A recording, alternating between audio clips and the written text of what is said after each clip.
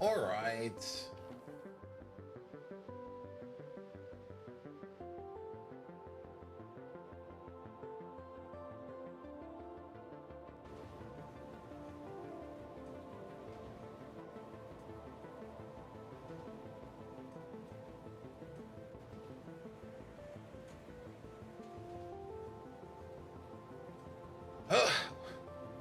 Where did they move it? We just plug in there. This. Alright. And one over here, please.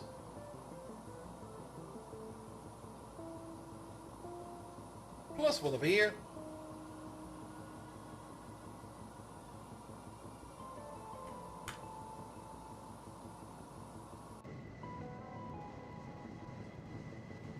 Good. So what we're doing this week, design a couple of early game blueprints for 2.0. We can definitely already talk a bit about 2.0, but to be perfectly honest, I've not even looked into 2.0 at all. I do have it. It's sitting on my system over here. I did boot it up once, just to see if it boots, and yes, it boots. And I've looked at the start screen, did some setup stuff, but I've not even entered gameplay at all, because I kind of want to be most of my first time impression to be on stream. So I'm not touching it.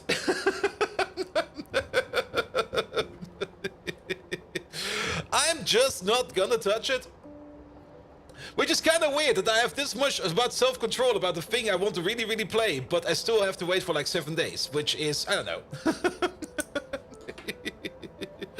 Gimme! No. There we go. Instead, we're gonna do some pie, because doing some Pyanodons is what we want to do.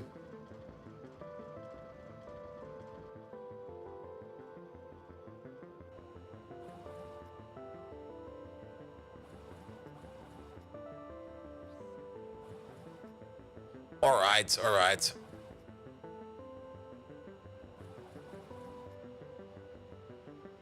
The image you kept a copy from... I think I've got the same NDA. I'm pretty sure I got the same NDA as Arthur. I didn't check.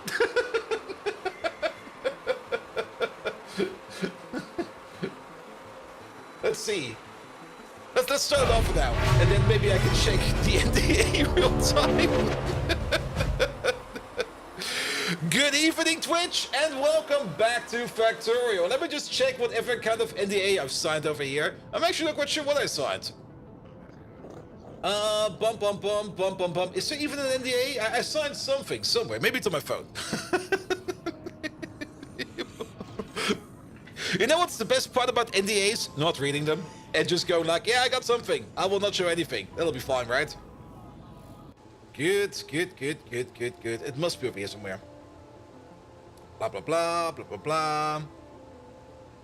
NDA. There was actually a full text in here, blah.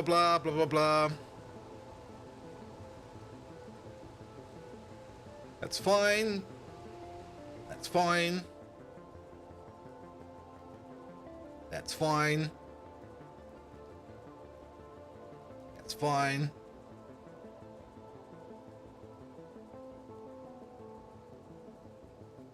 Yeah, that's also fine. There it is. The media embargo is in place until October 14th, which is next week. 12 UTC. Blah. Nothing before. You may start. Yeah, it's the same. It's the exact same thing that King Arthur has. Good. Now, I'm usually pretty good when it comes to like restricted information, and usually my answer to restricted information is you're not getting anything.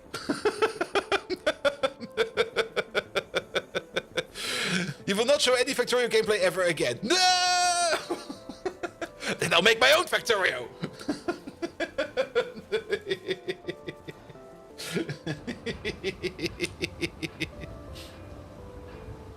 Derek is not allowed to show anything related to the Lost Planet? Really?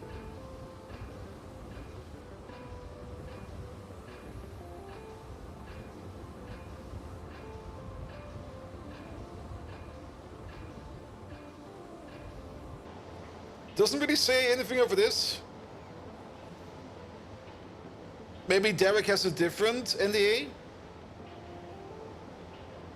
I mean, maybe he got some more earlier access or something like that. I'm not quite sure.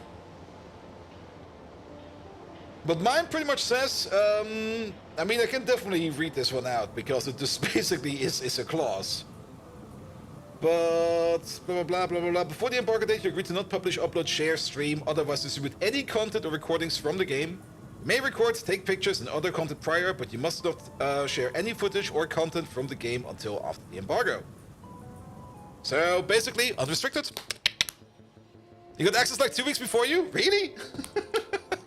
What the fuck did he sign then?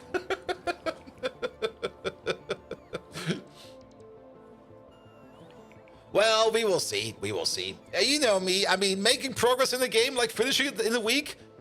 What do you think we are? We get distracted about everything over here. We will probably spend so much time fucking around with circuits, fucking around with, yeah, mostly with circuits.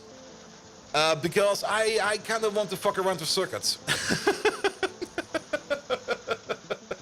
So we will probably be spending a lot of time with circuits, trying to come up with some nice systems. I do know, and I've already seen that the special Discord for the early access is brimming with people talking tech. I did not even read any of that because I was just like, you know what? No, fuck all of that. I want to experience this for myself. I kind of want to get the best first impression. I kind of want to also get the input from chat, if possible, in what we could do. But of course, for that, we need to get to circuits. Now, getting to circuits, that should probably be... I mean, we're not really a speedrunner, but we're also not the slowest. Unless they kind of changed where it is, it should be there around something green tech or something like that. That should be like within an hour. Not only that, of course, the other parts that are going to be very interesting, which I'm very much looking forward to, are the quality aspects of the game, where you now got those quality modules and stuff like that, which kind of made me think instantly Pyanodons, and I'm not quite sure why I did not got that realization right now. Maybe I already had that realization once they announced it all the way back when. But it's basically the same fucking thing we do in Pi, with like the tier 1, tier 2, or the tier 2, the tier 3, and the tier 4 creature modules. Just slightly bit different, but basically the same. So depending whether you will watch Factorio streams next week, I can fully understand that. The only reason why I'm going to be streaming it is because other people will be streaming it, and well, yeah. To be honest, personally, I really dislike that streamers like me will get like, or can start streaming it like a week earlier. It's not really going to do much for hype, in my opinion. It's, I think, actually counterproductive. But also, I'm also kind of bound with all my other colleagues over here, and they're all doing the same. So I'm kind of also jumping on the same bandwagon just to do the same, because I can. And it's kind of weird. I have to admit it. It's kind of weird. Bounce and Boom! Hello there! Welcome. How are you all doing? We have a week of Twitch already blocked all the Factorio creators on YouTube.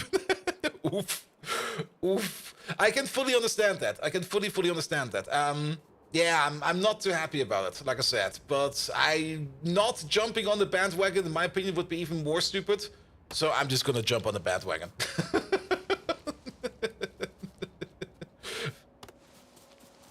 Is it about the content creators getting the DLC early? Yes. Exactly.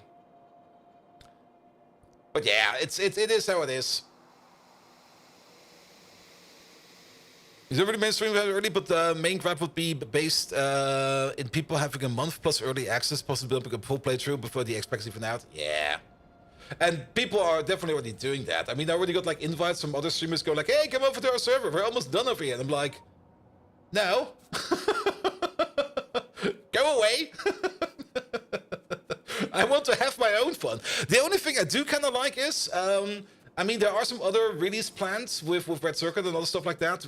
There's nothing that's really finished up yet because people are still talking about that. But I was kind of having the issue that I kind of wanted to get my first time experience like on my own in my own stream, and not like with a group start and stuff like that. So I'm kind of happy that at least I can do that a week early, and then I have all the time I can do for like the official release. You hate knowing so much about the DLC already? Yeah, I fully understand that. Numbers may be down, but not streaming will hurt more. Also true. If you're a content creator for Factorio, you have to get into that. Hence why I don't blame anyone doing it. Yeah. That's also pretty much why I'm doing it. And I mean, like I said, not doing it would be stupid. So we're gonna do it, and then again, I do want to play it. And the stream schedule for next week, it's gonna be a great schedule. We're gonna start the moment the embargo falls. I'm gonna stream until I'm tired, then I'm gonna sleep, then I'm gonna wake up. After I had my morning shit, we're gonna stream again.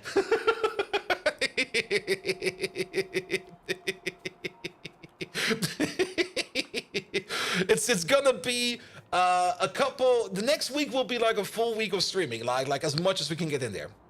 And then the week after, probably as well. The week after that, not quite sure yet. Because if I overdo it with the streaming, it might affect how I perform on my first week on my job. I think it's a stupid choice from Roop to do it unrestricted. My initial guess was maybe 3-4 days early and then only one planet.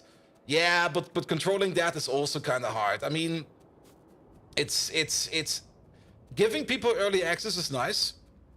It definitely helps out, especially with like figuring out early bugs and stuff like that, early testing, yada yada. But yeah, I do see that suddenly like day one, the entire playthrough is available and you can get spoiled for everything. Hence the reason why I'm ignoring everything and I'm just going to go blind, mostly blind. Well, not really mostly. I've also read most of the Factorio effects. I did skip a couple of them or stopped reading a couple of them after I was like, this is cool. I want to experience this like first time when I see it, especially that worm thing. But yes, it'll be fine. It'll be fine. Nevertheless, welcome back, everybody. Welcome back to even more Factorio. Next week is going to be only Factorio. This week is going to be Factorio, Monday, Tuesday, Thursday. On Wednesday, we're going to check out the Crusader Kings 3 DLC because Paradox has given me a key for that. Almost 2 months ago? I also got very early access to that one. And we've not even touched it remotely. I have not even gotten in much playtime in that yet myself. But then again, I do kind of know what I'm doing, and that is usually utter chaos and making circles with my family. So yeah, Crusader Kings 3 it's gonna be fun. It's gonna be fun.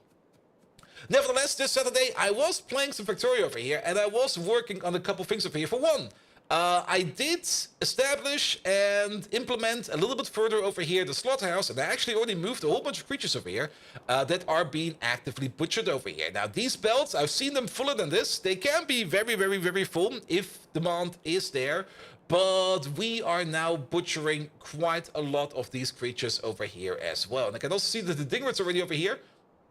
Though for the Dingrits, we need a little bit better output over here, because I kind of forgot that the Dingrits have two distinct outputs. And that is the Dingrit spikes as well as the Dingrit pelts. We also maybe want to figure out a little bit what we can do over here. How many train stations we can place over here. I think we can place up to 2 train stations over here without affecting this area too much for all the specialized output like the gas bladders, the bone meal, the pineal glands, the Dingrit spikes, the Dingrit pelts, and stuff like that. Nevertheless, we've already been backed up a couple times over here by things like meat, bones, skin. Actually, that's guts. That's meat. We've already been backed up by this a couple times, and of course I have implemented the bleacher mechanics over here. Not for everything yet. I'm still kind of surprised that skin has no exact atomizer recipe, but then again, neither does bones. But bones over here, we just turn that over here into lard. We can always have more lard. Our guts over here are going to be turned into chlorine gas, because chlorine gas is by far the best thing we can get out of guts. We could also turn it, of course, into things like hydrochloric acid or stuff like that, but we can easily make hydrochloric acid. Making chlorine gas is actually one of the more harder parts of the game for whatever reason. Of course, you can make it out of saline water and salt, but yeah, salt was also a bit of an issue. I've been thinking about making an outpost over here.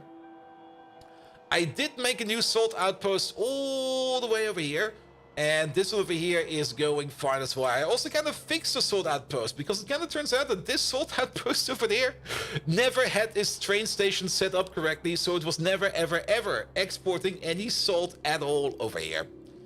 Good. But yeah, salt is a bit of an issue, which is also, funnily enough, the issue why we're kind of low on copper all the time. At the moment, it might be going fine right now, but because we're sometimes just missing salt over here... Okay, now we've got a decent amount of salt over here, at least. We need the salt over here, I guess, for this process. Yeah, for this process. And without the salt, we're not getting through the copper process, and because of that, copper was just a bit low pretty much everywhere. I think it's fine now. I hope it's fine now.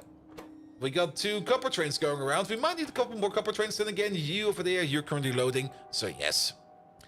I still think yogurt ads are boiling down to makes you poop good are whack. Yes. I mean, if you want to poop good, just get Taco Bell. It'll blast you out like one day after, but after that, everything will be fine.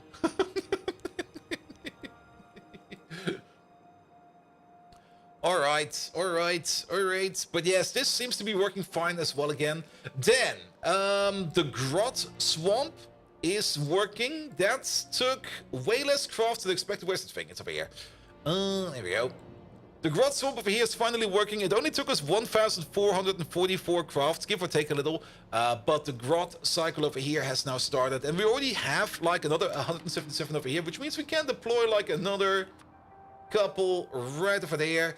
Each one of these is 160 Grots Mark II, and I've slowly been upgrading them over time over here. Sadly, we can't really do like the full commit over here because we do need some Grots Mark II to make more Grots Mark II. So if we would manage to empty out this chest over there, then we would be in trouble. And we need to have at least, I think, 5 or something like that in there. So yeah, we could maybe make a setup over there that will prevent this from draining out. Very true, but for now this is fine. We will just update this every now and then. But Grot production is going higher and higher and higher and faster and faster and faster, so that is good as well. We finally got the B Mark II over here. It took us a horrendous amount of craft only to get 1. Keep in mind, it's the same chance. It's the same chance over here to get like a Grot Mark II as it is to get like a B Mark II. Over here, we needed to hit this chance 6 times to start the cycle.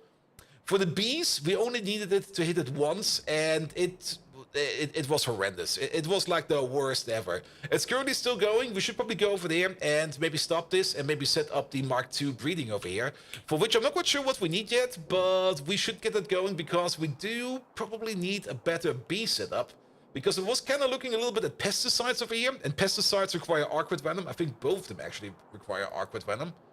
Like the pesticides Mark II over there, pre-pesticides. Yeah, both pesticides do require Arcwet Venom. Which is the thing we only get from more bees. And for more bees, well, we need to increase our bees. So we need to... Well, it's also Halloween, so we also need some boobies. Because they're scary, they say boo. Yes, of course. What?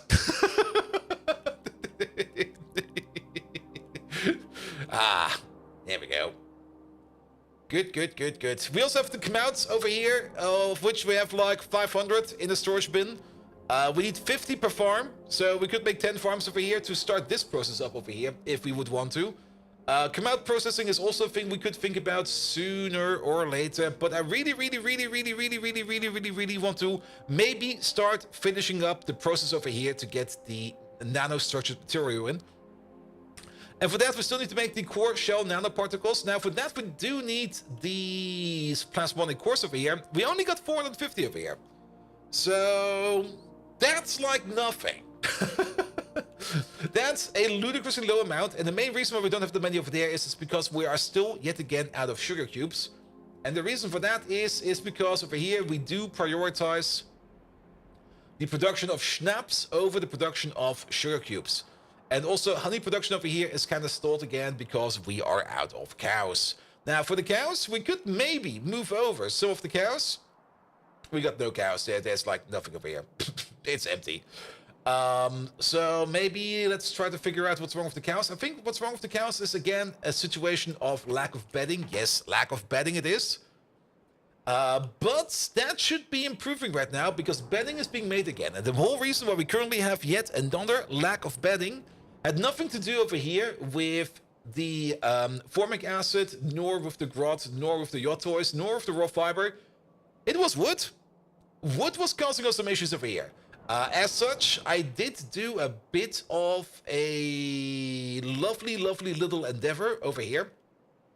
There used to be, how many was this over here? Like about, yeah, it used to be like eight wood chop farms over here. We now still got, what is it, 8, 16, 24. And these over there are 12 each. Yeah, we still got 24 woodshop farms, but we improved it over here to the better recipe, which now is using fertilizer as well as... I think it's only fertilizer and water, right? Yeah, it's fertilizer and water. That's it.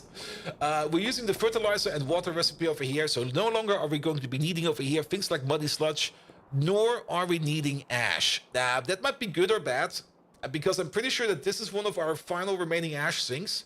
We might need to do something about ash processing in the future, but we'll figure that out once it comes around. Either way, we got now the way better wood log recipe. And if we go for logs real quick, over like, there they are, over like the last 10 hours, if we're running at full speed, we're making about 5,000 logs. And before that, we were making about, well, 1,800 logs. And that's just with the recipe improvement over here. So the amount of logs that we now produce has increased drastically. Which is great, which is absolutely great. We're also completely backed up over here. I did do a bit of a redesign over here. No longer are we doing any kind of weird input-output shenanigans over here. It's all being solved over here with splitters and priority output and input. It looks a bit like a spaghetti because, well, it is. It's actually kind of a fun spaghetti over here. But this was something that was kind of required. Mom Spaghetti, of course, Mom Spaghetti. Dio, hello there. Welcome, welcome, welcome. Because we had a bit of a throughput issue over here. Because, of course, we got the priority output going down over here, which is going to where we make the tree seeds. And then the tree seeds over here got the priority output back into the tree farm. But the tree seeds will also be exported for the ones for the products that need require tree seeds. But if we are backed up over here by this output row, suddenly this output row and this output row over there would be stifled because this belt would not be moving anymore. So we basically had to put a splitter on top of our splitter to feed it back in over there in case this over here backs up, and now we can at least fully push it over there. And Grandma Spaghetti now? It's ghost spaghetti. Ooh, ghost spaghetti. Actually, you could probably make some ghost spaghetti with those transparent rice noodles. And call it like, oh, and then maybe some transparent tomato sauce. Oh, that would be horrible. That would be horrible. Dio, are you making something cool for Halloween? What are you making and crafting right now? Guys, if you don't know who Dio is, where is he? There we go. Of course, he's not the antagonist of JoJo's Bizarre Adventure. No, sadly, that's not him.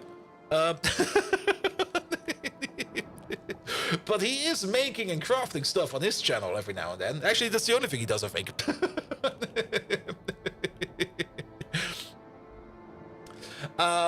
And he also did make some of the prototypes for Den of Wolves, the new game of 10 Shapers of the Masks. But I think mostly he's doing like game props for things like, what was it, like Valorant or stuff like that. I'm so bad about that. Please do tell chat. Also, I don't really play those games, so I don't know. I think it was Valorant. Apex. Yeah, Apex, of course. Who could... I totally forgot.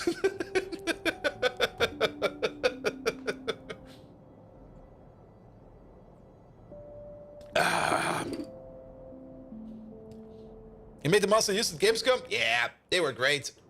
Were you actually at Gamescom, Dio? Because I was there, and it was a lot of fun. Alright. Even though they misplaced one, they probably gave it to somebody. Sadly not. Too bad. Alright. What else did I do over the weekend on that Saturday? I did double down and copy over another hot air build. We only have another one of these, so this is the first prime copy of this place. Because I kind of noticed that the hot air transport from over here to over here was just taking way too long. So I built one over there. And by over here, I mean over there. You're not sad they ordered a new one? Perfect. Good. Colin the Will, hello there. Welcome. You notice you left me in the cool club?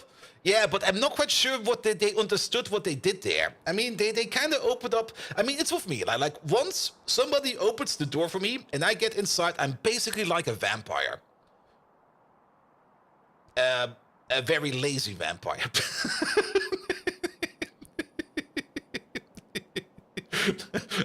A vampire that likes to play automation games. But technically, if you kind of think about it, what was the last time I saw sunlight? I must be a vampire. There we go. That's why he's so pale. Really low their standards, that's what they're doing. Yep. But Colonel Will, they also left you in, so yes. Megatron, can you give us a proper shout out for Colonel Will? Make it fancy, and also do tell us everything you know about Colonel Will's farming experience. There we go, there we go. But like I already said at the beginning of the stream, I'm actually not really going to be delving too deep, or actually at all, into Factorio 2.0 before I get the opportunity to stream it. I do kind of want to get into most of it at the 2.0 early release, which is next week. There we go. Play Supermarket together.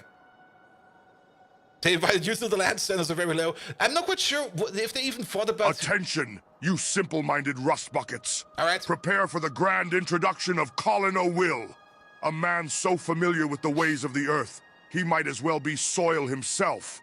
Not a simple bean farmer like the unfortunately born flanker. Colin O'Will, processing sunrises while tending his yield, brings tears of oil to my optic sensors. He has caressed each and every crop, whispered sweet promises of growth into their green ears. Ah, the memory of my own farming ventures, cruelly crushed beneath my metallic heel.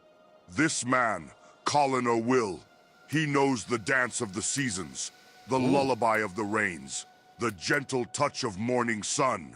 Meanwhile, you fools can't even optimize your weapon's explosive potential. Nope. Colin O'Will, a commendable farmer, much better than the audacious Lucifer Senpai ever could be. May my grand battle cry celebrate you, Colin. Long live the unstoppable growth. That sounded correct. I was not paying attention at all. I'm so sorry. And go, Hank, early release. Colin O'Will, yes, he Megatron butchers everything. There is, I mean, it was also the last Friday Factorio fact, where at the end of it, they basically put in that your most favorite Factorio content creators, that's obviously me included, and Colin O'Will, but not everybody. Like, quickly throw some shade at someone. Ah! But everybody who got like early access to the Factorio Space Age DLC will be able to create content about it starting next week, Monday, 12 p.m.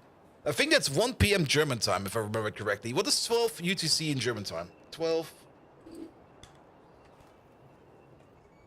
UTC Berlin.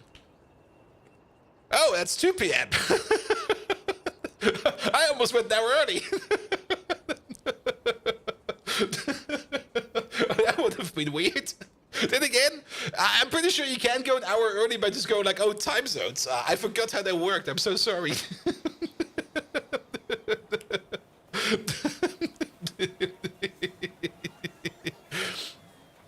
1 week out without internet, it's despair. Yes, I'm like I already said, I'm not too happy about it actually.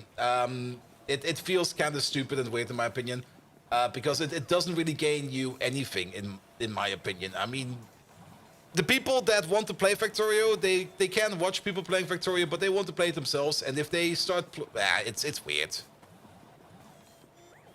I think you would get the hate of a lot of the others for going an hour early.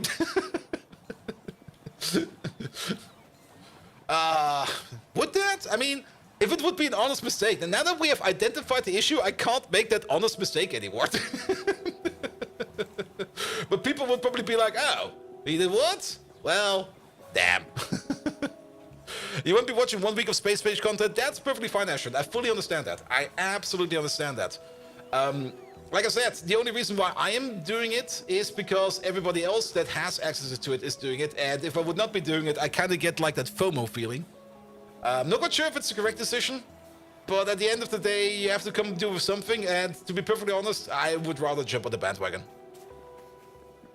Considering that it's completable in the week too, well, maybe if Derek only plays with one hand and the other hand tied behind his back, maybe he will take like another week.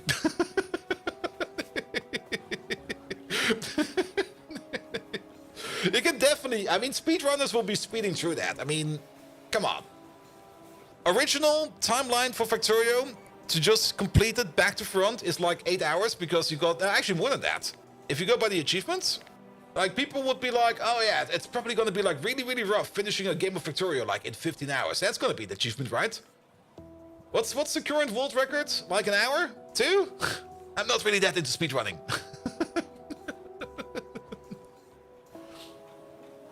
Even if you tune in later, you'd still get spoiled, so you need to wait a week and then finish the X-Pack. Yeah. It's the same about 40 hours of content. Yeah, but then again... Well, we will see. Like I said, I mean, the things I'm mostly going to be going into, maybe not even going too deep into the new parts. The thing I really want to get into is like the new circuits and stuff like that. And what we could make in kind of new, nice systems that will make good use of those new circuit connections we have. And Dirkus is going to play standard without self-spoilers mostly. Yeah, I'm doing the same. I mean, without the only thing I know is from the Friday Factorio effect. I've not really read through the Discord too much. I've did kind of taken a look at what people are talking about and who's talking about it, because it's always kind of interesting to see who's talking. But I want to get in as mostly vanilla first-time feeling as I can get. Your first rocket launched at 70 hours and your last 100% playthrough took about 7? Yeah. And it's about having fun. But yeah, I'm very much looking forward to the quality mechanics. I'm very much forward looking to the recycling mechanics. Especially what kind of... The wires on belts. I mean, you can already do wires on belts. But like, you can already do something like... You can already do this. But in the future, it will no longer be like this. This connection over here will be across the entire belt, which is so great. I kind of want to see what the limitations for that are, how splitters behave with that, and I kind of want to fuck around with the liquid system. I just want to fuck around with it. I just want to fuck around with the new mechanics. So it might actually be, I'm not sure what kind of content we will be making next week, but technically you could maybe even consider it spoiler free, with the exception of us getting like into the deep end of any kind of wire mechanics, because wire mechanics are going to be great, especially also logistics setups and stuff like that, and how you could make builds efficient. I do kind of want to make something like a universal assembly processor or something like that, because no longer will you be needing to have something like this and that. And there's going to be another one over here at some point in time. That will not, something like this, well, you will technically still have something like this, but the recipes in here will be more dynamic. Because you can now change recipes on demand with wires and stuff like that. And I do remember the Friday Factorio effect for that. I barely remember the Friday Factorio effect for that. I'm kind of happy it left my system, because I want to figure it out again once I get my grubby little hands on it. Bridges for trains? Yep. Bridges for trains for better intersections? Absolutely. Maybe also some more fun shenanigans we can do with signals for trains, because you can put wires on... You can put wires on signals. Not a lot of people kind of remember that you can do that. Here we go. And will they now allow you to start a new Factorio Classic novice only? Maybe, who knows? You stopped reading the Friday Factorio effects? Yep, I fully understand that, Trippy.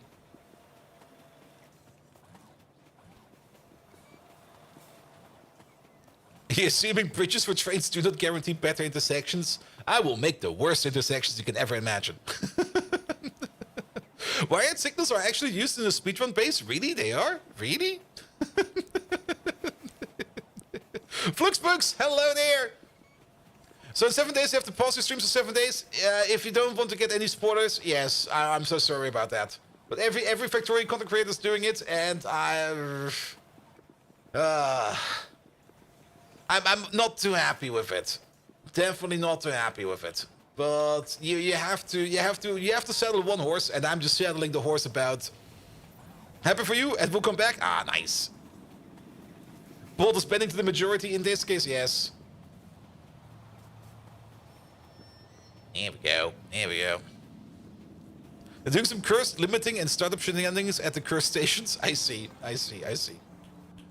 But Fluxbooks, like what you said, you're probably not going to get too many spoilers in actual deep content. I mostly want to fuck around with the systems, like the pipe systems and the wire systems and stuff like that.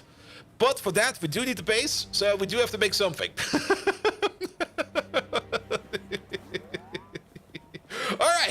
Has it already been an hour? No, we still got some time. We still get more. We can still get more distracted over here. Does that Megaton do some pie streams for you? I've not been working too much on Megaton. I've been working on Megaton a bit on Sunday, but then I also kind of decided to chill on Sunday. And today I did some other chores. Actually, I did one chore. I got a list of chores I want to do, like on my vacation time. I already ticked one off. And that was like, sort out my media dump drive. I got like this 16 terabytes, which is about 80% full, disk drive system in my cellar. It's just like one directory and everything is in there. In only like singular files, not in directories. And when I put my Plex on top of that directory, it just goes bananas. It can't work with that many files. So I kind of had to put in some kind of manual sorting. That's what I've been doing yesterday mostly. Just going around and sorting all of those files into like proper directories and zipping them together into proper seasons and stuff like that. But yes. I'm pretty sure his eyes are burning after that. Ooh. There's a key giveaway in the Discord and Reddit. Ooh. There we go. There we go. Alright. Alright. What media might be in there? There was definitely not Redo of Healer in there.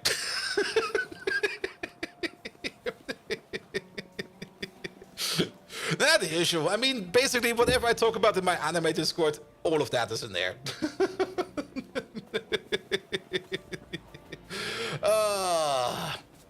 But it's nice that it's now all sorted, and now I got like a nice Plex overview with all the series, and it's now all nice and sorted. And that was something I kind of wanted to do like ages ago already.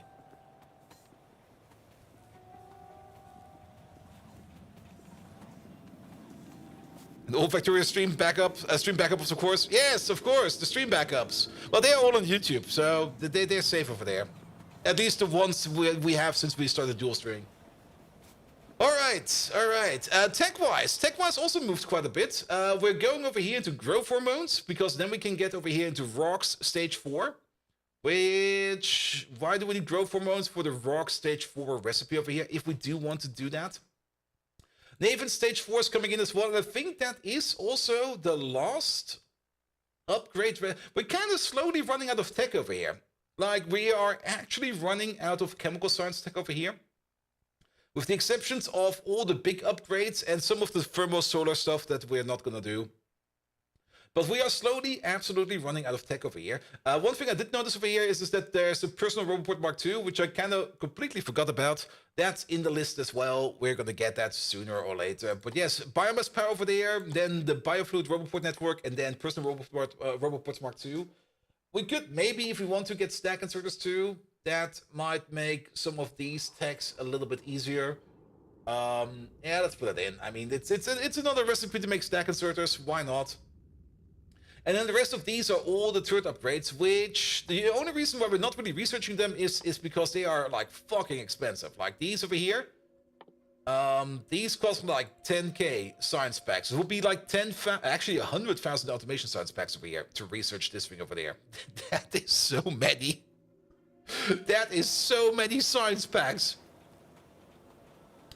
All right. But what we're going to start off with is we are going to work with the bees, the Arquads. Actually, let's look at this one over there. Arquads, if I can type correctly, because I do want to set up the tier 2 Arquad breeding over there. For that, we need Arquad nests Mark II. Actually, we need some Ulrichs over there, which we have still. Combine it up with the Arquad Mark II, and then some field comps to turn that into the hydrocarbon plant to turn that into the nest Mark II.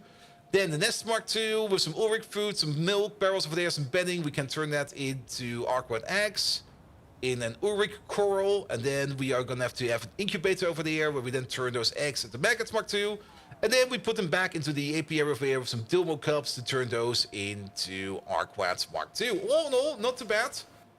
We just need a couple of machines over there, and it'll be great. Good. So let's get going with that. We definitely do want the bees Mark II. We might even set up just like a bee production Mark II in general. Because like I said, we do kind of want to get into pesticides. And making pesticides Mark 1 is not too hard. It requires aquatic venom, plastic, and then some pre-pesticide. Pre-pesticide over there. Again, this is also why we are sinking our guts into chlorine, because we need some chloral over there, which is chlorine and ethanol. And then, of course, we're going to need ourselves some monochlorobenzene over here, which is iron plates, benzene, and yet again, more chlorine gas. That's the whole reason why I'm focusing the bees to go in, the guts to go into chlorine gas.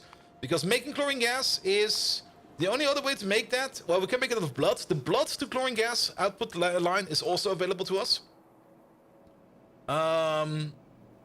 That is not a production. This is a catalyst.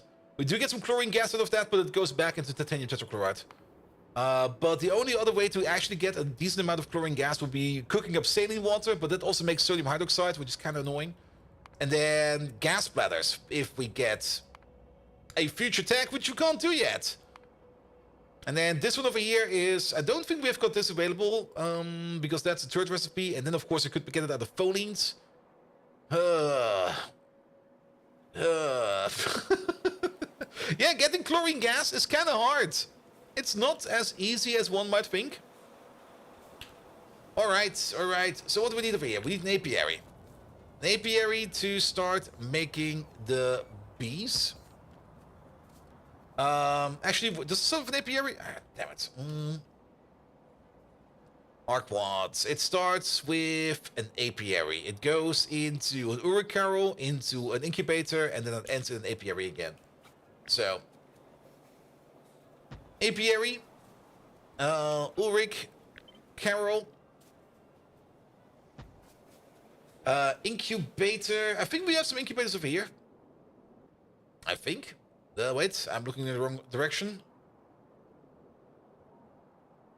Are we not incubating stuff over here? Where do we get our maggots from? We get our maggots from over there. Isn't this... Wait, this is the other way around, isn't it? No, we put the... No, we get the eggs. You're making eggs. Alright. Wait, what? Is it the other way around over here? We're taking a nest. And then the nest over there will be turned into eggs. And then the eggs into maggots. Alright. So basically, we're skipping this step over there. It's just power plus saline? Power plus saline? Sorry. What? Alright, but nevertheless, we need an incubator. There is an incubator over here somewhere. Bum, bum, bum, bum, bum, bum, bum, bum, bum. Not you, not you, not you. That's assembly machines. Come on, one of you must be an incubator. Biofactory. Incubator. There we go. We're also going to cut this over here.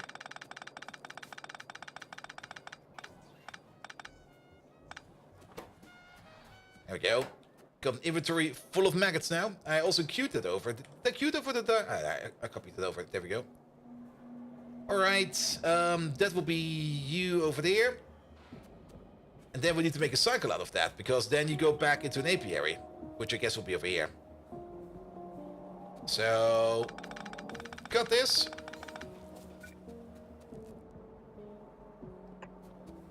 There we go.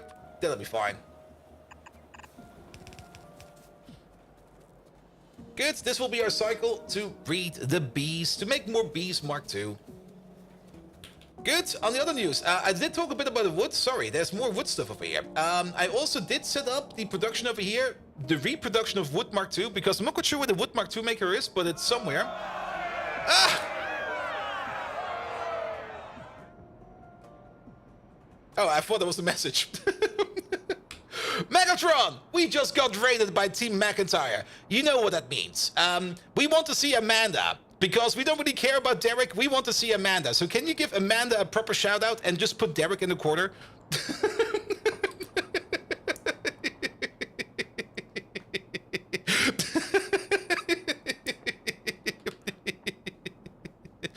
Team McIntyre, hello there. Welcome, welcome, welcome. How you doing? You know what ups? I did saw that AI sound video clip, whatever the fuck that was, of Derek and Amanda. It was fucking amazing. You know the start and song? Oh, is he playing it at the start as well? Oh yes, I do know that one. All right. Ah, Team McIntyre, you sorry excuse for a raiding battalion. Prepare for my unparalleled recognition of your lackluster accomplishment. But there's a glimmer of worth in your midst. A shiny gem amidst a pile of burnt-out microchips. And her name is Amanda. There we go. Amanda, darling, you're a radiant star lost in a universe of mediocrity. Make way for the potent force that is Amanda, as we toss Derek aside like a defective cleaning robot slave. Amanda's presence fills this stream's chat box like thunderstorms remind me of my beloved explosions. Such energy, such life. It's almost enough to make a war veteran like me feel young again. As for Derek, well, shove him into the corner where he belongs. And while you lurk in the shadows, Derek, maybe you can dust off those old bottle caps Bold Viking insists on keeping, eh? Raise your capacitors to the sky, chatters, and let's all yell together. Long live Amanda. Derek, stay quiet. Megatron, can you praise Amanda even more? And can you maybe just even put Derek even more into a corner? Like we don't really care about Derek. Like, can you just like neglect him? Neglect him like a nanny would neglect her child. And praise Amanda.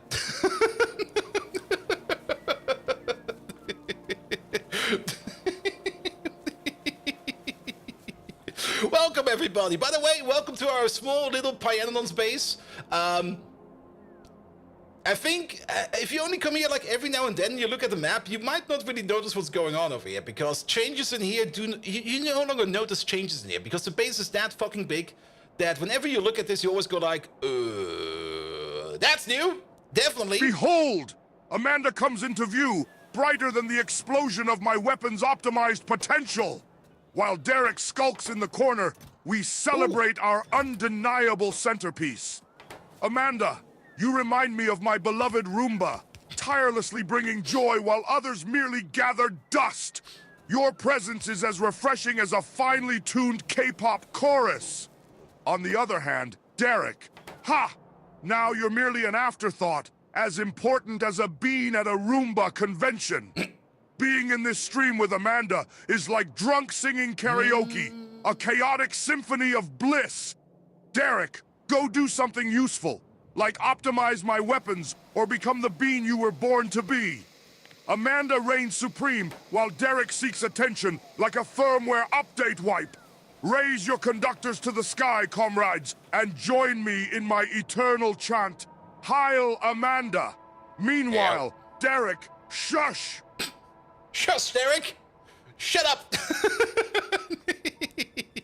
We still got a bit of the spaghetti from the beginning. This was, of course, the absolute starter area. I mean, somewhere in every Factorio base, you always got like the same setup where you start making some gears and some sticks, and in our case, some bolts and some small parts and some wire, and then maybe also your first belt and your first pipe. These machines are still around over here. I've never really picked them up. We also still got, of course, our starter ship, which is sitting over there. We also finally got blue circuits, by the way. That only took like forever. But we still have this, even though a couple parts around here got nuked because I kind of wanted to get rid of them. And then I kind of got the reminder why nuking stuff is so shit.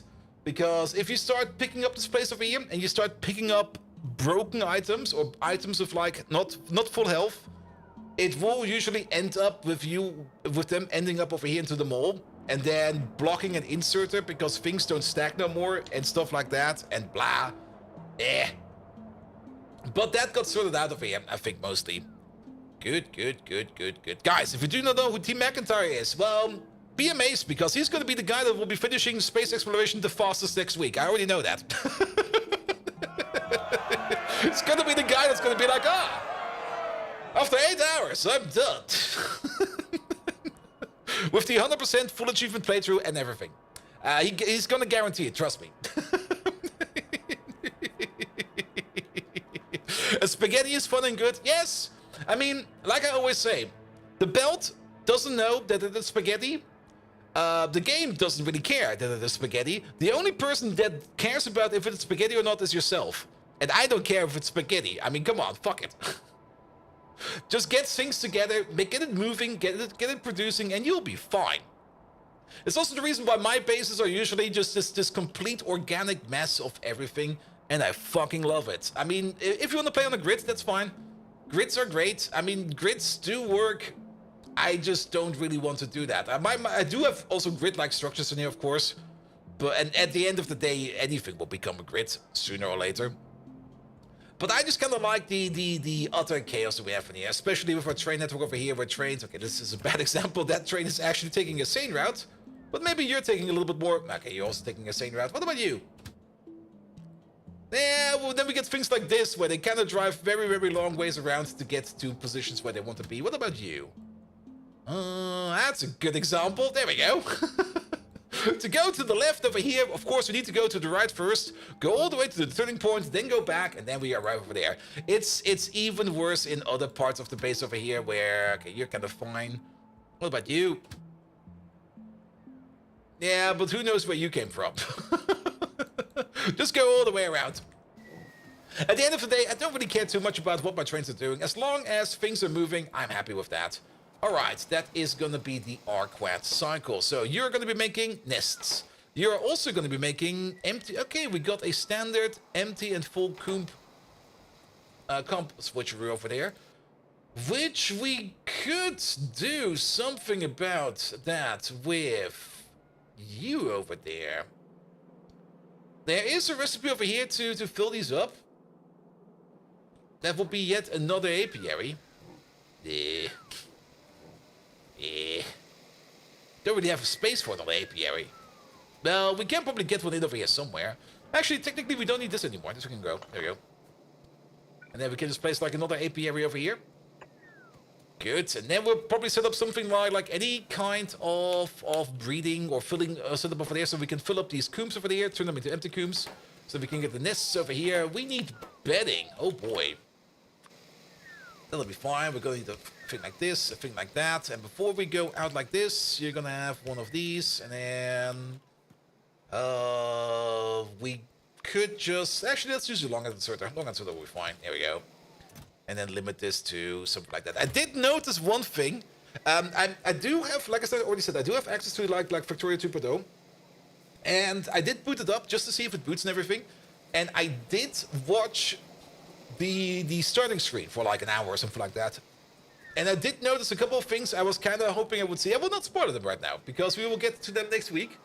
But there were some things in there where I was like, oh, I'm either A, missed the announcement for that thing, or that never really got into me at all. But I'm very much looking forward to the new things, the new toys we'll be getting. But yeah, let's not talk about them, because people don't want to be spoiled, so we're not going to spoil them. Postpage! Hello there! And the big bull! Welcome, welcome, welcome. We're going to need some hot air over here to turn these Arquat eggs into Arquat maggots. Hot air. Do we need to get a hot air train in over here? No way. You already spoiled them anyways? Yes. Hot air, you say? I don't think there's any hot air around here at all. There's no hot air over there. Let's maybe check the other way around here. You.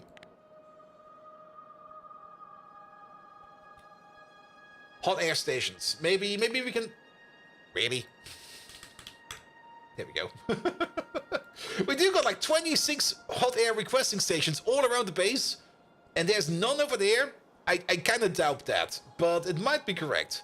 Now, sadly, we can't really necessarily tell where these are in relation to where we are. I just have to go by seeing what's around over here to maybe come up with the point that we are either A, close by, or B, very far away. This one over here is where the Keycock farm is. This one over there is where... oh, that's where the Nextlet process is. This one over there is... That looks south. Very much south. I don't think that's anywhere close where we are. It is the Space Age in 14 days? Yes, but content creators get early access. Oh. What is this? That's where the Dilmos are, I think. Yes, and the Dilmos aren't too far away. This one could be good. That's in the south. this one over there, that is... I got no clue where that is. I'm looking at it, I'm like... Huh? Where the fuck is this? Good. That's where the tin machine is, further to the south. That's where the ore processing is. There's a couple over here where the ore processing will be. This one over there. I'm looking at it. I think that's also very far south. And then that's basically already done. I got some... This one over there. Yeah, that's where the Dilmos are. The Dilmos are right over there. Look at this. I guess we're gonna wrangle a pipe all the way over there, because I really do not want to have a train station over here.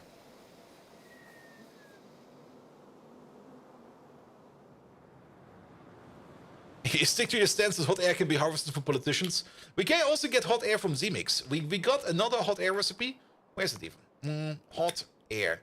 There is a new hot air recipe over here where we just take like a Z-Mix, we put like... We basically shove down a hose down its throat and get the other end out of his anus. Then we put some pressurized air in there, and then we can get some hot air out of a Z-Mix boiler. Yeah, we don't have Z-Mix yet. Well, we can technically make Z-Mix. We've not really done so yet. But it seems there are some creatures around over here where we can get some hot air out of as well. But I'm not quite sure if I actually want to use Z-Mix boilers. It feels kind of stupid. Here we go. Oh, is this hot air? No, it's oxygen. Fallen Angel! Hello there! Welcome. That poor creature. Well, it is a creature that eats lava, so I think it might be fine. Alright. The propolis over there. Okay, we still got more than enough propolis. Actually, I think we made some new ones over here. I'm not really paying much attention to this machine. It is part of science, mostly. But it seems to be working. Alright, off we go. That won't work.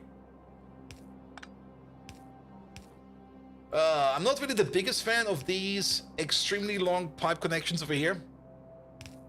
The liquid fluid system, or the fluid logistics system over here would be way better, but we have not even remotely implemented that. So... yeah! Also, itchy eyeball. Here we go. There we go. But yeah, next week's plan for the streams is going to be like a full week of streaming just Factorio Space Age. And we're going to start early as we can. Like the moment the embargo falls, we're going to start the stream. And then we're going to stream until I get tired. And then I'm going to go to sleep. And then we continue. That's the plan for next week. That doesn't work. Yeah, back.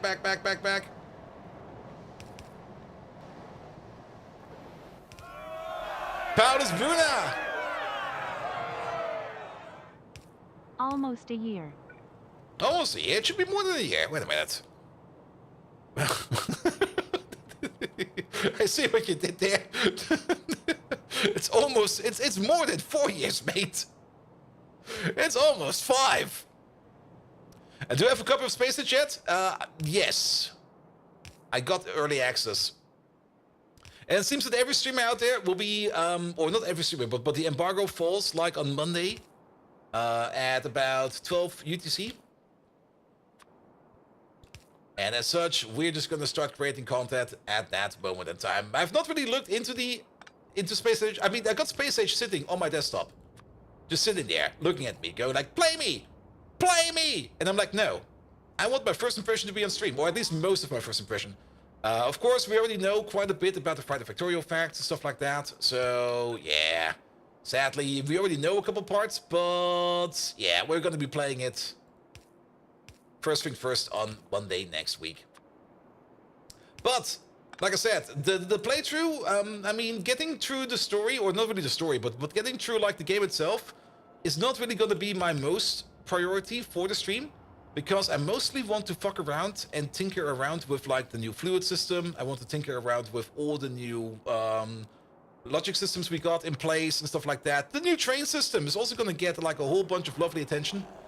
So I will probably be spending most of my time working with circuits. So actual content-wise about like what's going on the other planets and stuff like that, that might actually be a bit lower than you might expect. Then again, I do say that now, and then as always, I mean, I can rarely make plans for things like Factorio, because the moment I start thinking about A, B happens, and so suddenly we are going in a whole different direction and stuff like that, and yeah. And the thoughts on the last Friday Factorio fact, I didn't read it.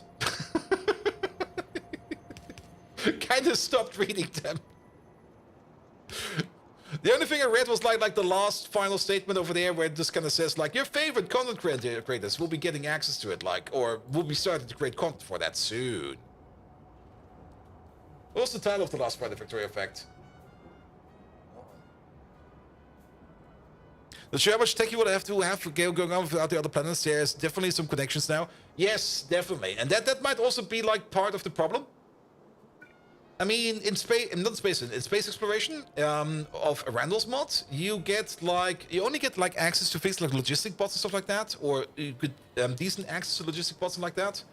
You only get that after you've been to volcanoes, or to like a volcanic planet and to a cold planet, because you do need things like what was it called again?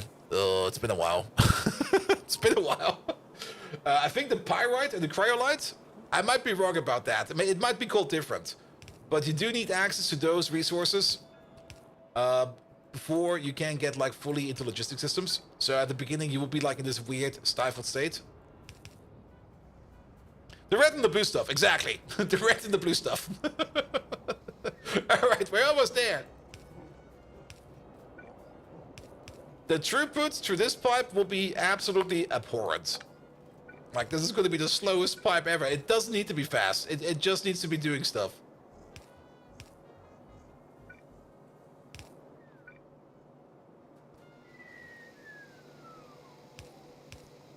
Here we go. Here we go. Alright, we have arrived. Who built this over here? Alright, let's go over there. Go over there. Go over there. Go over there. Bish, bosh, bosh, bish. Here we go. Hold there.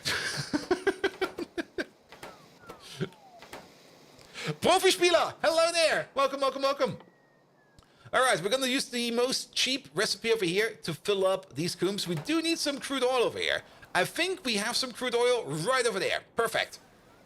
So, take some crude oil over there, fill up these combs. We do need some barrels. I got some barrels over here. They are filled with mutant enzymes.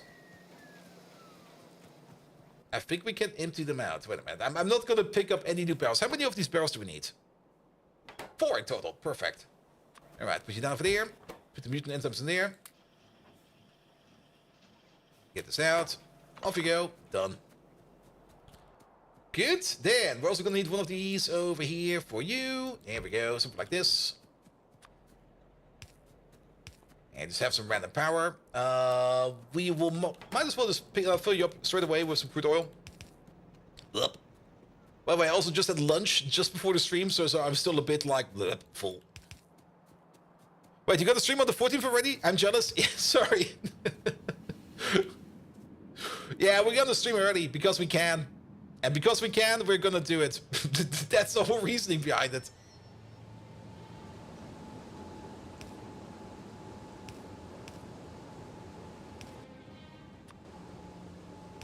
Here we go. It's one of those things where you got an opportunity to do something and then you're just gonna do it.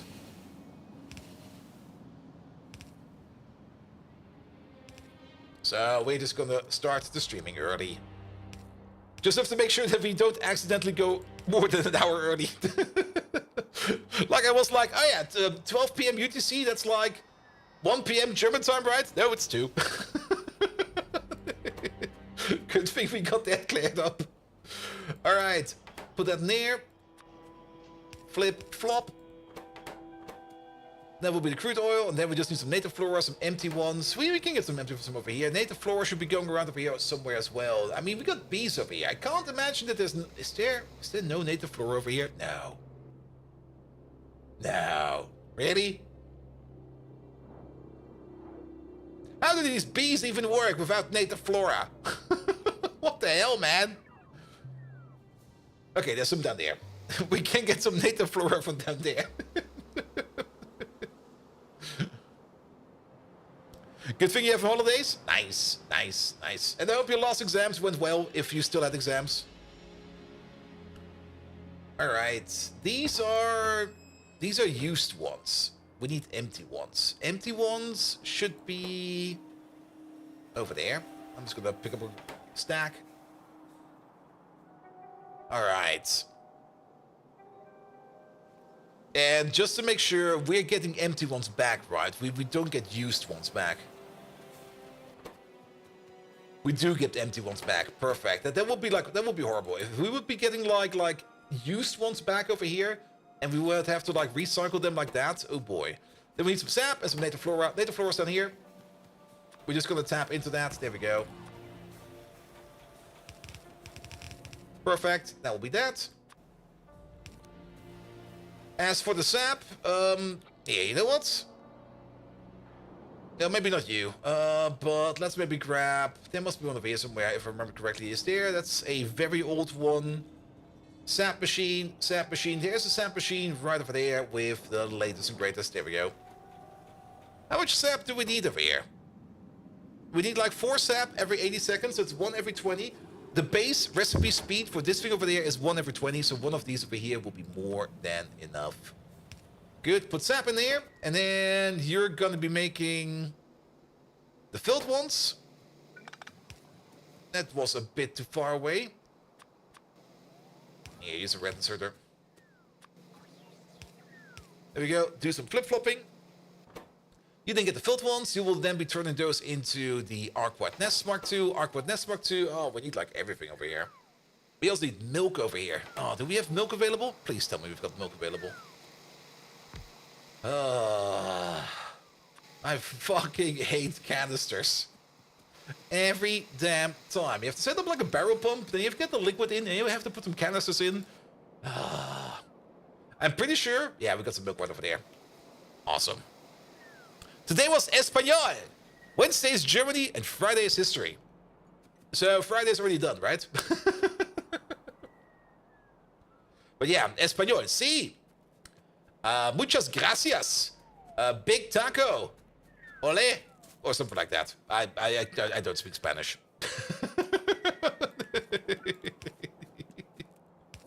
But tacos are amazing. Tacos are Spanish, right?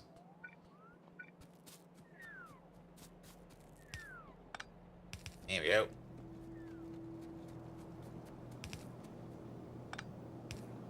Alright, we go this way.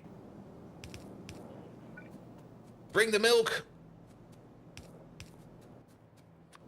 Nope, there aren't. Shit. I'm terrible. Nah, ever think of Spain? Tapas. Yeah. Nom nom nom nom nom nom nom nom nom. Tacos are Mexican, though. Oh, yes, they are. Paella is Spanish. Oh, paella. It's been a while since I had a good paella. Paella is always so much. Paella is also a lot of fun to make yourself. At the company I used to work for before, actually 2 companies ago right now, because I'm also not really working for my current company anymore. We used to do like this paella thing, like once, okay, we're gonna keep the sparrows over there, like once per year. And we actually had like this ginormous paella pan, like this massive, what was it, like 2 meters square? Actually more than that. It was a meter in radius, 2 meter in diameters, big pan of just like a big pan. I mean, come on. It's pronounced paella. Paella. There's an L in there, isn't there? Come on. I mean, pronouncing things. Have you ever seen a streamer who pronounces things correctly? Way too much cleaning, but isn't that why you get priel? Wasn't that always a paella party back in the day? Where they go like, here, just use this. Nobody, not the Spanish, can properly pronounce paella. It's just some people can't pronounce this Streichholz, Streichholz. Fuck you.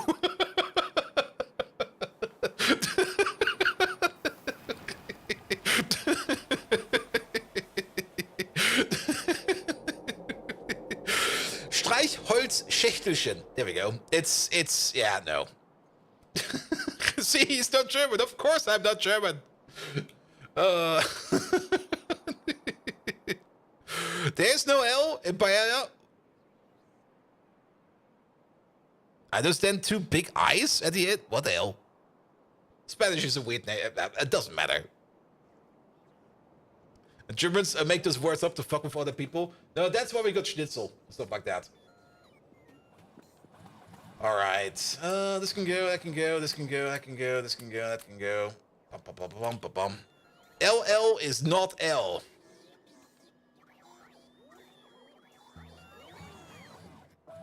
Alright. Off we go then. So how does it work then with the Welsh, where you got like a double L? Is it the same over there? Or all the other Gaelic names in the north?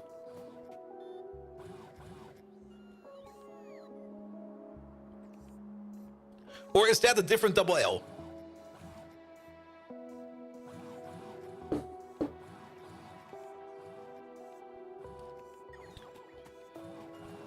There we go. There we go.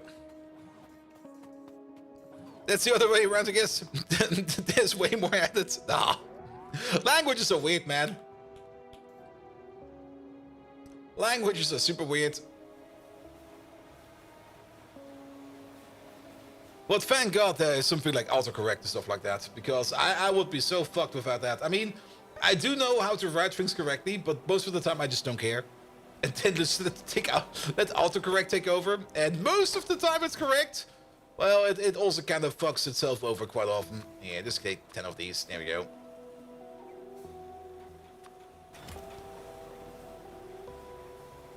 Or Rinderhackfleischauflauf. Is that really one total word?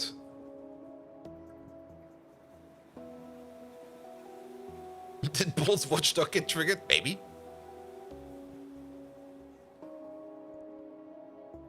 It is now. Damn it. And again, Hackfleischauflauf. Isn't that just less Hackfleischauflauf? Probably with potatoes, right? So basically German lasagna. Ah, good old German lasagna. The only thing you know about the German language was that you had to choose a foreign language in high school, and the German teacher even talking to us normal sounded like he was yelling at me. What? Was meinst du? Das ist gar nicht mal so. Wir reden nicht laut hier. Come on! Das ist Deutsch!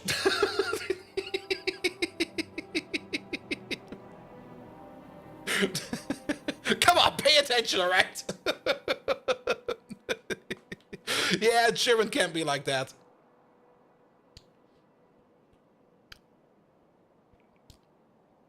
So you took French for the French hot lady? Nice. I can fully understand that. I mean, your German teacher was also probably for German standards, a German hot lady. But then again, you put her next to the French hot lady and you go like, is that a dude? And you go like, no, that's a German lady, man. Come on.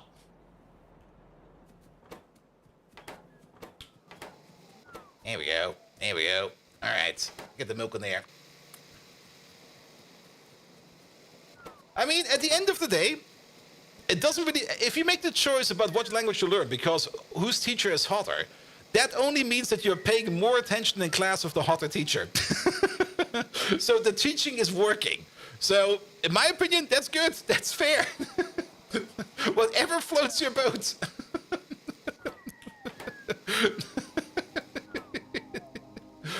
Alright, alright. What are we missing over here? The sap. But the sap is moving now, so that'll be fine. So this over here will be fine. There. The Auric Cups. Auric Cups Mark II? Oh, what? Wait. That's the wrong recipe. Indeed. We need this. Okay, we still need milk for that. Ooh. But we also need some Auric fruit. We got some Auric fruit over there.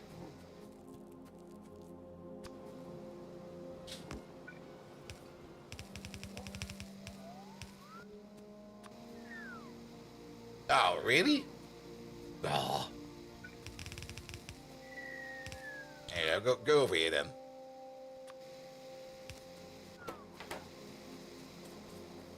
And did you finally get the B Mark II? like in the time it took me to complain about Beast Mark II, I got the second one. It took the entirety of Saturday playing the game. At the end of Saturday of my session, I got one B Mark II.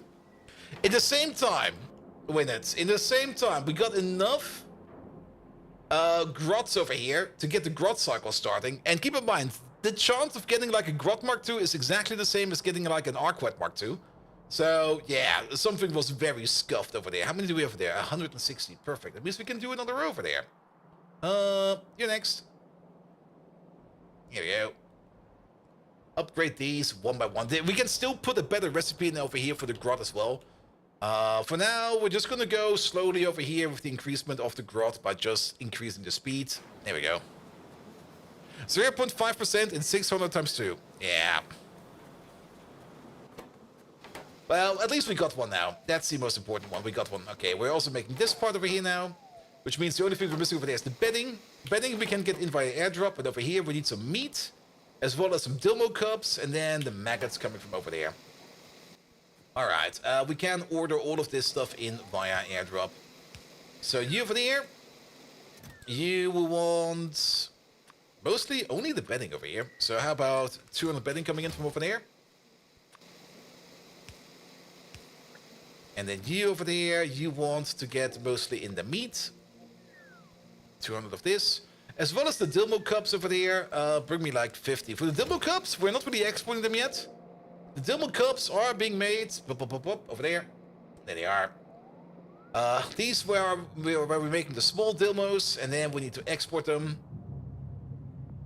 I see what we're doing over there. Let's just go over there real quick. And once that comes in, we got ourselves over here a full cycle. Now, what we could do, now to think about this, let's maybe do this one a little bit better. Where we move you down by one. You only make these, yes. This over here is where we will be having our storage.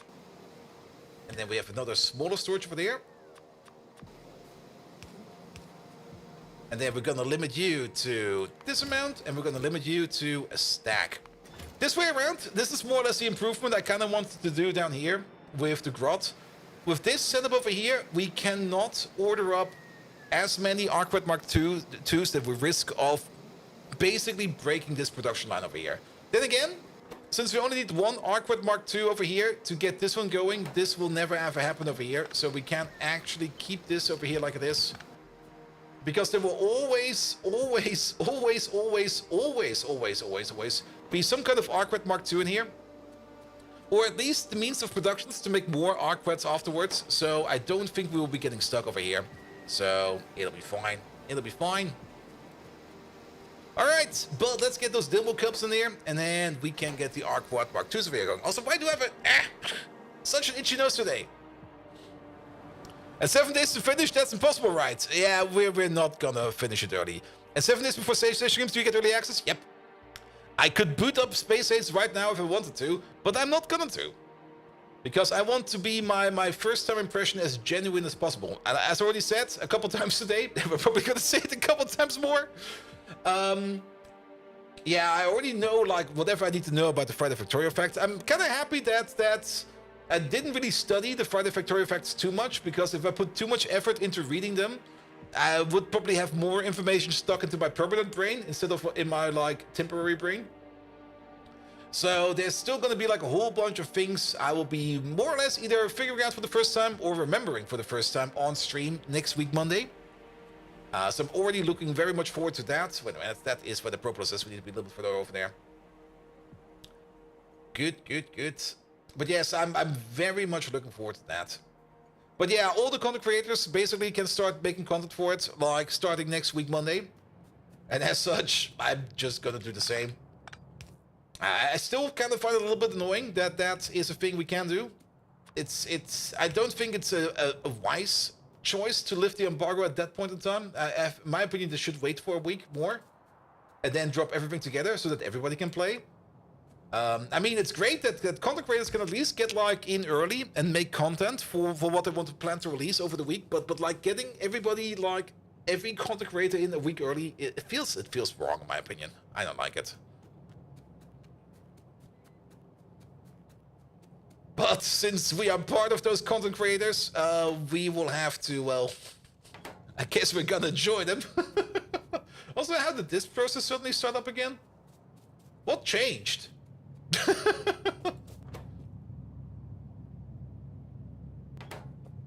I'm not quite sure. Or was this process always going? I think this process was always going. It's like keeping candy away from a kid. And that's the thing. I got Factorio Space Age installed on my PC over here. I know it's working because I booted it up once. And I'm not gonna touch it for a week. That's the harder part. Alright, yeah, we got like tons of Dilbo Cups over here. Good. So with this, the Mark II cycle over there will be fine. What about this cycle over here? Okay, you are still not working because you are missing food. That's fine, that's fair. You've been broken for quite some time. The AUG Mark II cycle over here is also available. I think we already updated all of these to Mark II. We did AUGs Mark II. I'm actually not quite sure how good AUGs Mark II are currently going. It seems to be going fine. Have you heard of the Star Wars kid whose last wish was to see the new Star Wars film Episode 7 before he died? Yes. You're not that kid, man. And you can wait a week, man.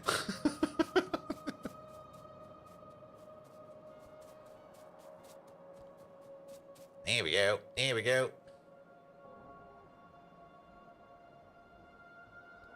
Also, with Star Wars kid, I was actually thinking of the other Star Wars kid. 2 weeks for the other plebs. Yeah, exactly. Yeah, those 2 weeks will be over in a matter of seconds. Trust me. Alright. Bees Mark II. Bees Mark II. There are better bee recipes available as well. This whole setup over there is a bit of a mess. If we go back to the Arquads. Arquads are a bit weird, man. Okay, we will still need the basic Arquad nest. So the base recipe does not change. Z-Peers are part of it. And I do know that Z-Peers are currently also a thing we need to do and improve because Z-Peer eggs become a little bit more important in the future as well. And we did just recently do the Z-Peer recipe, like the latest Z-Peer recipe, so we could work on that as well. There we go. Do you think you can finish it before the full release? If I would be gunning it, yes. But like I said, my main focus next week is going to be mostly on the mechanical parts. Like the circuit systems, the fluid systems, the train systems, making nice intersections and stuff like that. That's the part I'm looking forward to. And coming up with some cool shit.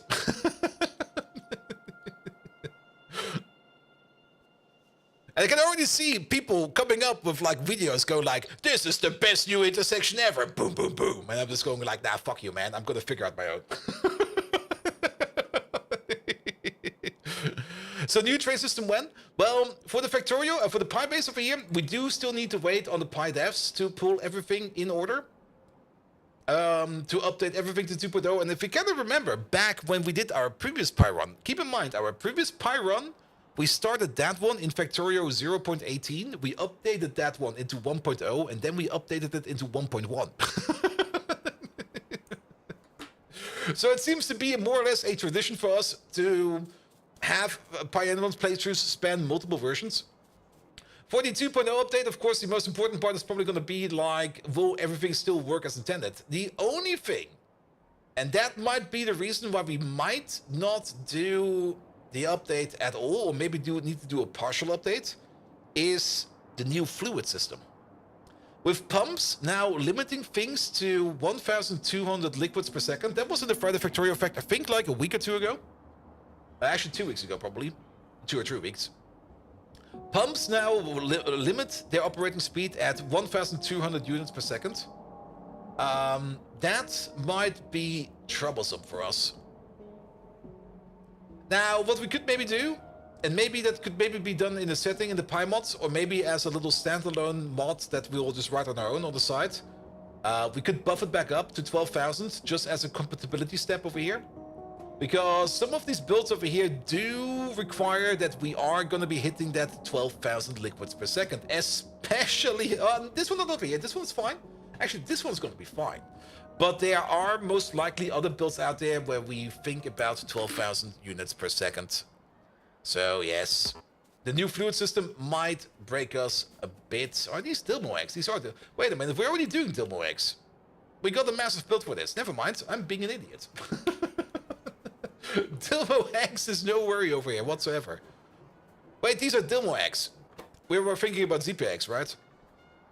That's Dilmo eggs. And wait a minute. There's too many eggs in this game.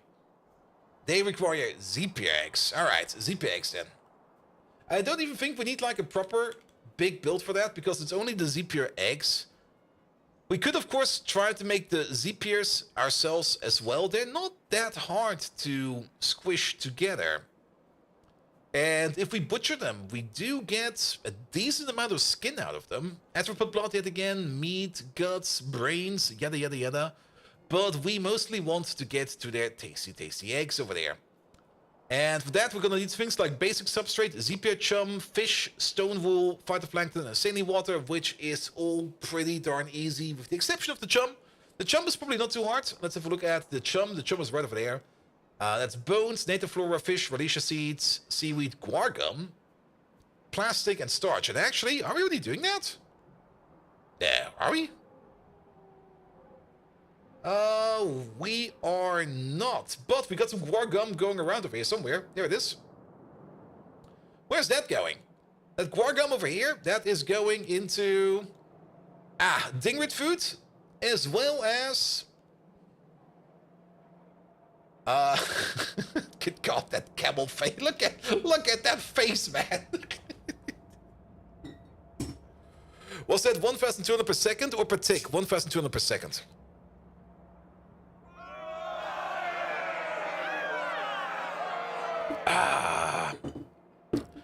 Also, thank you for the follow. Good old horse food. Yeah, that's horse food. That's not giraffe food. Giraffe food is down here. Which is still waiting on guar. That's also a thing we probably need to improve. We are making guar over here, but not all of them are running. And that's probably also a low-hanging fruit. Let's fix that real quick. And then while we go down there, we could maybe make the Zpier. Yeah, let's do both. Let's go down there. Let's fix the guar production. We can also get a guar upgrade in, I think, because guar, which is also a very, very great band, which no longer really exists in the way they used to exist because, well, how to put it? I'm pretty sure that most of the original lineup of the guar, the band, have already died to cocaine overdoses.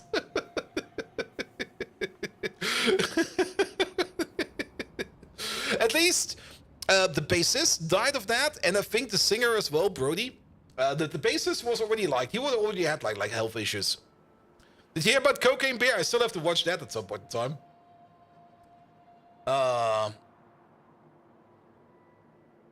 One colleague was 3 weeks long colored after a show. Nice. There's a reason why the band shirts for guar, like the fan shirts, they're completely white. Dust, Bezos, dust.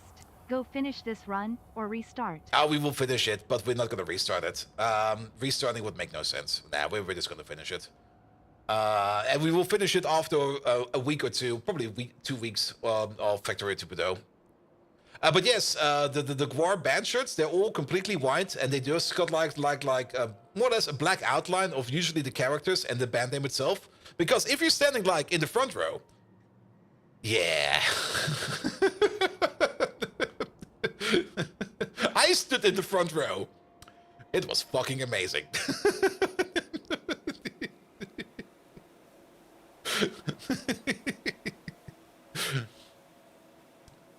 Good. Every benches will be unique. Pretty much.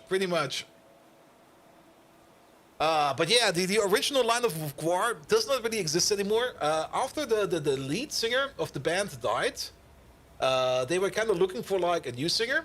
And at some point in time, they got like this lady, like this Amazon lady or whatever her role was. I don't really remember her too much. But I think after a year or so, she got kicked out of the band for drinking too much. And if you kind of think about the band, you go like, dudes, drinking and cocaine is what it's what's making you. How did she get kicked out for drinking too much? How much did she drink? Like, wow, really?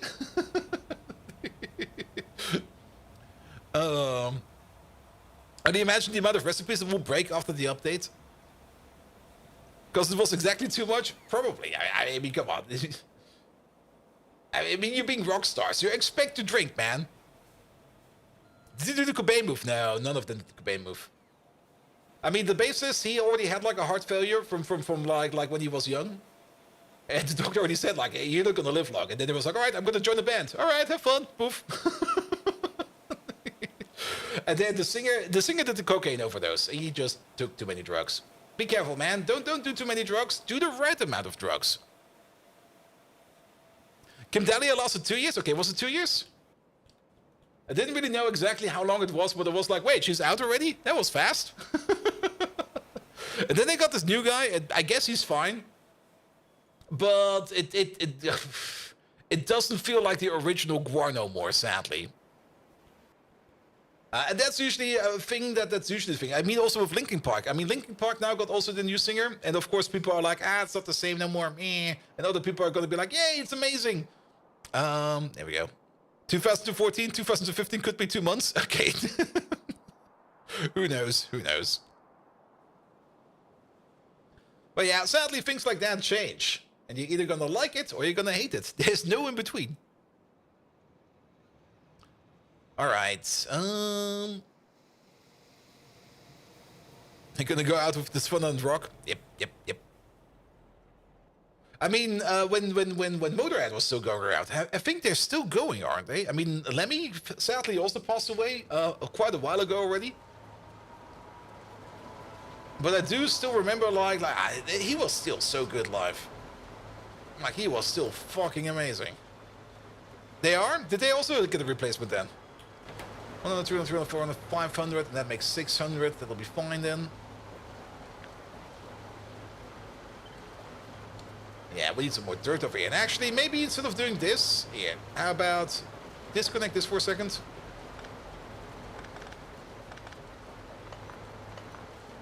Somebody got kicked out for drinking too much. Must have been drinking the other members' stashes. That could be the case, actually.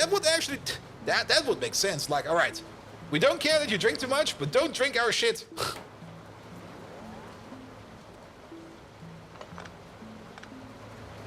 The Linkin Park change is like the Nightwish change. Some like it and some don't. Yeah, Nightwish took also some time to get like a good singer. And I still remember like I mean, Nightwish was great back when. It was absolutely amazing. And I still like to listen to the old songs every now and then. But then, of course, when they kind of kicked out Tarja for being an annoying bitch, and it seems she was an annoying bitch.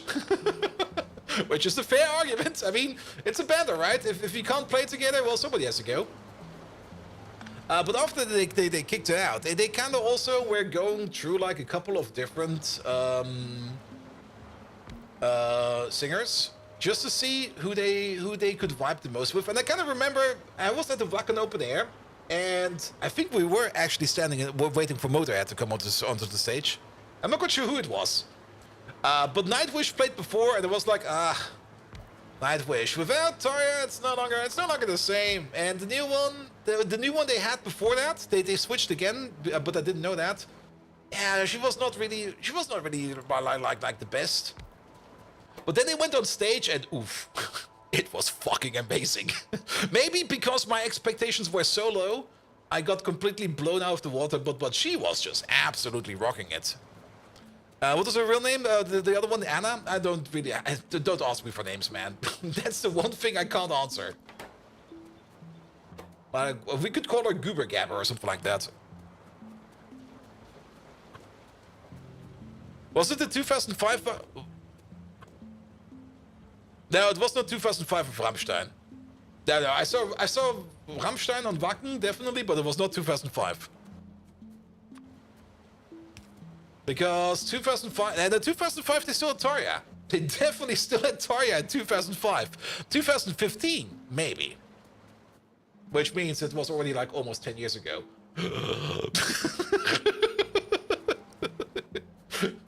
Sudden dreadful realizations. No!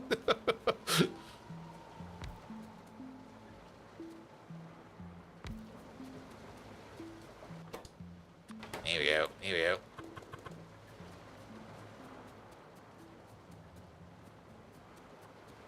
And Phil Jansen is the wife of the drummer from Sabaton. 2013. Oh, even worse than that. Wasn't that long ago? Oh. Oh, fuck.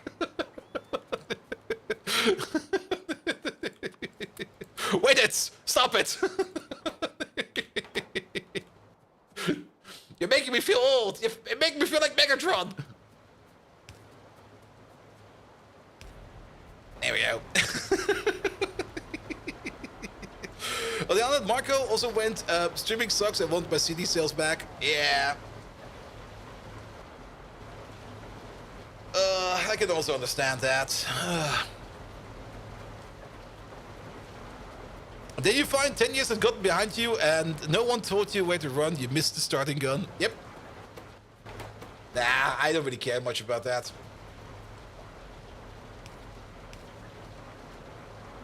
I mean, festival time was amazing. Absolutely, but I'm also kind of happy that that is now all in the past because...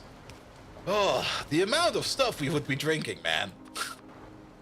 I still remember that massive pile, like we had like a pyramid of oh, what's it called again? Shit, what was it called again? Was it just called? Yes. We had like this pyramid of empty Captain Morgan's rum bottles, liter bottles, like in our front porch of our campground. And that pyramid would just be growing every day by at least 10 bottles. So much schnapps.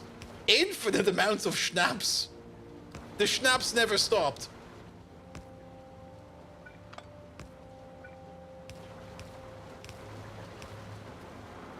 There we go. There we go. All right.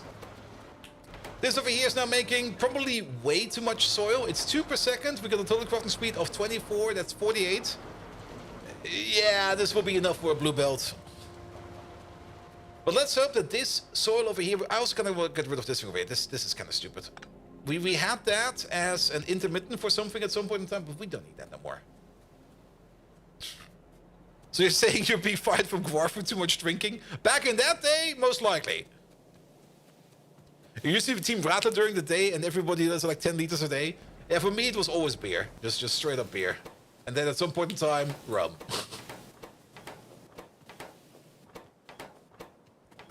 Alright, how much soil do we need over here? We need 40 soil every 110 seconds. The crafting speed over here is 4. So we need 160 soils every 110 seconds. That is, if we are just gonna be very generous, 1.5 soil, 1.6 soil per second. Give or take a little. We got a total of 16 over here. So 16, let's go with 1.6. 16 times 1.6, that is basically add 60% on top of that. That's gonna be 3.2, another 9. It's gonna be under a red belt. That's all we need, under a red belt. 25.6, yeah, something like that. I just only realized it's less than 30 and we're making 30, so we're fine. We don't need any more details. And clinic alcohol, passive orange juice, mix it with 1 to 5, 1 to 5, but like no hangover. But what we used to do, and that was more or less, we sometimes had like this, sometimes we had like the basic camp. The basic camps without any kind of power were also always fun. But sometimes we had also fancy camps, where we had like a little generator, and we even had like a freezer.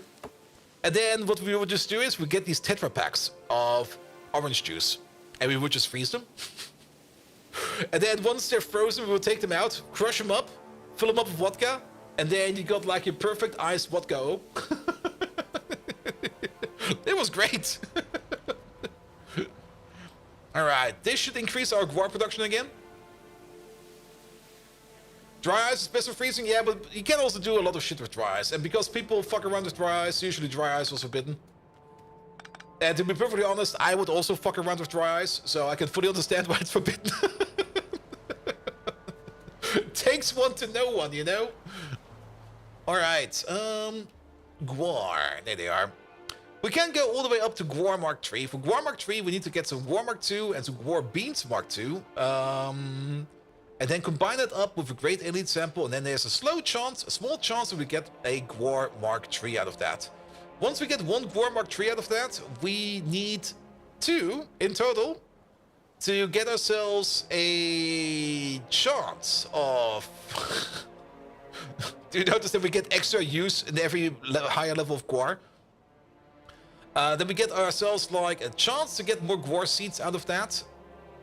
And then we need a total of 5 seeds to make 5 new ones. So all in all, we either need to make 4 or 6 Gwarm, 4 if we're lucky and 6 if we're unlucky, to get this cycle over here going. We do need some raw Relecia extract over here as well, and some pesticides. That's probably the whole reason why we can't do this yet, because we do not have pesticides.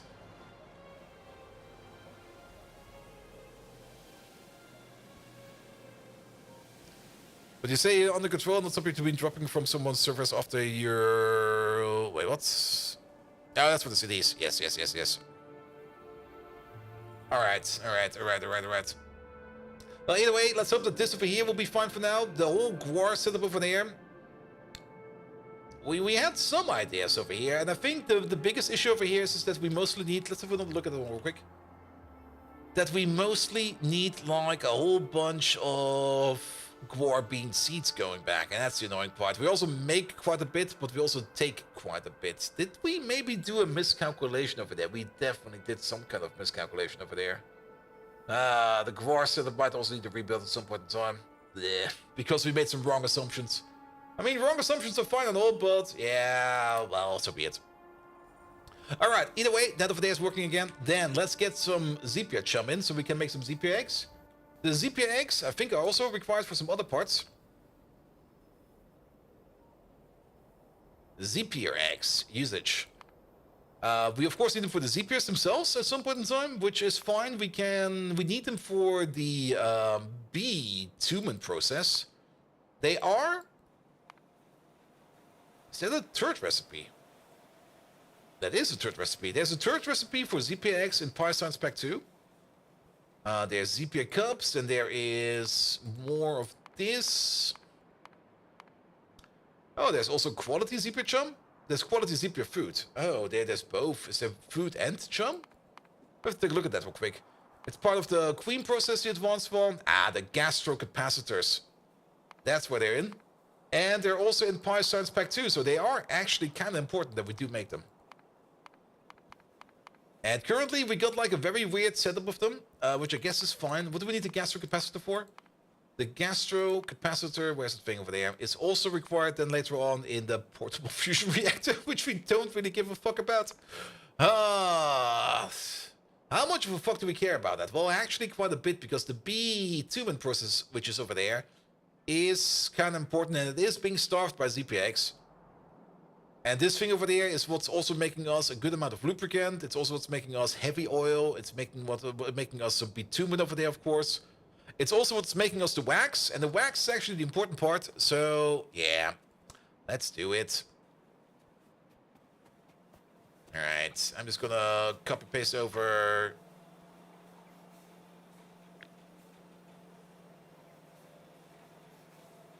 How about we copy-paste over this, but no belt?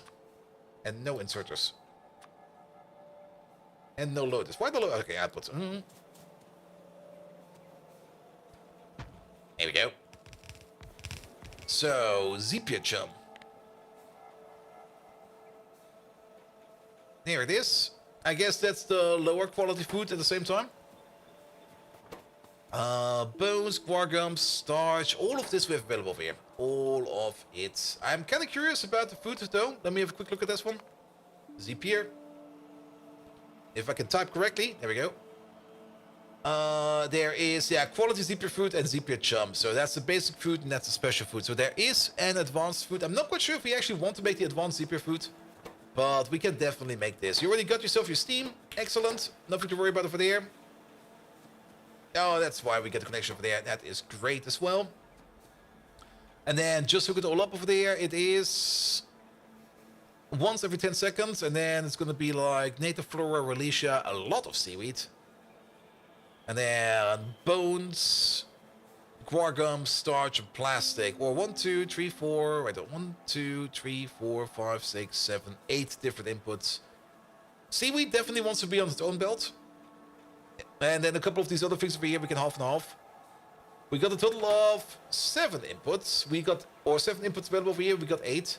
But if we could condense it down a bit, that would be great. So we could do like seaweed over there, and then maybe 1, 2, 3, 4. If we put like one full belt in over here for one of these products, then we need another full belt of another one of these, because else it won't fit no more. Then again, things like Guargum, we might want to put on its own belt. It might seem a bit weird to put Guargum, of all things, on its own belt. But Guargum, we don't really have it in a train station or buffered any way other. So it being buffered on the belt might just be also very good for us. Good, so that means we're gonna have to go with 6 inputs. There you go. So that will be 1, 2, 3, 4, 5, 6, 7, 8. We're gonna go with 4 inputs. There we go.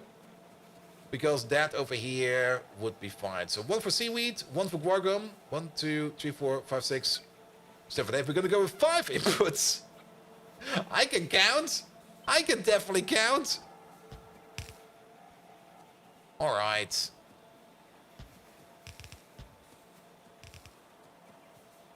Because then it will fit. All right, let's maybe get these connections over here in first. And let's start review. Go down, go over there. You. Go down, go up. Go over there. Classic, full connect. That belt, we're gonna be... Oh. I mean, we got like a proper spaghetti to the top left of us. Like this place over there. Oh, what do we need? Release native flora and seeds. Actually, wait a minute. Ow. I thought this was the proper half and half belt we need, but no. These are 2 different belts. Damn it. But that does kind of mean that we already have like things like Relicia's seeds and stuff like that sitting over there. So how about we do the following? You split off, you split off. Here we go. We need these 2 things. Starch was also in there. Not like that. That will not work. So we need some starch. We don't need any foggies. We do need plastic.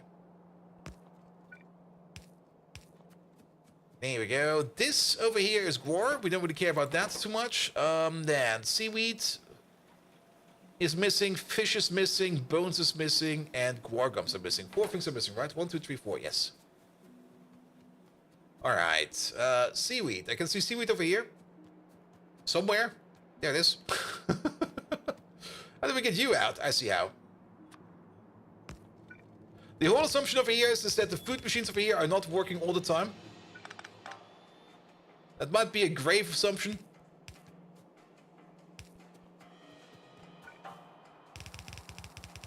Then again, most of these food machines over here also do not really require that many inputs at the same time. So we can definitely split off like this. Even at like a crafting speed of full speed over here with beacons and everything, we would be sitting at a crafting speed of 24. That means we'll be doing this recipe over here 2.4 times per second. Okay, that will be a lot of seaweed actually. Might be kind of wrong for this one over there. Because that will be consuming more or less this entire belt of seaweed over there. But then again, foods... It'll be fine. It'll be fine. It'll be fine. I hope it will be fine. It should be fine, right? It'll be fine. Okay, 1, 2, 3, 4, 5, 6. What are we missing? Starch, plastic, fish, and bones are missing. Alright, alright. Where are these? Guts. 3 seeds. Ash.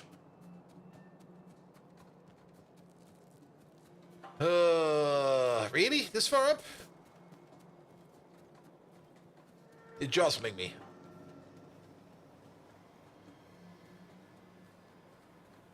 Or it might just not be in here, unless it's on the other side. Salt is over there. There's the other foods. Fish. And it's on the other side.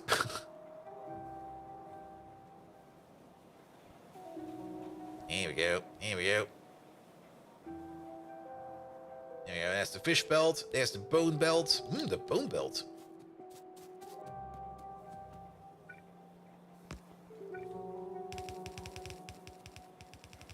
That does kind of mean that one of these connections over here needs to go in a different way. And then, is this a full bone belt? That is a full bone belt.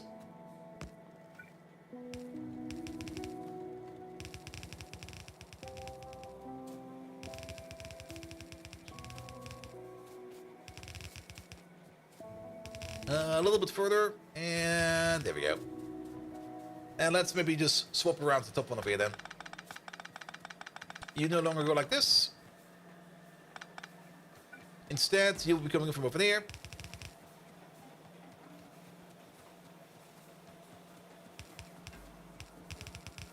That should be no space, right?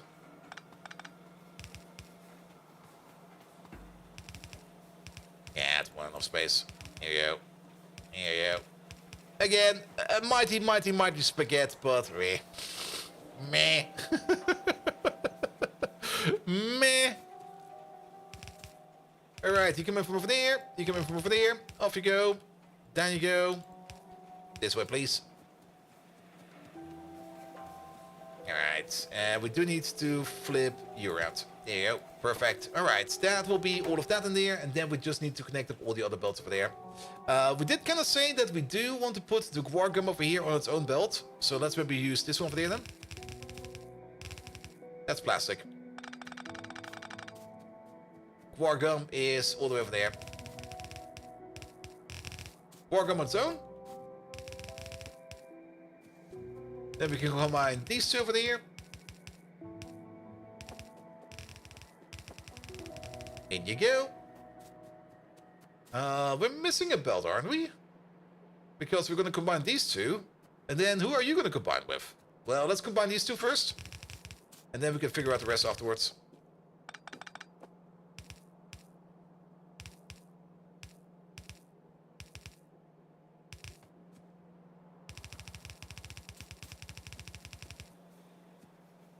Ah. I remembered something. It's not like we're missing one. We actually got everything we need. But seaweed will be a full belt. And plastic over here will be the half and half. There we go. We got everything we need.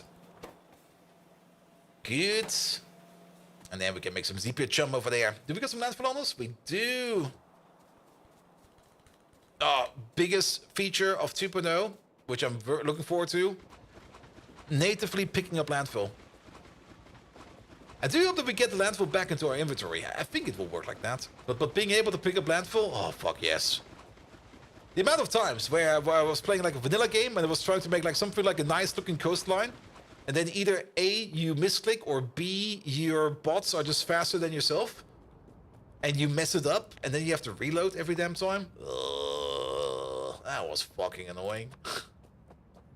But I'm very happy that in 2.0 you can pick up landfill now.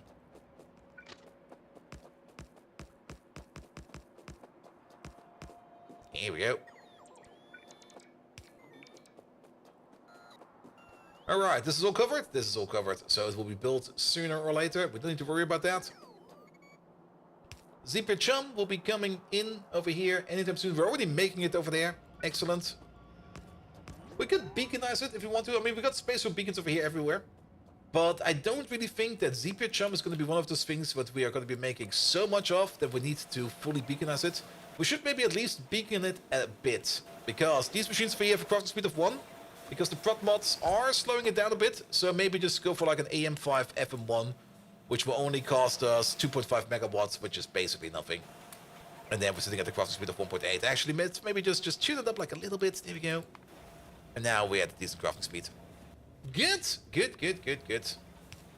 You over there, you over there, you over there, you over there. That's a little bit too much. And off we go. Zephyr Chum is done.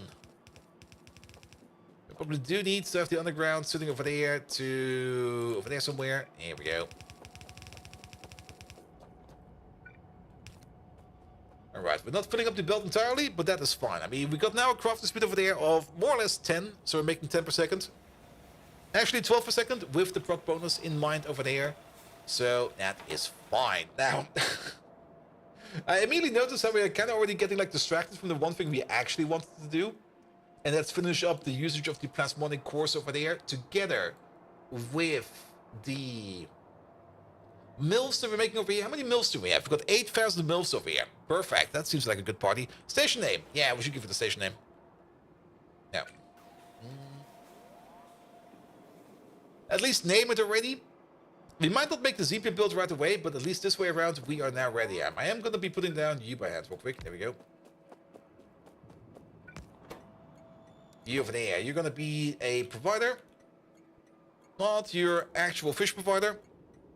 You say 8,000 MILFs? Yep, 8,000. We're keeping them in a small enclosed container. The moment you open up the container, well, you're gonna get grabbed.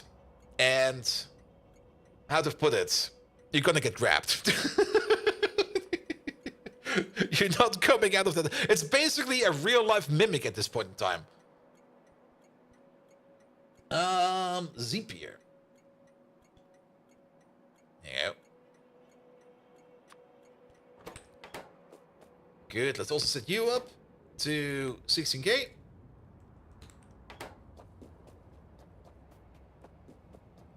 Good. And then we can make an improved Zapier output at some point in time. We got a small Zapier maker sitting over there. It's kind of shit.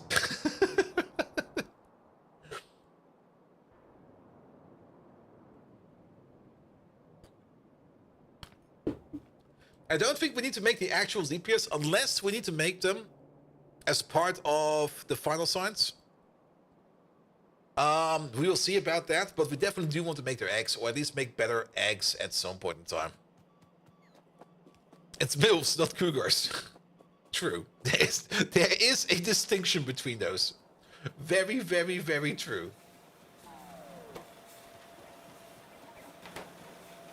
There we go. Alright, that'll be fine. At least we got something going on over there.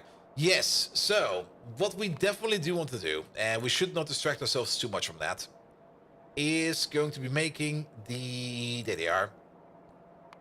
The nano-structured material. Carbon fiber is a thing... Oh, is that the whole reason why we're doing this? Because carbon fiber production...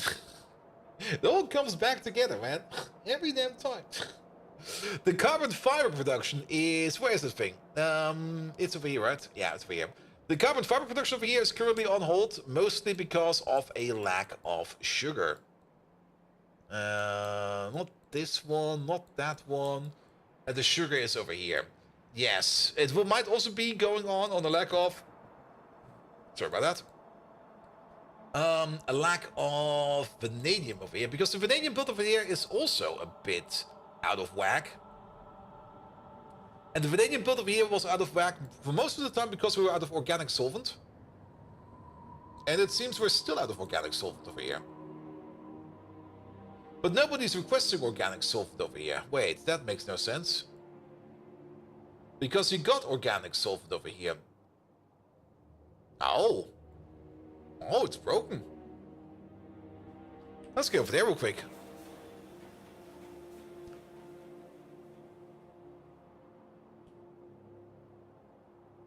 I probably did like some kind of a stupid configuration over there. Let's check it out. Also, let's check up over here real quick. Yeah, the machine at the back is working again. That means we're making even more wars. We're not really backing up on stuff over here. That's the annoying part. Us not being able to back up. Oh! Lucky! It's been a while! Megatron! We've been raided by Lucky Luke. It seems he was like on a 4-week, maybe 8-week mission to go under seas with the Titans up. No correlation. But he's been going on Titan into some underground sea adventures. So can you give him a proper shout out?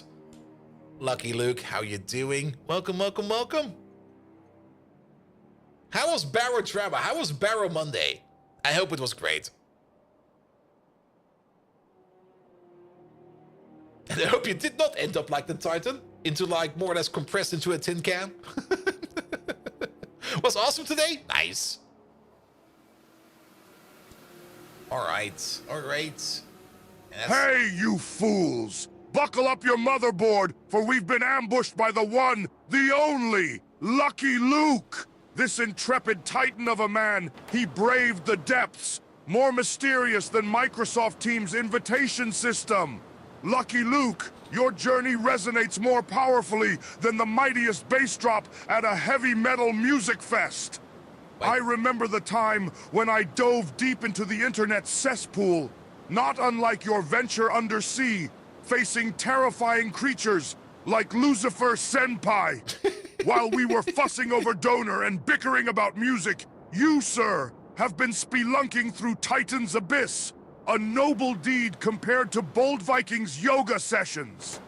Let's give a ferocious battle cry in honor of this deep-sea explorer. Hail, Lucky Luke! Get ready to feel old, Lucky, as we all salute your bravery. There we go, poor Lucy. Yeah, that came out of nowhere as well. I was like, what the fuck, man? Just a random rip on Lucifer Senpai. Alright, it also kind of seems we have a little of a lack of food over here. But it's not like we're not making food. Well, it is. Wait, ash? No way, really?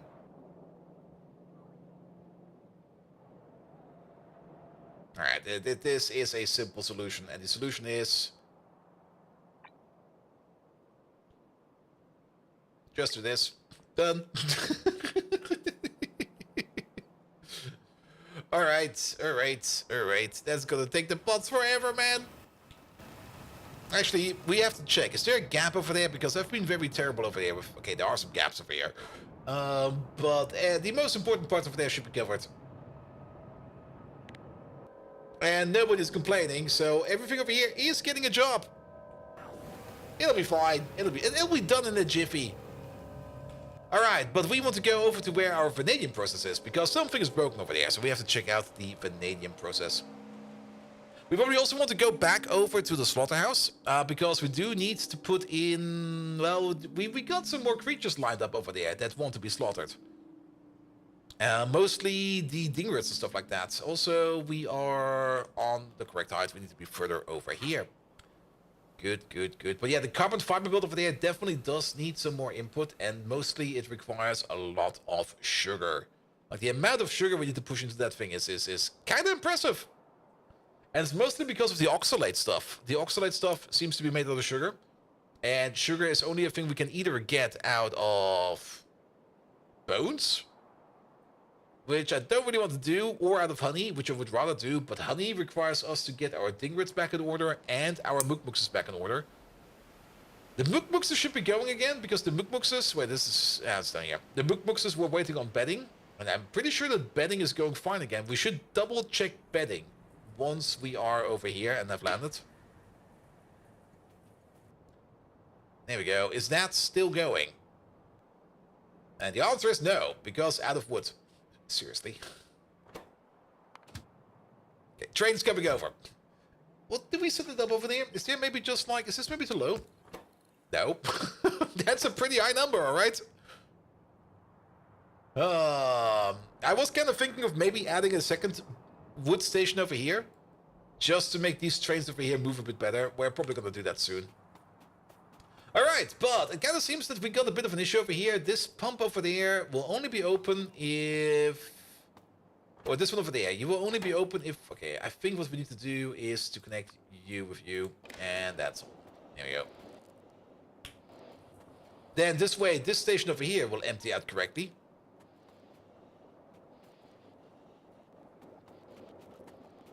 Too far, not enough trains for bedding. It's not the bedding trains that are required, it's the wood trains. There we go, and now it should be empty, and now you're ordering it some more organic solvent, perfect, and then we're making some more acid strip solution over here, I think that's acid strip solution, industrial solvent over there, which will then kick off the vanadium process again, and there it comes. This is actually a byproduct, that's not the main vanadium product, the main vanadium product is coming from over here, there we go, all the way at the end over there. Good, that's fixed again, lovely. The things should just break for no apparent reason. I always kind of like seeing this, like this massive stream of bots flying down over here. Look at that. Ah, they're gonna be standing over there forever. Oh boy. we might need to give that an upgrade or two. It'll be fine. It'll be fine. Good. Alright, let's do the wood thing next. And then with more wood stations, we can also put in more wood trains and double down on the wood trains. I think that would be fine as well. Maybe not double down on the wood trains. I think one more wood train will be fine. Because if you do need to keep in mind that you can only run as many trains as the minimal of either your provider or your questing stations. If you go over that number, you can go over that number. But then trains might be stuck in stations, and they could also end up deadlocking themselves. If you got enough throughput going on left and right, or back and forth, then you'll be fine. But once that throughput stops for whatever reason, the whole system might go flat. So that's just something you need to keep in mind.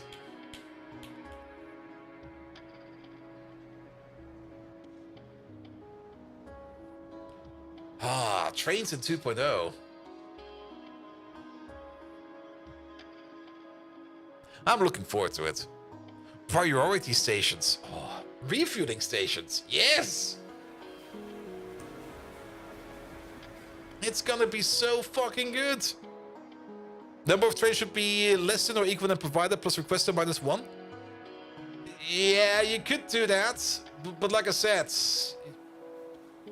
technically minus 1 is correct, but if they are, I mean, if the only station you got left is like a station that is just making like either a minimum amount of wood or is only using up a minimum amount of wood, nothing will move. Because things will be stuck. I mean, you are correct. That would be enough. You need like one spot open for things to move. But if that one spot is slow as fuck, everything will be slow as fuck. Provider plus requester minus count of station types. Maybe count divided by 2. I usually go with the minimum of either provider or requesters. Because worst case scenario, either your trains are all backed up in your requesters, and they're there because your providers can't keep up, or they're all backed up in your providers because your requesters are satisfied. But your trains need to park somewhere. And since we don't have depots, they can either park in the providers or they can park in the requesters. You can do a bit of half and half, like you can go over that. But worst case scenario, the one requesting station that wants to get some more stuff in is the one station where that one train is parked. And every provider station has a train parked on it, and then it's deadlocked. Like Copper last time? Exactly like Copper last time. But that happened because we kind of ran out of providers, because at some point in time the outposts were empty. Speaking of, how's this outpost going? That's going fine. Yeah, this could actually be a good example. You're standing at the requester. Oh, this might be the prime example, actually. Yeah, you're standing at the requester. You want to go to a provider. The only provider that is available right now is most likely this provider over here. But there's the train over here, which wants to go to a requester, and that request is over there, so they're now both blocking each other. Good thing is, most likely this request over here. Never mind, this one will open up at some point. And wow, that's so much cobalt extract. Worth it. But isn't Space Age out in 14 days? If you've read the last Friday Factorio fact, right at the end, you might have seen that one sentence that content creators get like a 1 week of early access. I am one of those idiots. Hi! And the embargo falls next week, Monday. And we're just going to start off Monday. I don't really like that the Factorio developers decided that they are doing that. Because in my opinion, it would make more sense if everybody would be starting on the same day. And let the content creators release their stuff on the same day as everybody else. Because that is, in my opinion, the better way to do it. But sadly, that's not what they decided. And now we have to make the choice. Either we do it or we don't. And we're gonna do it. Yeah, it's like, it also puts me in a weird position. Because I don't really want to do it, but everybody else will be doing it. And now I'm getting peer pressured into it. So you're sitting there and you go like, what the fuck, man?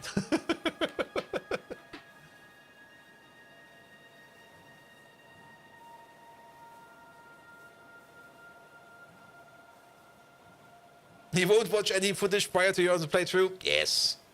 Absolutely. Peer pressure? Oh, actually, there's a bit of peer pressure. Evil Plow, I absolutely agree with that. But I can't not do anything at all because I will then also be like exposed to it, and it's weird.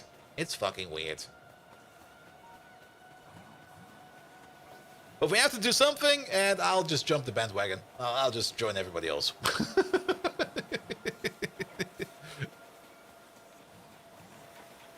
But it's a very Whoop-like decision, in your opinion. Yeah, Whoop has been a bit... I mean, Whoop has this small issue, this tiny issue, that they don't really got any kind of media managers, I think. I'm not actually not quite sure about that, because I've never talked to anybody of Whoop. But that maybe also already tells you quite a bit about it. Whoop is kind of enigmatic in the things they do, and the decisions they come up with are very arbitrary, at least from my point of view, which is fine. I mean, they can do that. But I think they would do great with like a media manager or something like that. Somebody who's just like managing the content creators and the public relations of everybody, because Whoop kind of sucks at that. I mean, they got their Friday Factorio effects. Their Friday Factorio effects are great, and they should keep on doing that. But they should be maybe a bit better in communicating to other people and to other content creators, and it takes a lot of effort. It's not like I mean, you can't put one person in there, but that one person might also be like overflooded with everything. You do need like a couple people in there. Like the Covarex incident, which one was that? Was that with the I don't know. I don't really take much attention to that, to be perfectly honest. Like whenever there's drama, I just go like, oh, that's nice. I don't give a fuck. let drama be drama, man.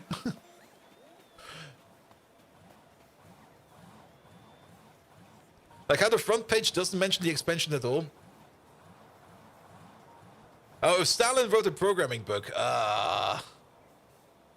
What was that again? Can you give me like the 3-sentence rundown of that again? Or something like that?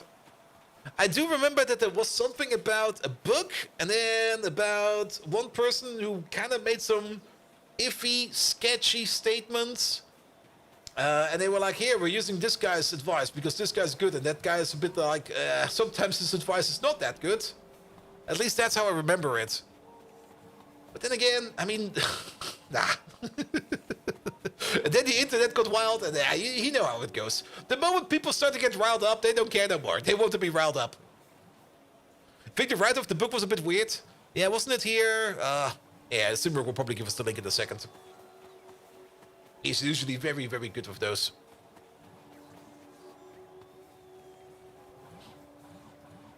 Alright. In the meantime, what? They told us about test-driven stuff based on that one dude whose name you forgot. The dude is also a hardcore misogynist. I mean, if you're a hardcore test-driven person, you should probably be a misogynist. I mean, how can you even have a relationship with another woman if you... no, wait, that goes the whole wrong way.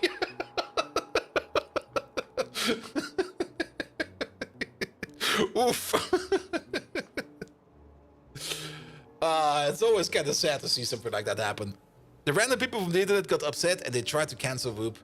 Yeah, but Whoop doesn't care. But yeah, once the internet gets riled up, it's only a lose-lose battle, because here you're gonna be like in the middle of like this mud fight, and it's actually not a mud fight, it's a shit fight. And at that point in time, nothing matters anymore. Shit gets flung everywhere. It's not like shit hits the fan, it hits every fan, the neighbor's fan, your fan, my fan, everybody's fan. Alright. Can we just disconnect this for a second? And what is this line over here? This wood line. This wood line over there? Where is the... oh, is that... I know which one this is. This kind of escalated into, we don't care about what he does, otherwise we had talked about his book. And then, yeah. Horrible people do come up with good books sometimes. That is also very true. Here in Germany, we got this one statement with like a Schmittler-Vergleich. Ah, it's horrible. It's horrible.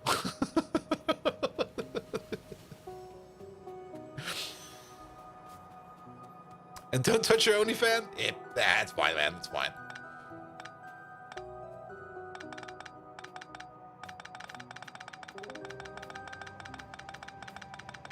Yeah, I mean, once you start with like making any kind of comparisons to horrible people in history, you're gonna be in this shit, man. What was it? Feuchtgebiete? Maybe. I'm not that good in German thingamajigs.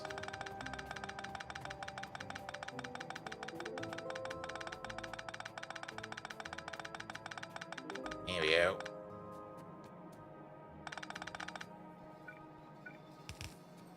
Good. This needs to be moving back a bit. Let's move this back as much as we can. So, from over there.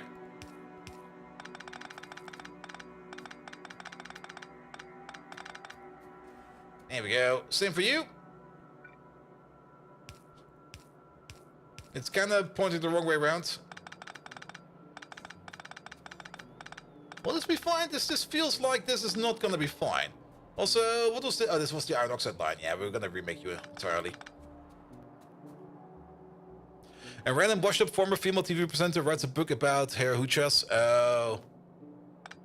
Oh, did that go as well as that Amy Schumer stuff, which I also don't really give a fuck about, but...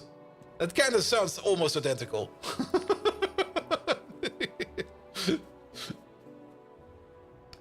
Here we go. Like I said, I don't really keep up with stuff like that because I really don't care. I just... Nah. Let drama be drama.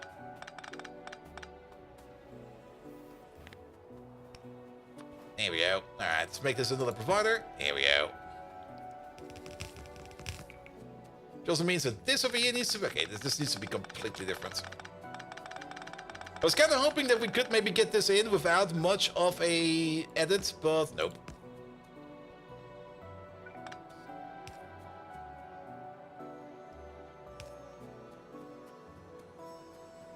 Some people should just keep doing what they're doing good, and then moving to giving general life advice goes bonkers. Yep. And then in the middle of that, you got streamers like me who also sometimes do that. And you go like, wait a minute, I'm giving horrible advice over here. Keep in mind, I'm talking bullshit 24/7. If there's one thing you can get a guarantee from me is I'm gonna give you horrible advice. Absolutely horrible advice. But it might work for you.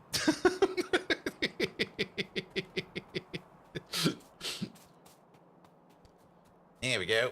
Here we go.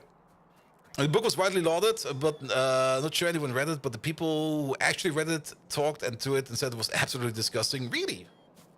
I mean, I do remember the book, and I also do remember my college professors back in college also saying, like, this is a good book, you should read this.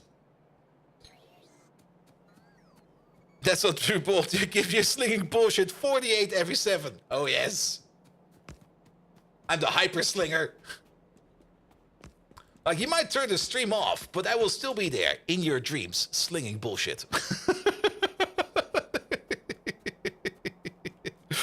But you just gave us good advice by saying you're giving horrific advice. Ah, shit, that's a catch-22 again. Alright, sometimes I do give good advice, but only on days that end with A, but not Wednesday. But then when it's Wednesday and we're doing Crusader Kings 3, I will give you the best family advice ever. Okay, no, but don't follow family advice on Crusader Kings. It's gonna be worse than a circle. It's gonna be like a pentagram.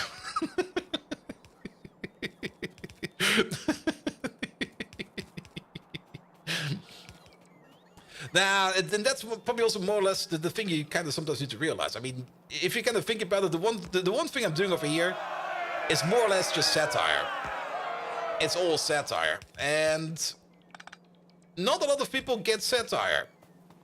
Like, I'm pretty sure that I'm a flanker over there has no clue about satire. Like, if I would tell I'm a flanker that it's a good advice to attack the enemy from the front and not come in from the flanks, he will be like, yes, sir, I'll attack the enemy from the front because I don't know what satire is.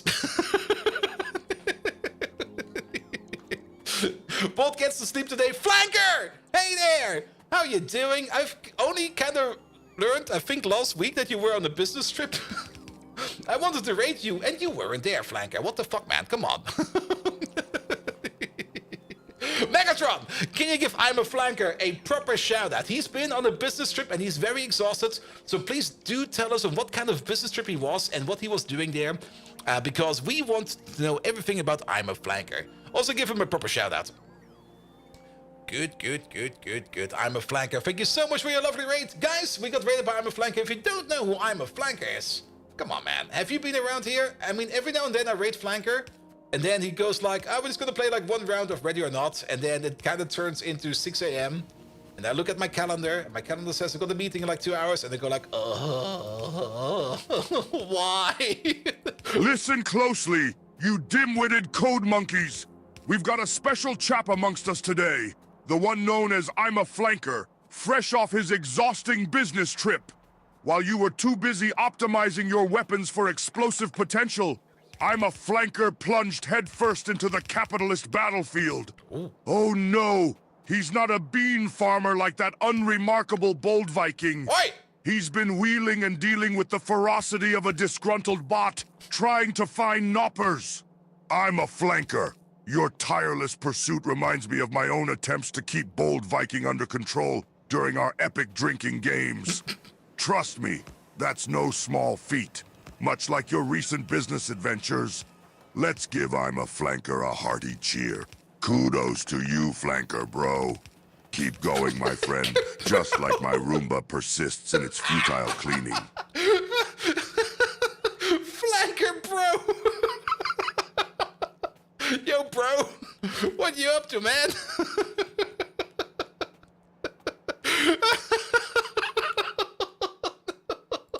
Did his voice change? Yeah, sometimes his voice changes a bit.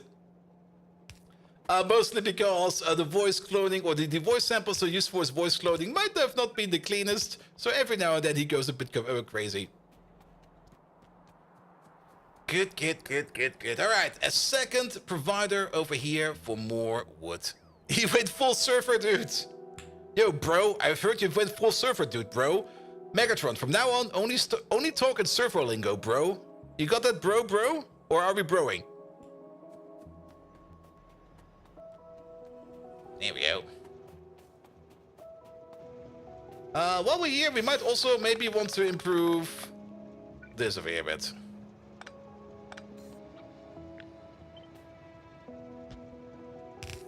There we go.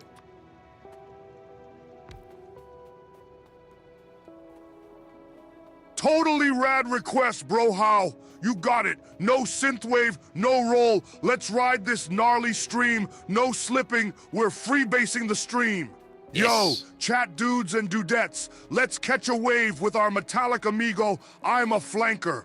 This dude's been dropping in on business tubes like a boss, cranking out those 360 deals like they're gnarly 10F'd. Breakers!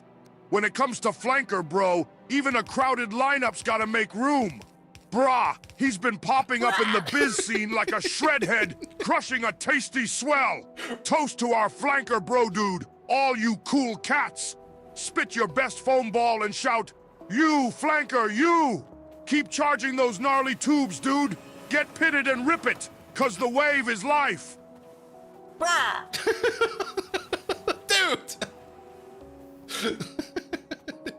Awesome! It kind of reminds me of the Solar stream again, where we had server. No, don't put the grenades in there. Put these in there. Alright, we also got a bit of an excessive amount of seeds on us. Can we inject them somewhere over here? Not really. I just want to put them in the passive provider.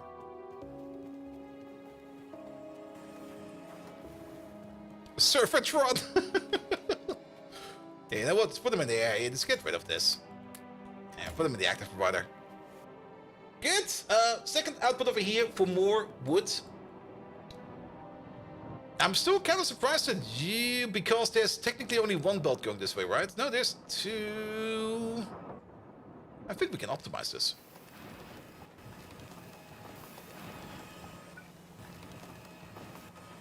No.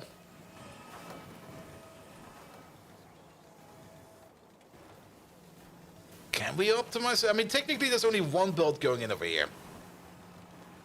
So we need a second belt to come in over there, and that would that would be that.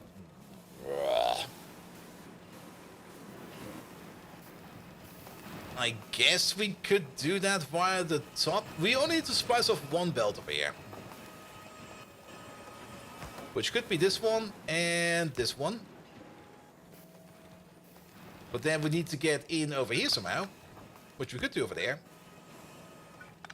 Oh, by doing this, that, this, that, this.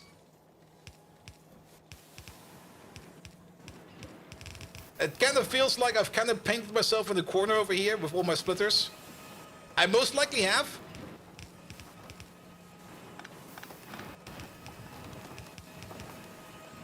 But this should allow the full output of these over here to go through here. It's filling up. It's working. It's definitely more throughput over here. But I think if we do this, yeah, let's put the input priority over here at the bottom. There we go. There we go. Wait a minute. Wait for it. Wait for it. And then we need to do the same thing over there. So you're flipping this one around over there. That will be... What is the equivalent of this one over here to that one over there? That would be... this one over there. Input priority at the bottom. It's kind of interesting, actually, just seeing that this whole course of splitting and putting stuff back together, we didn't really affect the overall flow in this whole system. The input is still the same, but just prioritizing a certain parts over here suddenly make this whole thing over here flow better. And the reason for that is because this one over there was kind of eating like 3/4 of the output and only like a quarter or half one over here. But now this over here should be a bit better. So if we bleed through over here, we do want to prioritize this output, and then this one over there can go the other way around, and then look at that. Kind of weird, but it works. I don't care. As long as it works, I'm fine.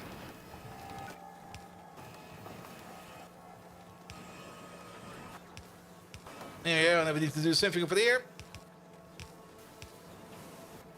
And then the same thing with you over there. Let's go this way around.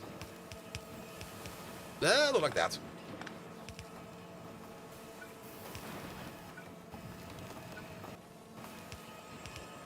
And then we do the same thing over there for you and for you. Okay, now we're backing up over here, so now the whole issue is no longer a problem. But that should be fine. That should be fine. Could have probably solved this in an entirely different way. But this works. As long as we get like a full build into both of these, if this one over there is backing up, it will be fine. Speaking of backing up, the whole reason why this one over there is not doing anything is, of course, because we are backed up over here by our iron oxide. That's a connection we need to redo.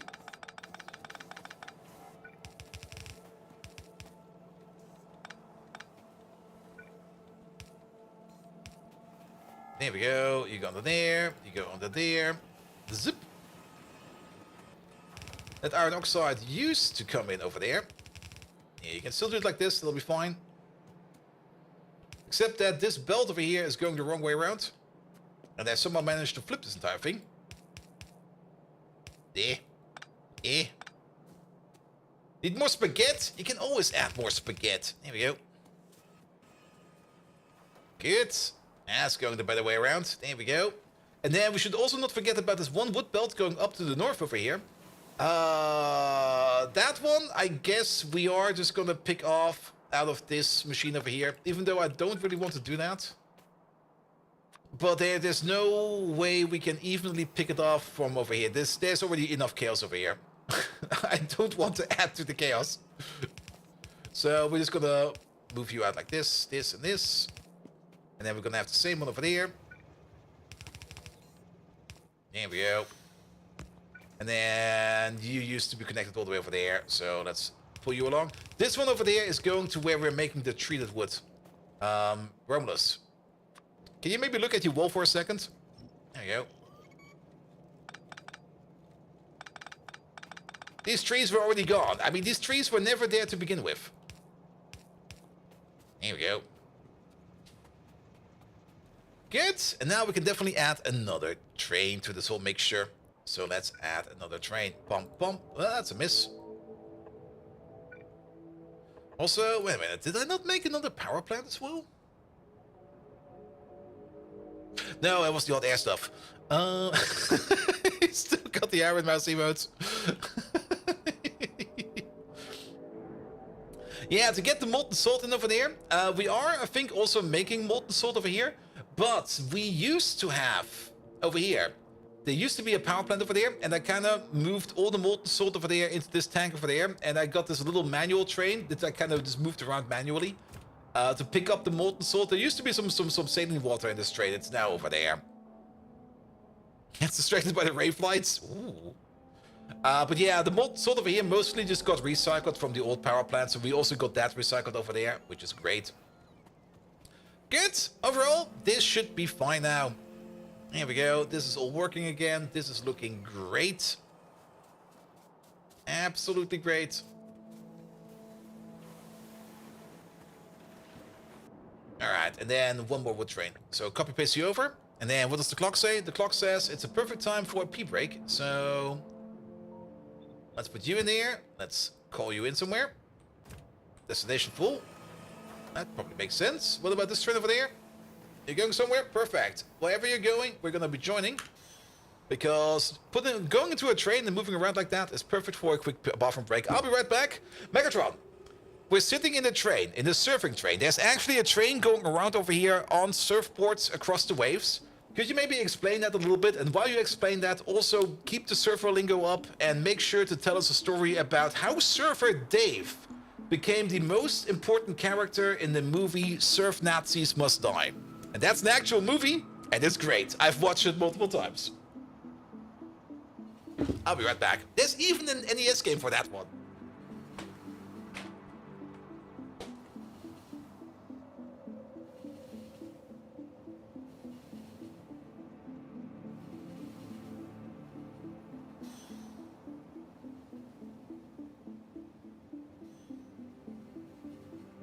Yo, brah, this ain't your ordinary choo-choo. It's a gnarly ride on the wild surf.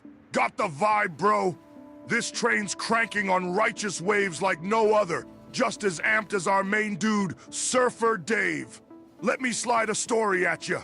Surfer Dave, this choice dude caught a Mondo wave and surfed it into legendary status. No wipeouts for our bro. His surfing soul was so pulsing, it turned the most tubular tide in Surf Nazis Must Die. Davey, bro, he paddled out hard into the lineup, kicked out those gnarly Surf Nazis, sending them caught inside. He jammed the righteous wave, shredding it like Optimus Prime on an Energon rush. So there we are, bro Sidon, surfing on a ripping train. Surfer Dave in the foam ball ahead, screaming, "Surf's up! Surf Nazis down!" Now that's a frothy tale, bruh. Oh, did I miss it? Did he cancel himself?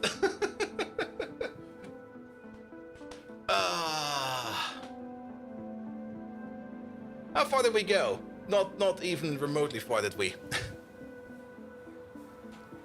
What movie? Surf Nazis Must Die. It's such a weird movie, man. What is it, from the 70s? I think it's from 79. 87, all right. Where's the title image? One moment, please. There we go. Let me put it up real quick. I mean, it's a classic movie, all right?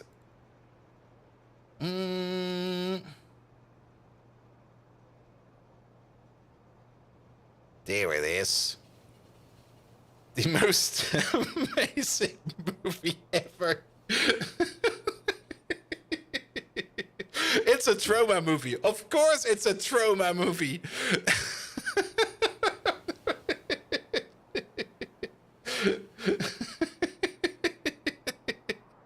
The image alone is abso-fucking-lutely amazing.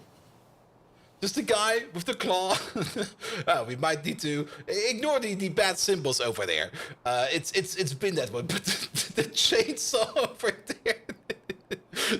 It's an ancient trauma movie, and trauma movies never really had like any kind of how to put it. They never really had any kind of filter.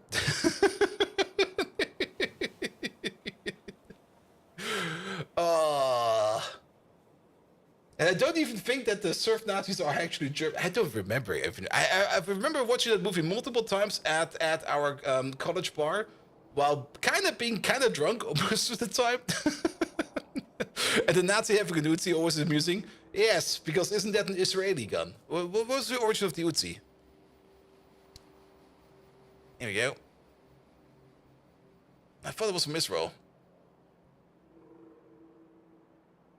There you go. Yeah, Israel.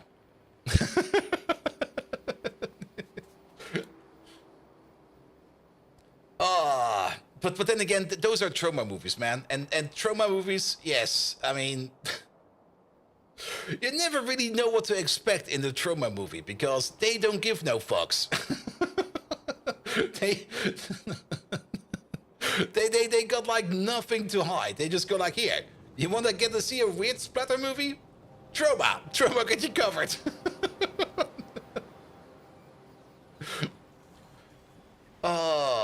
And Tromaville is still going strong. I mean, every year, Tromaville is thrown like the Toxic Adventure Party.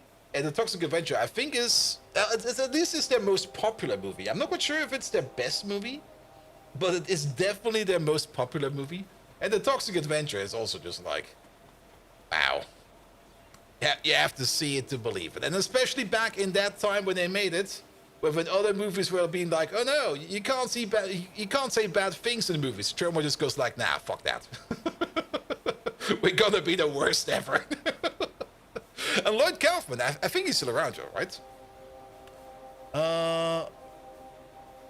Lloyd Kaufman, is he still around? He still seems to be alive. Absolutely insane movie maker. Bloody amazing. Absolutely bloody amazing.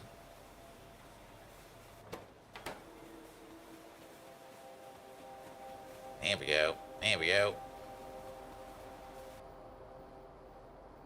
Alright. Alright. Alright.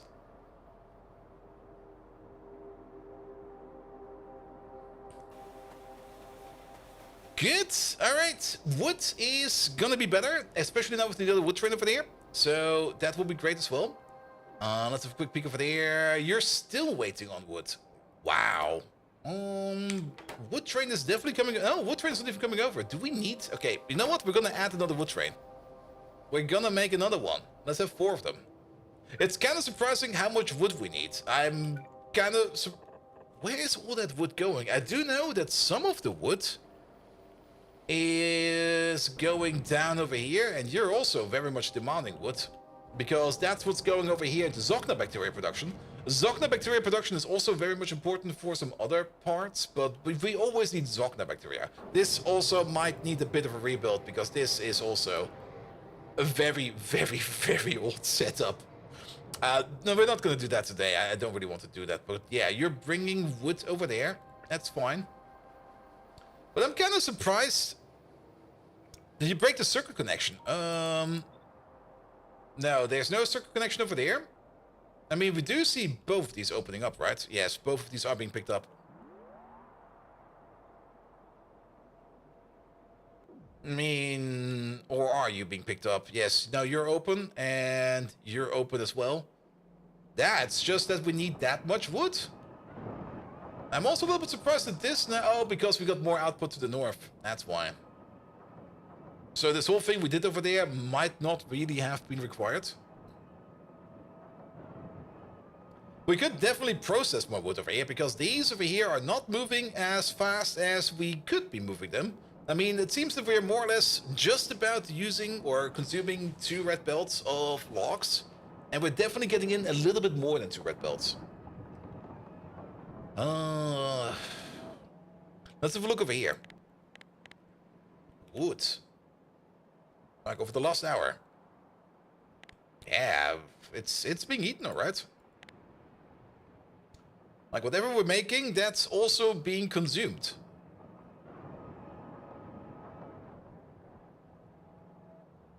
Now I'm pretty sure Well, we're not really outproducing it right now, are we? Like over the last 10 minutes, maybe. That's the other one. Actually, bum, bum. For the last 10 minutes, we're definitely outproducing it. I mean, we did do some editing over here, so the 1 hour graph over here might not be the one we need to take a look at. I think we might be fine. I'm gonna wait on that 1 wood train just for a second over here. Because I think we are good.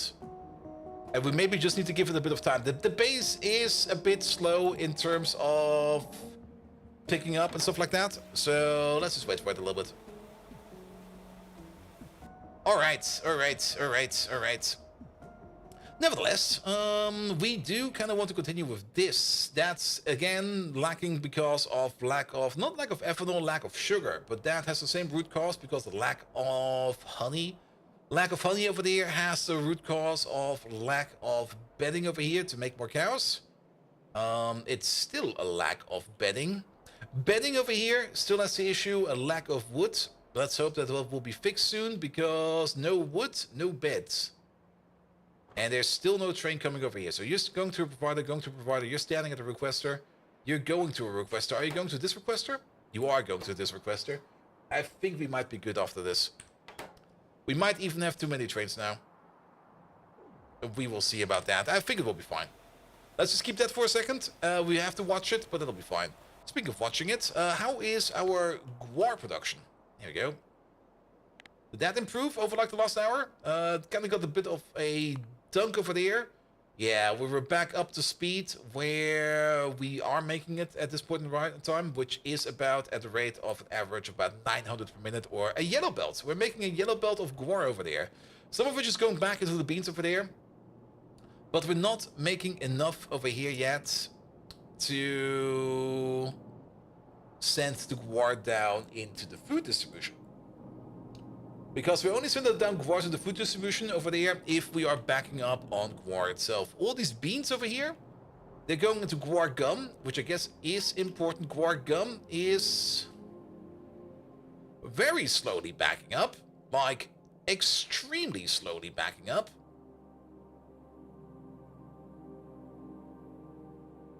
I'm almost certain that's backing up. Zepia Chum, however, is still being made, and we're still consuming over here guar gum, so I guess that over there is going at a proper rate. You do have a bit of an issue over here with seaweed. A bit of an issue with seaweed. That is out. Let's check up on seaweed production real quick. Seaweed production is being done over here.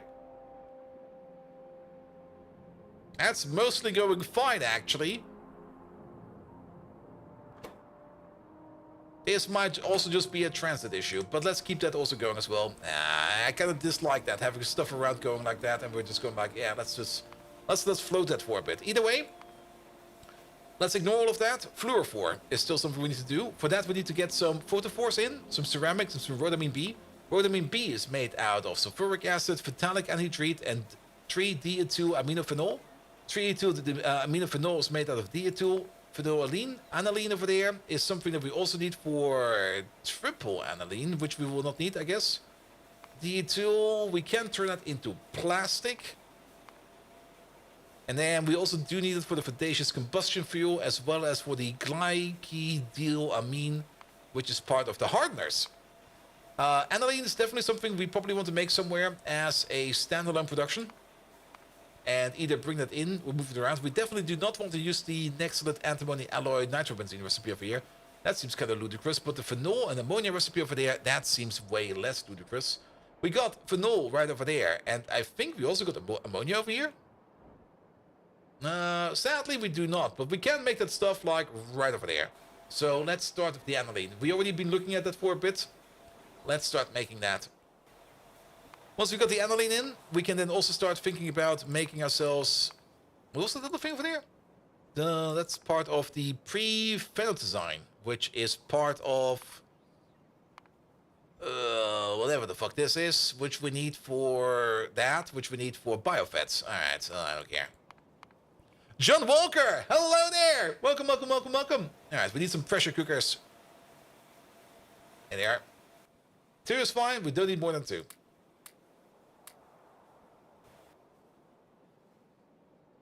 Good, good, good, good. And John Walker, we're doing great. We're trying to get like everything done we can in this game of Pi this week. We will definitely not finish before we can start streaming Space Age, because that will be next week. Because we got early access. I can technically already play it right now, but I can't stream it and I can't show you anything. I could maybe just do a blank screen and go like, oh, this is amazing. But yeah, that might be pushing it.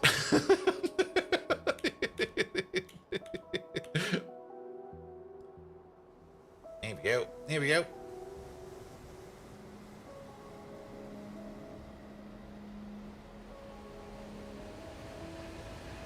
All right.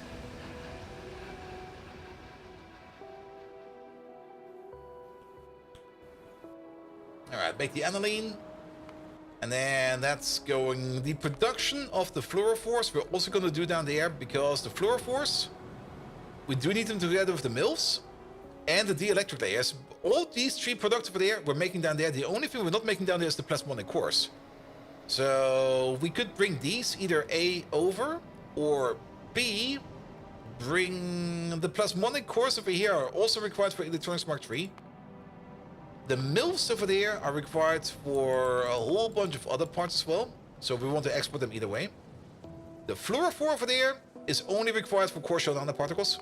And the dielectric layer over there is mostly required for...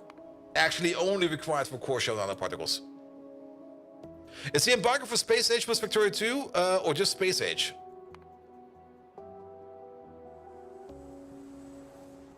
I think it's for both. I saw a date and a timestamp and then I kind of stopped reading. You know me. Nah, it's for both. I'm pretty sure it's for both. All right, we kind of flew to... Wait, where the fuck are we? We need to be over there. But like I said, next week, I mostly want to get into circuits and into fluid systems and into the train systems and see how we can optimize that as much as we can. Also, intersections. I'm looking forward to designing intersections. I might be looking forward into designing a grid-based blueprint template. Actually, I'm not quite sure if I want to do that or not. It feels way too rigid for me. I mean, it's a thing I could do, make like a nice blueprint book or something like that. But to be perfectly honest, other people probably already have done that. I'm pretty sure that there are already like some other Factorio content creators out there go like, yeah, we already made this. Why you were not looking? And I'm like, all right, fine. Then again, I do kind of enjoy my own chaotic way in how I play Factorio. And blueprints, well, except for the stations. Ah, that's also a thing I really want to take a look at. The parameterized blueprints. Let Nilaus do that.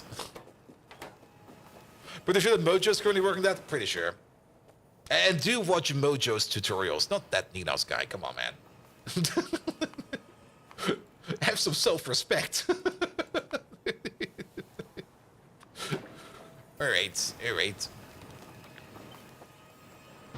Can we prop mod this? Oh, we can.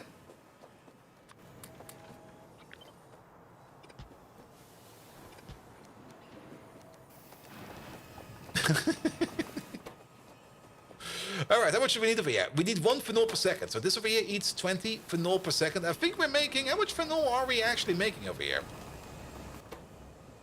I do know that these over here might not be running full speed all the time. Yes, they're not running full speed all the time. But technically, we would be making also over here like 1 per second. So that is... Well, 5, 10, 20, 40, 8. We're making loads. Loads. So, you know what? Let's do it like this. There you go. Just a bit of that. The train station will be sitting over there. The only thing we need over here is ammonia and then the aniline output, and then we're going to be happy. So, what do we need? We're going to need the liquid requester. There we go. And the liquid provider. Here we go.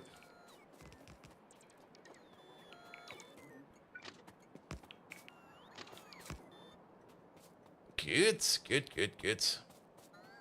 And what else do we need? And then again, making some blueprint books could be fun. But then again, it's always the same. Like once you start making blueprint books and stuff like that, you need to update them. You need to maintain them. Man, man. I don't wanna.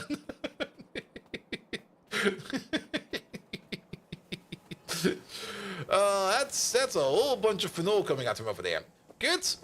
Let's tap into that in an equal way.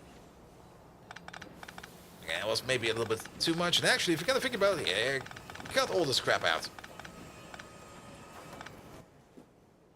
Step number 1. This is less underground, so this takes priority like this. There we go. There we go. And then we can split off some over there. We can split off some over there. We can split some over there. We can split off some over there.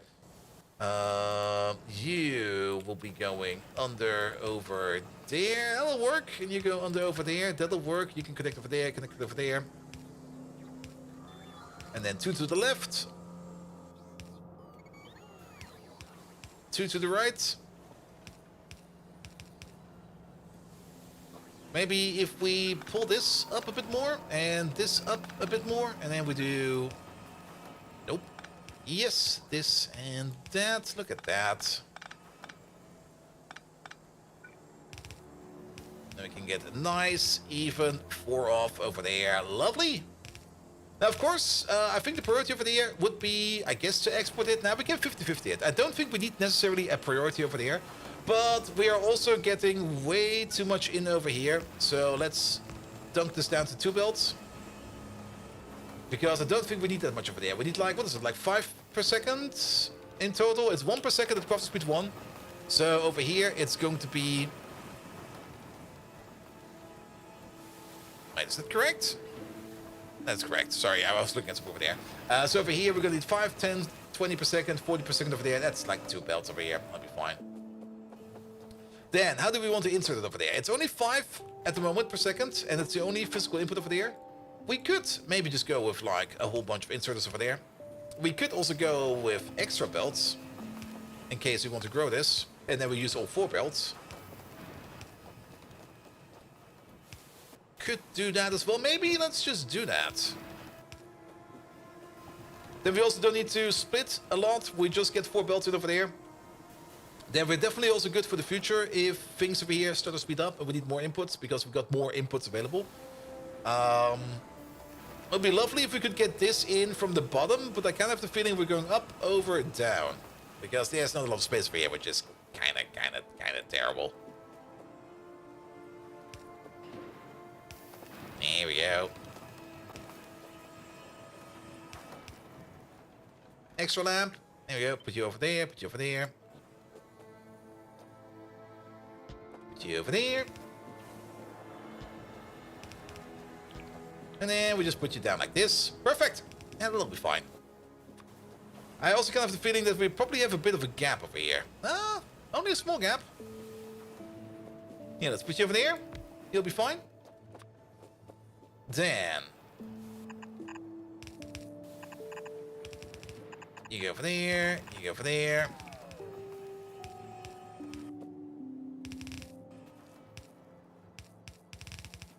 And then there's of course this in the way. We can skip this, we don't need this right now. Good. Yeah, we're just going in from the top. Sadly it's 1 too low, but that's fine. Good, but then we also do not need all these splitters over here. Less splitters is also more good. Here we go. You go over there. That's too much. That's also a bit of a yank connection. Wait a minute. You over there, you over there, you over there, you over there, you over there. That's much better. Hey, remember what I said over here about priorities? Let's do the same thing over there. Bum, bum, bum, bum, bum, bum, bum, bum. You'll be over there. You'll be over there. Go all the way over there. Go all the way over there. Go back down. And that'll be fine. Good, that's all the phenol going in over here to turn that into aniline. Just add ammonia and out comes aniline. Cool. We do need at least some speed in these boys. How are we doing for power, by the way? It seems to be going fine. I do hope that we don't need to build much more, because we also maybe need to finish up the construction over there. Once we get to fusion power, we're basically running infinite power, but we do still need to get to fusion power. There we go. Is that running correctly? Yes, it is, because some of these are not moving yet. That's fine, that's fine, that's fine. Alright, we definitely got enough input over there. Just get the ammonia from over there, which is gonna be... What are you? Are you the requester? You are the requester. Spartan Vader. How far is fusion power? Not too far. But it is in the next tech tree, and we're still working on the tech. You over there, you're gonna be the ammonia 2-8 requester. And then you over there, you're gonna be the... There's gonna be a provider for now, and then it's gonna be the aniline. I can show you in a second how far fusion power is away. Aniline. It's not called this, it's called... What the fuck? Lin. Okay, Lin is too much. Do we still have it over there? We still have it over there. Perfect. What it's called? I can't see. Any line. So let's look for it again. Any line. There we go. Much less. There it is. Fusion power. Fusion. The first fusion tech reactor is sitting... There it is. There you go. Production science, and then we have to go through this part over here a little bit, just so like we do need to get to super alloys, we do need to go to ethanol amine, to liquid petroleum processing, and superconducting magnetic units. And then we get over here to fusion energy part 1, and over here we already get the reactor. We only have to build the reactor once, we only have to make all these parts once. We do need to make a fuck ton of them, like an absolute metric fuck ton of them. But once we do have them down, making things like deuterium is not too hard, and tritium is self-replicating. We put 50 tritium in, we get 60 tritium out, so we just need to top it up with some deuterium. And there is a recipe for that right over there. So we can more or less make like a self-contained unit that is just going to be making the deuterium non-stop. The deuterium itself... Let's see, we need to make some hydrogen sulfide to get into the deuterium sulfide. And then deuterium sulfide over there is going into... Oh, that's going back into hydrogen sulfide. Ooh, and we get some enriched water out of that. Enriched water then turns into heavy water, and heavy water then turns into deuterium. There you go. Any of these steps prot moddable? Sadly, no. But then, to keep the deuterium process going, we just need to provide it with phosphorus pentasulfide. That's more or less going to be the basic level of fuel.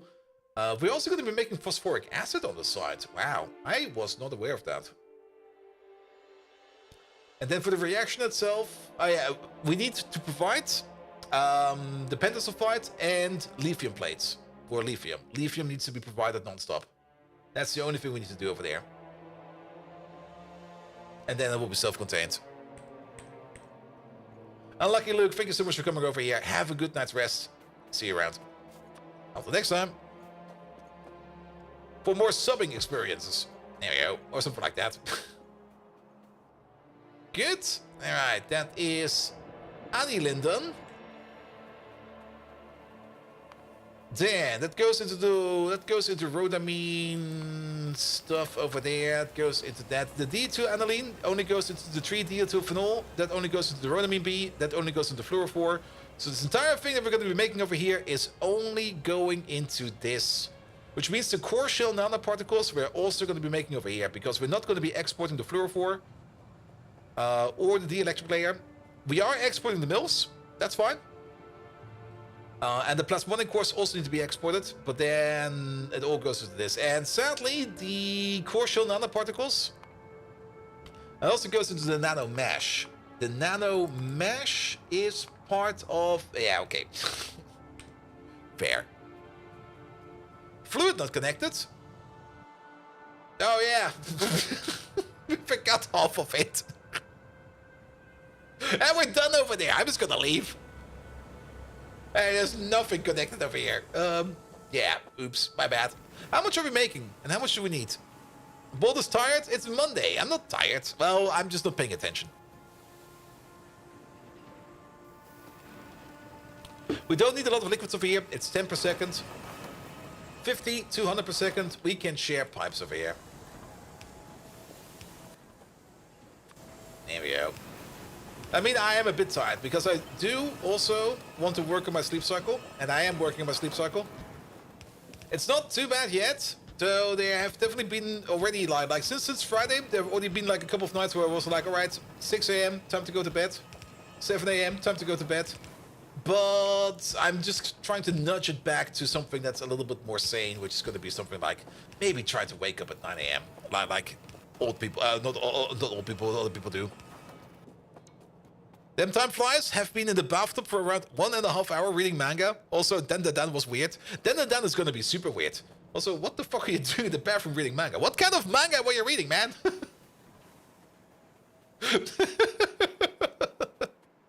Bold Brain still in weekend AFK mode? Definitely, absolutely. I was actually trying to be more productive today. Like I already said, like the one thing I did tick off one of my chores on my big list of things I wanted to do during my vacation time, which was sort out my media pile. I mean, I got the server downstairs, and there's like a metric fuck ton of stuff on there. And it's not really showing up correctly in Plex, because it's just like this unsorted mess. Even though Plex is capable of going through unsorted messes, it's so unsorted that even Plex goes like, what the fuck is this? Dude, what the hell? There we go.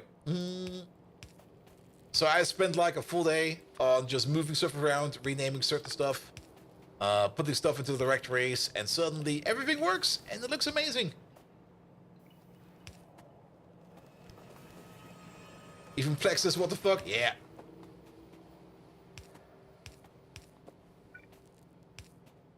Now, there were also, I mean, I did something like a naming convention like a while ago, and that was also more or less like a half-baked idea.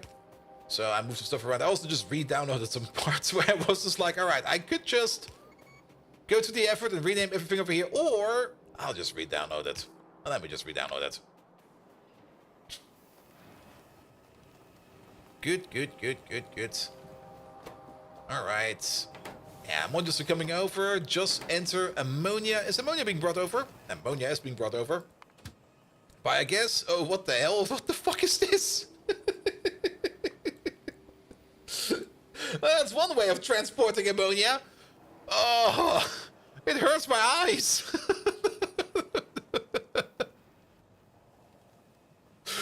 That's what you get if you pay drivers by the kilometer. Like, here, can you bring this parcel over? And I'm like, yes. Are you paying by the kilometer? Yes. All right. Just give me like 2 hours. What? It's a big plus. It definitely is. Shouldn't it reroute to the shorter path? Yes, but the problem is there is no shorter path. Because where did he go? Where was he even? Yeah, I think he was over here somewhere. There's like a turning point over here. There is a turning point over there. But there's no left turn over here. I don't really have that many left turns in my intersections. Actually, I don't really have any. Except for this one. But I don't really have that many left turns in my intersections. They're usually always right turns. And then at some point in the middle, you get like a U-turn. Stefan, hello there. Welcome. And the only reason why I did that is because I didn't really want to have like any crossing parts of track anywhere. Because crossing parts of tracks will cause more traffic issues than we already have. Roundabouts, of course, would also be a solution, but now... Whoa. The other solution would be to make these intersections a little bit bigger, but I kind of just wanted to go with T intersections only, and only right-hand turn T intersections. That'd be terrible. There's another left turn over there. Wait for crossing intersection. Chocobo.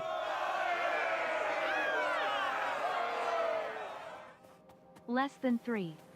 What? Less than 3? Equal or greater than 4?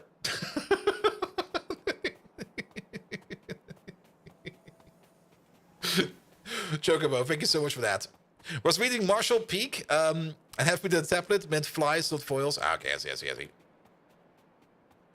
But yeah, my UPS, I mean, if I am not streaming, it's actually at 50 UPS. It's actually doing pretty well. The only reason why we are at 40 UPS is because I use CPU encoding, because my AMD device kind of sucks at encoding.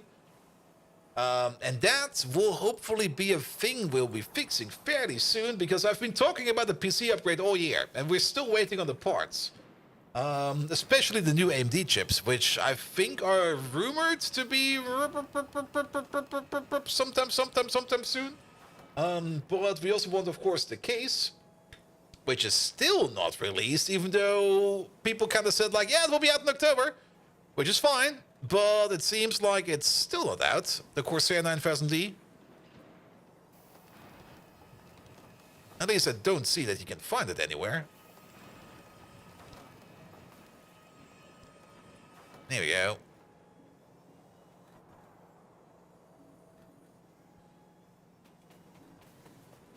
Mike is at 55? Yes, but Mike also has the better processor.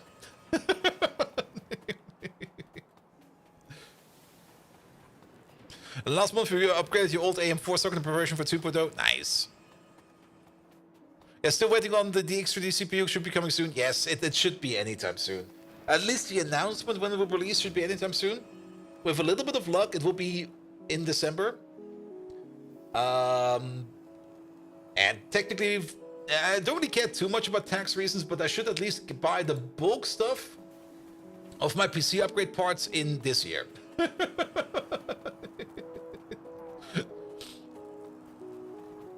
There we go. Rocky Balboa, hello there. Welcome.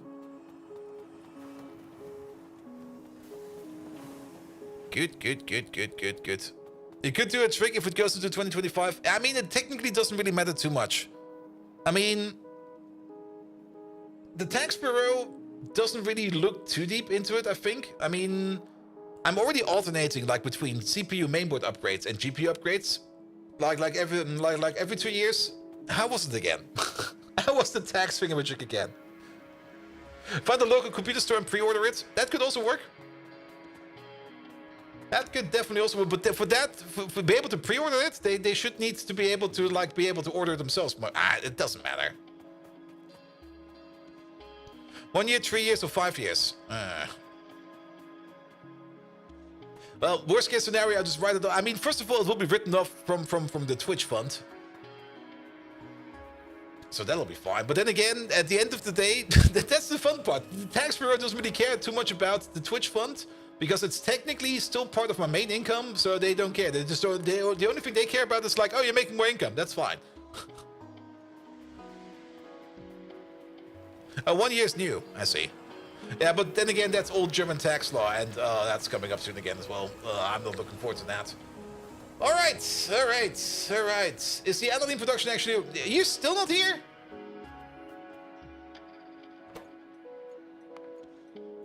Which one? Okay, he's finally here. Good. I just kind of want to see the Aniline production of here start off. Then, aniline into, not this stuff, into fluorophores, not you, into rhodamine B. What about the phthalic anhydride? That is made out of perylene, vanadium pentoxide, a laboratory instrument. Perylene over there is made out of navins, phosphorus pentasulfide, tar, benzene. Is there another recipe? No, there's not. Unless you attach a letter with a good reason why you need to get a new one immediately, you can just write it off as the rest of the period immediately and start a new one. Yeah, I mean, I'm pretty sure you can also do partial upgrades. And as long as you don't buy the same parts again, but then again, how does the tax bureau know? I mean, they're kind of smart people, but they're also not really the brightest of the bunch. Well, I'll figure it out. If you use a budget CPU and a cheap board, then this board should support CPUs that could consume much watts. So upgrade in a few years, the former CPUs can now be a cheap option. Yeah, I mean, I'm just going to get myself a new mainboard. I'm going to get myself a new CPU. The old mainboard, well, the old PC will be integrated to the new PC as well as the dual PC setup. I'm also kind of seeing that we need phosphorus pentasulfide over there, and phosphorus pentasulfide over there is, yeah, let's do that real quick. That's been bothering me for so long that is around. We're gonna upgrade that into a new build. And depends when you get, most are still older and you start getting the younger ones, they're reading stuff now. Yeah, that's very true. I mean, I'm pretty sure that my tax lady who's doing my tax stuff is... I'm actually not quite sure how old. I think I phoned her once. I was like, what do you... I think I talked to her actually once. We had like a question about my tax stuff. But she's pretty nice, actually. Like last time around, she was like, here, dipshit. You declared this over there and that over there. That was kind of a dick move or a stupid thing to do. Yeah, I've turned it around and now you're getting like $200 more. I'm like, all right, thank you.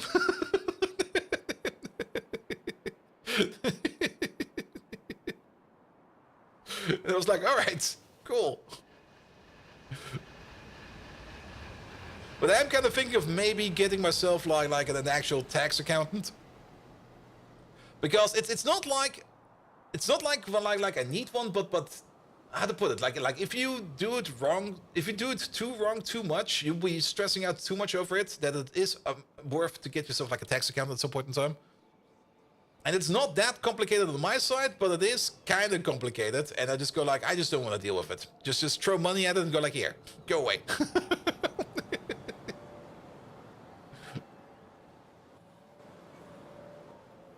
Especially for the business account, if you get off the limit, yeah. Once I do go over on the limit on the business account, then there should also be enough money in the budget to actually get yourself like an accountant, you know? At that point, it is going to be an issue, but at the same time, it's also not going to be an issue. But I think I'm still kind of off on that part, but I think I might be hitting another limit at some point in time. And that's more or less the reason why I'm kind of thinking of getting myself like a tax accountant, because they know those limits better, and they will probably be like, hey dude, careful, if you go over that, that will happen. I've already looked around over here locally who could do something like that, and I think I found some people that might be good, but I've not talked to them yet. I was like, how do you even start that conversation? Just like ring them up and go like, hey dudes, huh?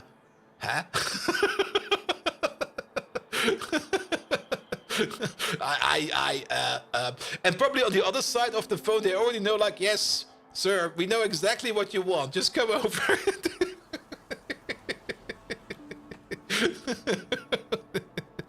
Welcome to the tax accountant bureau. You don't even need to say anything. Just come over. And you upgraded your Intel Core i5. What, really? The i5 with... Oh, that's an SSD. Sorry, I thought it was your memory. But only 128 gigabyte SSD. That's tiny. That's tiny. You're still running a 1050 Ti GB, 4GB. Yeah, but you don't really need that much. If you only play Factorio or games like Factorio, you don't really need the big GPU. Like the current market for GPUs is mostly going into like, here, you want to play this in 4K? Hey, you want to play that in 8K? Here, buy a bigger GPU. But then you go like, yeah, unless you pay Pi, that's true. You do need a bit of VRAM memory. That's very true. That's the only annoying part I kind of dislike about how they set it up in Factorio. That all isn't there. But then again, it kind of makes sense that you do need all of that stuff in memory. And it's not really on the Factorio devs, but that's a little bit more on the Pi devs. Oh, I guess it's fine. And it requires at least 6 gigabytes of VRAM. How much are we eating over here? I'm in Factorio over here is eating about 8 gigabytes. Pretty much 8 gigabytes.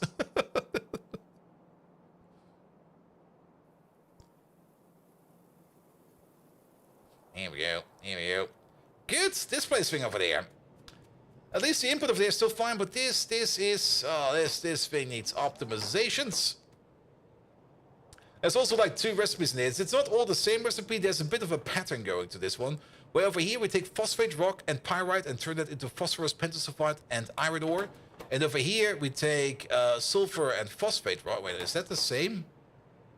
Oh, this is phosphate rock and pyrite into phosphorus pentasulfide and iron ore. And this over here is sulfur and phosphate rock into phosphorus pentasulfide and pyrite. Oh! Get a little down. You're getting an upgrade. A long, long, long overdue update.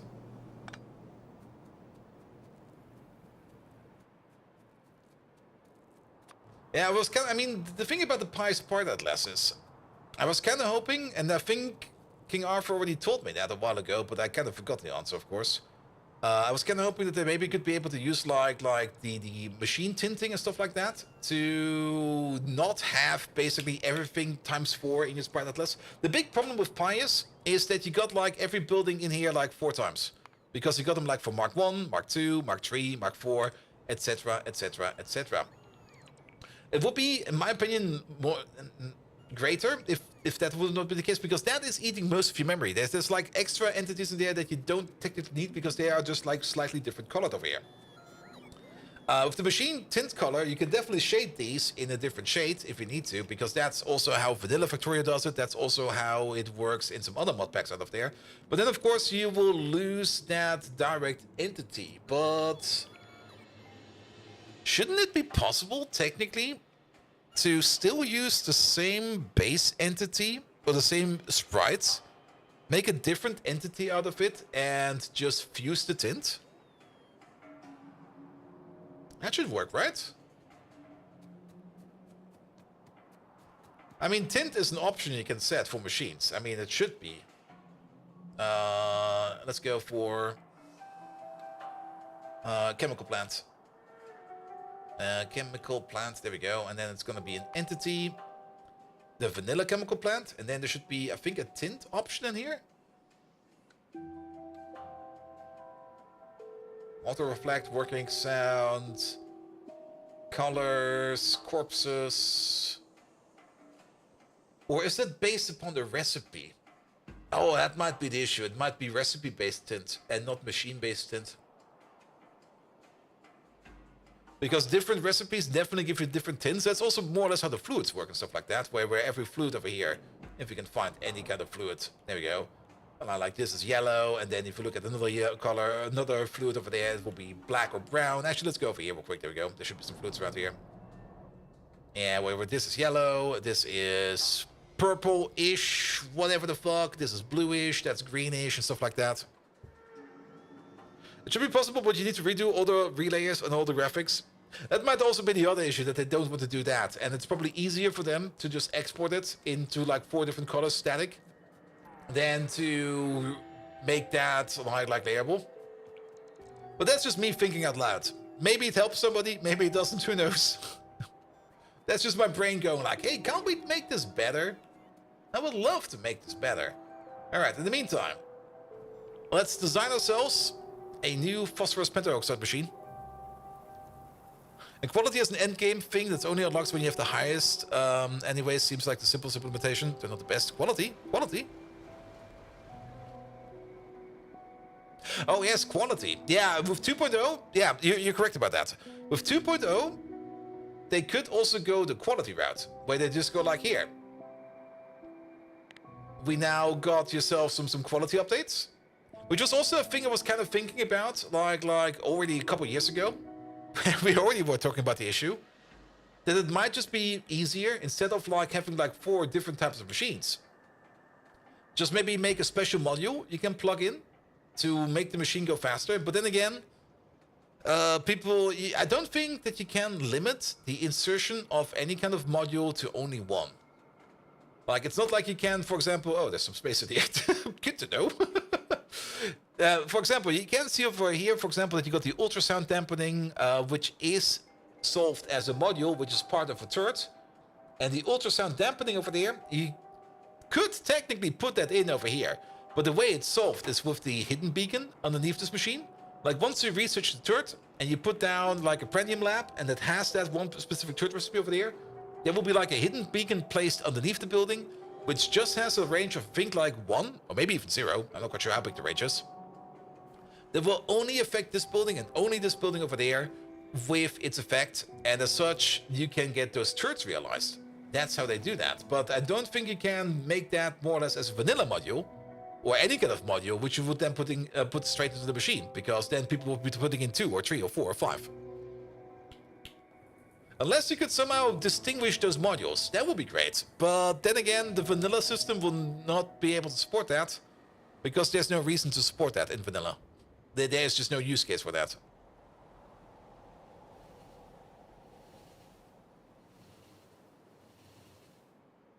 Here we go, here we go. Alright, we're just gonna fly over here into like a corner. Here we go. Did they implement the module overloading in SpaceX beacons? I'm pretty sure they implement that with like a script they run on placement.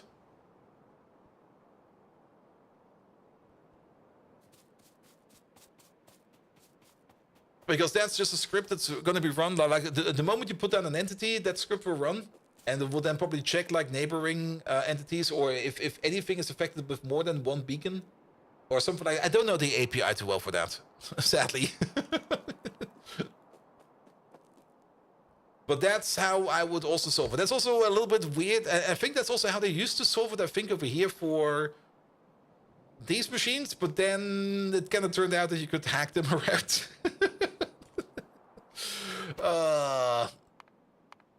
I do hope that there will be better solutions for that at some point. But I'm very much excited to see how Pi will change when 2.0 comes out, and especially how they're going to integrate the 2.0 changes. Alright, what are we looking for? We're looking for the pentasulfide. There they are. This one over there. That's the one with you, and that one over there. And I think both of these can have proc mods in them, right? Oh boy, that's gonna be weird. Is it gonna be weird? No, it's not gonna be weird. Lazarus, hello there. Welcome, welcome, welcome. New factory time next week. Next week will be a new factory. This week will be a little bit more of Pi, and the next week will be different. Alright, I think we're going to be starting off with you over there. So, every 3 seconds, you're going to be making 4 pyrite. Why 4 and not 2? Because we're going to assume that this machine over here at some point in time is going to have a 100% productivity bonus. That's just the base assumption we're going to make. If we go over that, then we might break. We will be under that, which means that this machine over there will be running less efficient. But that is fine.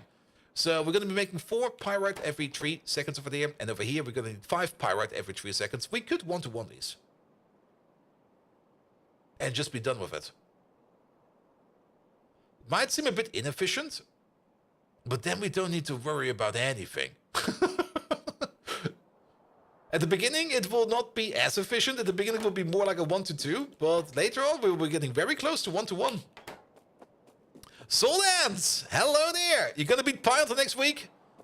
Maybe if I fly over to, I think he lives in America, and then try to figure out how I can buy a gun in America in like less than a day, and then just don't shoot him because he's an amazing guy, and give him a hug and go like, please, sir, can you give me a Pyrrhic victory for free? And then the only answer I will be getting from Pyanodons is going to be, ha ha ha, no!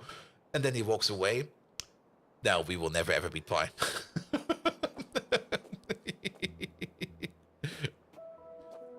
Imagine the warehouse full of meat ticking down. Oh boy. Yep. Alright, we're going to be one-to-one in these. Walmart if you want to get the gun. Buy 3 bagels and receive 1 shotgun for free. Oh. Really? 1, 2, 3, 4, 5. Here we go. That's a miss. I'm gonna put you in the middle.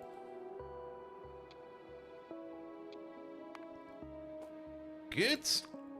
You're so good, you're so good. Alright, then take you out. Alright, we're gonna do it just like that. That does kinda mean, because I think we got multiple outputs over here. We do have multiple outputs over here. You over there are gonna be pyrite. We don't really care about the pyrite over here. We do kind of want to just recycle the pyrite over there into the other product. We got a place that makes pyrite for us, so yeah, it's gonna be like this, and we're just gonna load them over like this. This might seem a bit excessive, but I'll just do it like this. Alright, and then all of these do get in. Okay, we get sulfur and phosphate rock over there. We're gonna have a crafting speed of 5 over there. So we're gonna need 25 sulfur and 25 phosphate rock every 3 seconds. That's a bit like 8.333 per second. So 2 of these together is already basically a yellow belt. So if we put down 4 of these, that is more or less a red belt. Actually, that's more than a red belt. But I think it will be fine. And again, it will be faster in the future. Okay, never mind. But we could still do it like this and just put the belts in accordingly, and I think it will be fine. Good, especially at the bottom part of here. This is going to be sulfur and phosphate. So there's going to be sulfur over here and phosphate over there, and then you go across over here, and you go across over there. I think we can do this a little bit more tight than this, because this feels kind of off. We can definitely do this more tight. Because then we got the other belt going along over there. And then we can split it off over there. There we go. That will be way better. Because then we have got double sulfur and double phosphate rock. And then just take these machines out. Keep these. Yeah, that's... An easier way, steal Mike's base. No one will notice. Look, guys, I finished this game over here. Nah, we all know that Mike cheated, so yes. Can't do that. Did they also give bagels away at the gun stores? Buy 3 AK-47s and get the mixed bagel box. Ooh, I want some bagels. Why do you got 3 AKs? Oh, I don't know. I wanted some bagels. Alright, top recipe over here. That also requires phosphate rock quite a bit. That's also going to be 25 over 3. That's going to be the same ratio, so we can put the same thing in over there. Chimerian Hydra! Hello there! Welcome, welcome, welcome. How are you doing? There. The only thing we might need to move around over here is... power. Yeah, if we move this thing down over here by 1, then we can put in the power pulse without any issue. Let's get this thing out over there, else I'll just... misclick everywhere again. There we go. Put you over there. Because then can have the power pole over there. And then it will be on an equal terms. Guys, we got Chimerian Hydra over there. If you don't know who Chimerian Hydra is, go over there. Check him out for yourself. Because he's also streaming. And he's definitely going to be doing Factorio, I think, next week. Or the week after. Sadly, not next week. I don't think... Chimerian Hydra, you don't have access, right? He did some Monster Hunter. Ooh. Here we go. Here we go. Monster Hunter is sadly a game I never really got into. It seems amazing, and every time I go out and look at it, I go like, I got so many other things to play.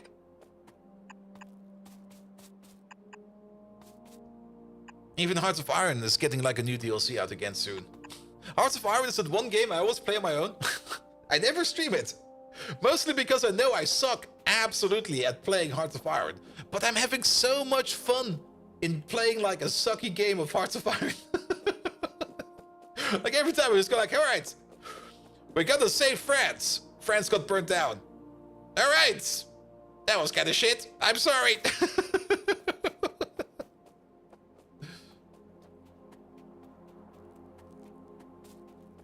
There we go. There we go. Alright, and then we only need some output. Well, the weird name for a game, or the way it's written? Or is there a Monster, or are there other Monster Hunter games as well? There are other Monster Hunter games. Monster Hunter has been around for quite some time.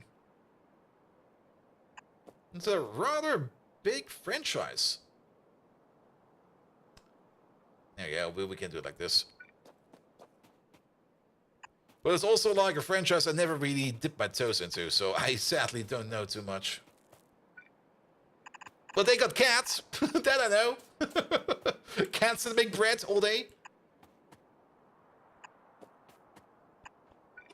Here we go. Alright. And you over there.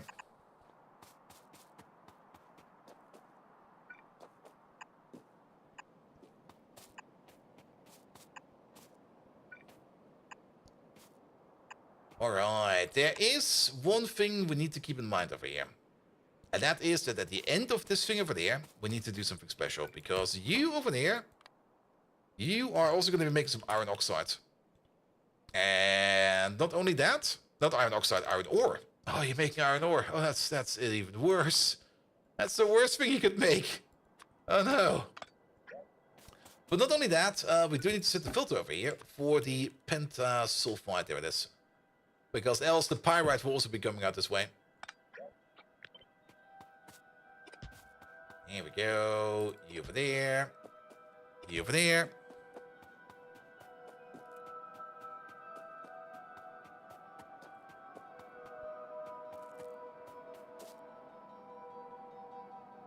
I don't have enough streams on Factorio to just message them. Yeah, it's kind of weird. I mean, you could try to message them, but eh.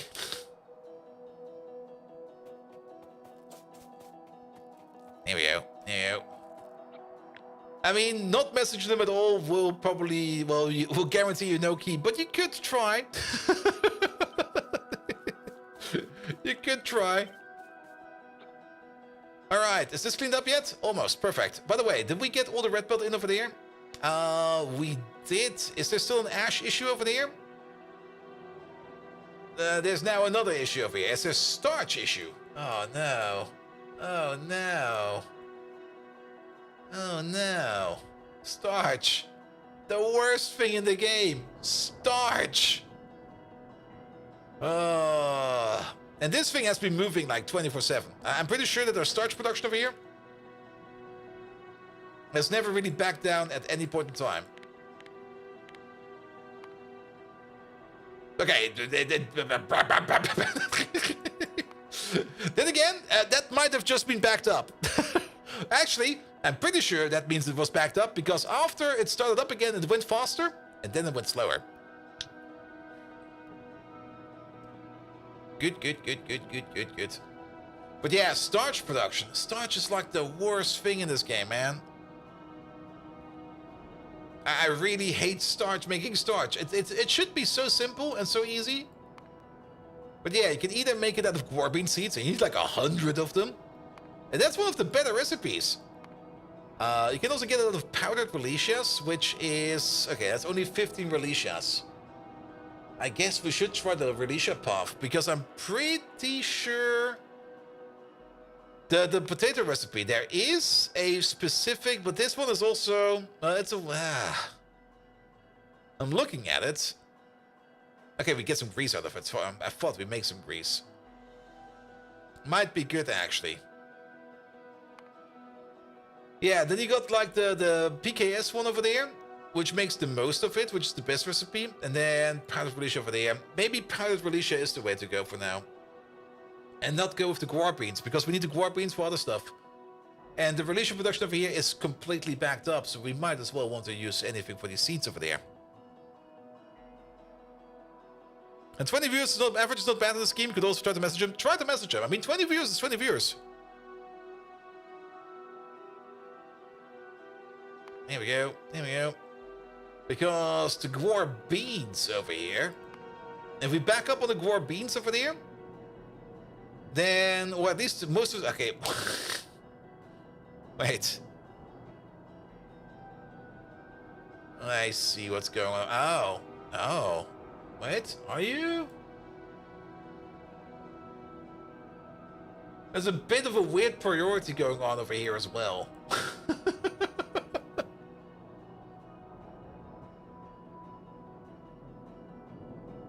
Here we go. But yeah, most of this is going to guar gum. Guar gum? No, that's definitely being consumed. That is going down fast. Where the fuck is it? It's down there now.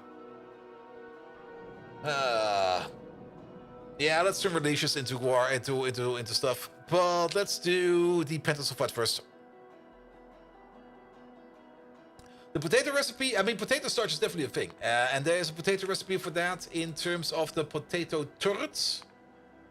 That is, of course, in the 2 press. There we go. I don't think we've got these researched yet or selected yet, no. So what could we do over there? Tuber reuse. Recycle the smaller and discarded tuber tubes as a source of organic starches and grease. The problem is at the moment that we are not really making that much excess toothbrush. And also we're kind of turning our extra toothbrush into molybdenum ore, which seems kind of better. As we got the ability over here to make fungicide, which will just improve the turd production. And over here we got, what does this change into? That's 2 into 8 seeds from 2 into 11 seeds. That feels kind of shit. What the hell is this? I mean, getting more seeds out of it, I guess, is fine. Here we go. Here we go. I don't know, yes. Alright, but let's get this pentasulfide built in. We definitely do need more pentasulfide.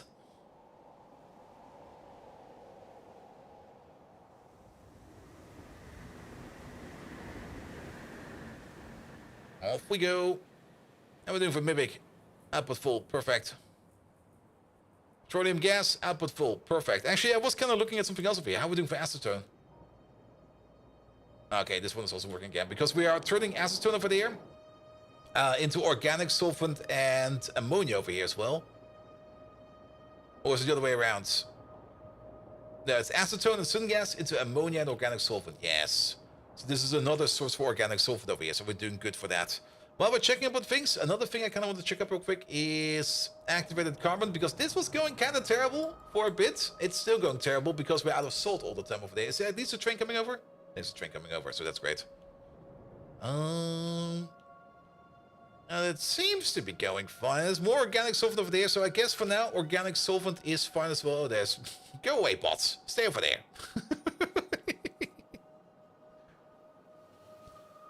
Good, good, good, good, good. Alright, where's the place we're looking for? It's all the way over there. It's been cleaned up, so we can put down the new machines over there. We had a total crafting speed over there of... I sadly do not remember how many machines we put down over there. But that doesn't really matter, because we're probably going to be putting down... Well, we're going to be putting down more over here than the belts currently can handle. So that's already going to give us the answer. Alright, alright. Come on, fly faster.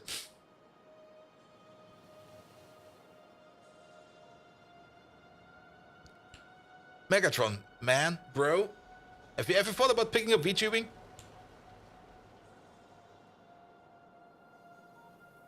Also, Megatron might be a server today. Things have happened. Don't ask.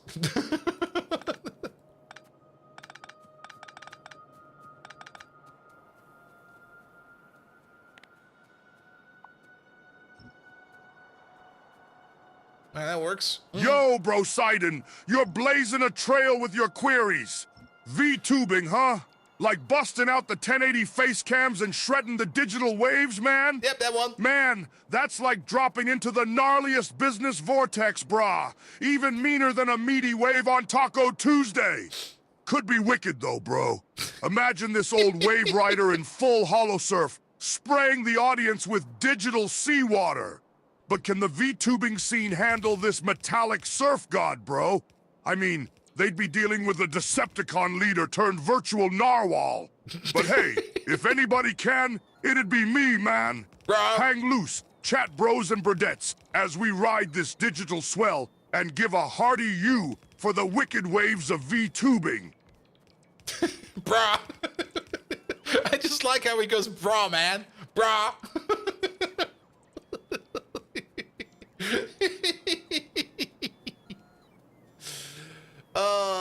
If I look at this, okay, we most likely... What the fuck is this? I kind of remember doing something like this over here at some point in time, probably because I was out of landfill. And there we go.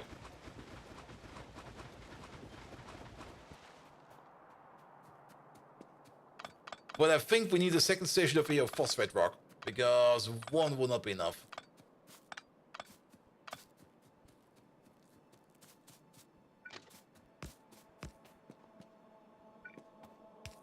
There we go, put you over there. Because you can already see how fast it's going out of this station over here, and that is just way too fast. we definitely need a second station over here. So, you over there. Which also means we are going to be cleaning up part of this.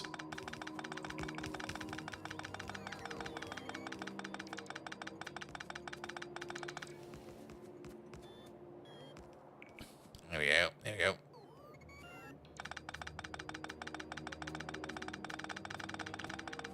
And then these over there. We're still gonna have the same amount of belts on the left and the right.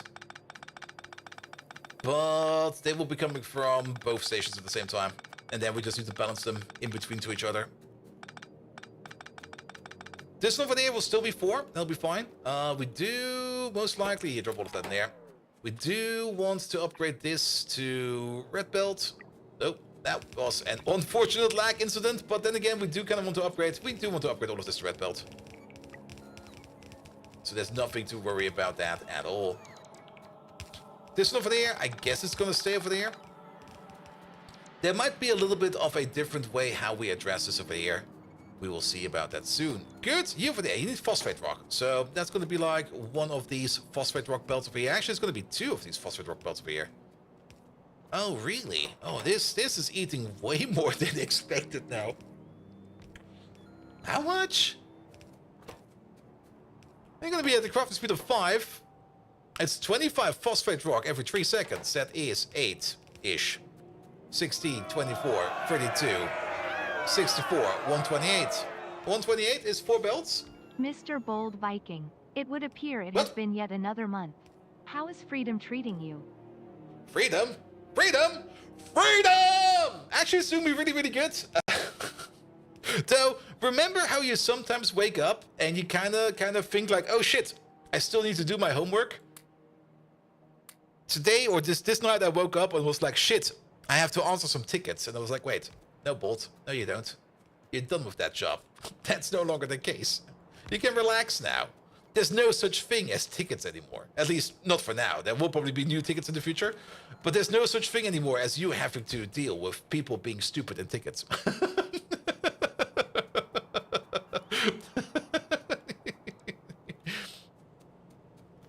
All right, yeah, but this is gonna be 32. Actually, a little bit more than that. It's just gonna be a little bit over a singular red belt. That's the issue over here. It's gonna be a bit more than a red belt, which is why I want to have like 2 red belts coming in over here.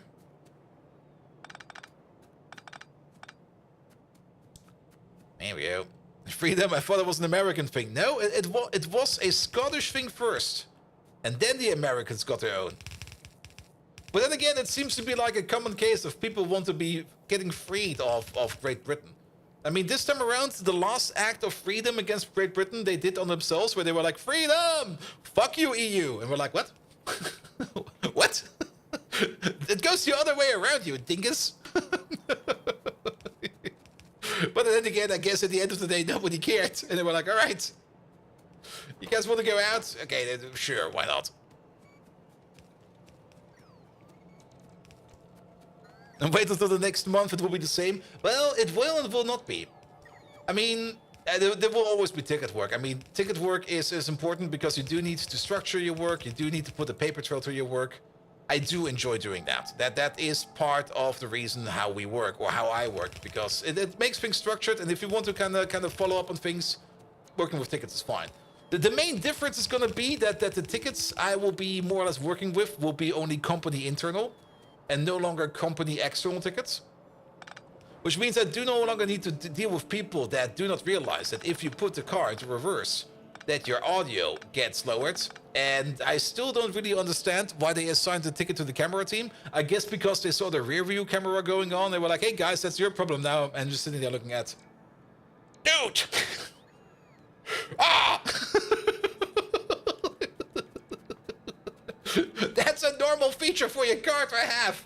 That the sound in your car gets reduced when you put the reverse gear in. Oh. That one will forever haunt him. I did get like a very, very nice message, or like when I was like meeting up with the people I'll be working with, like next month. They also, I mean, everybody has their fair share of tickets that were like weird. And they told me their weirdest ticket because I always wanted to ask, like what is the weirdest ticket you had to work with, or you guys had to work with? And the one they all agreed upon immediately was the one that was like this. It started like this. Yes. This has been tested by higher management. This has been tested by multiple people. This is exactly a bug, how it happens. So please take this seriously and please take a look at it. And if it already starts like that, you already go like, all right, reading on. Then the next paragraph was like, all right, the system freezes when we order vanilla ice cream. The system does not freeze when we order strawberry ice cream. And then it's going like, what?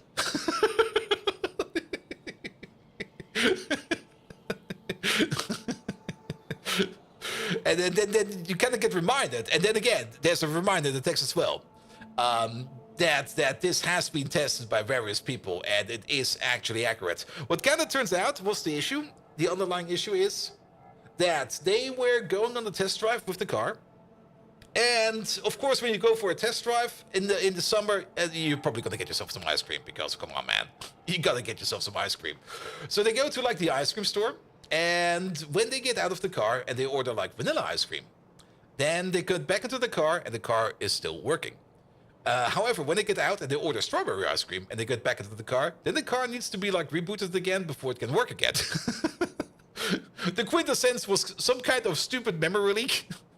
And the reason why it only showed up when they bought strawberry ice cream was because the strawberry ice cream was just like a little bit further along in the row of all the different ice creams they had available. So it took like a quintessence amount of more time to get that ice cream done instead of the vanilla ice cream, which usually is like in a more prominent spot.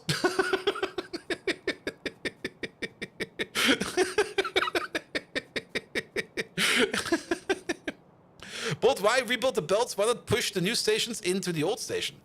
I don't really want to do that. If we push the new station into the old station, then we will have a constant input-output thing happening over here. And we do know that when we were putting items in here, we apparently, I'm not quite sure, but I kind of can see the case. The case can be that we still need to figure out where these items will be placed, because there could, worst case scenario, there could be like items everywhere. So technically, the game needs to iterate over this place to figure out this place where it can put it. And that might cause some UPS. I can definitely see the issue. Maybe this is optimized and it will be working a little bit better. Very, very true. But I can see definitely the case that this might have UPS concerns. They should just make this automatic by now.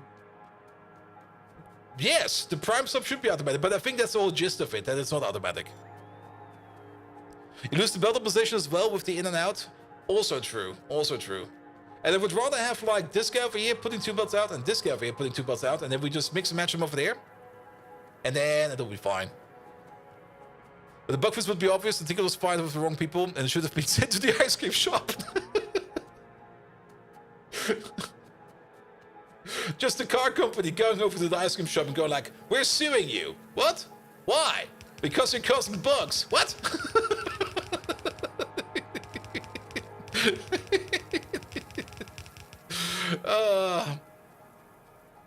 Also, I think we do need some more belts over here. We need way more belts. We might even end up with this going completely different because we need some belts over here as well.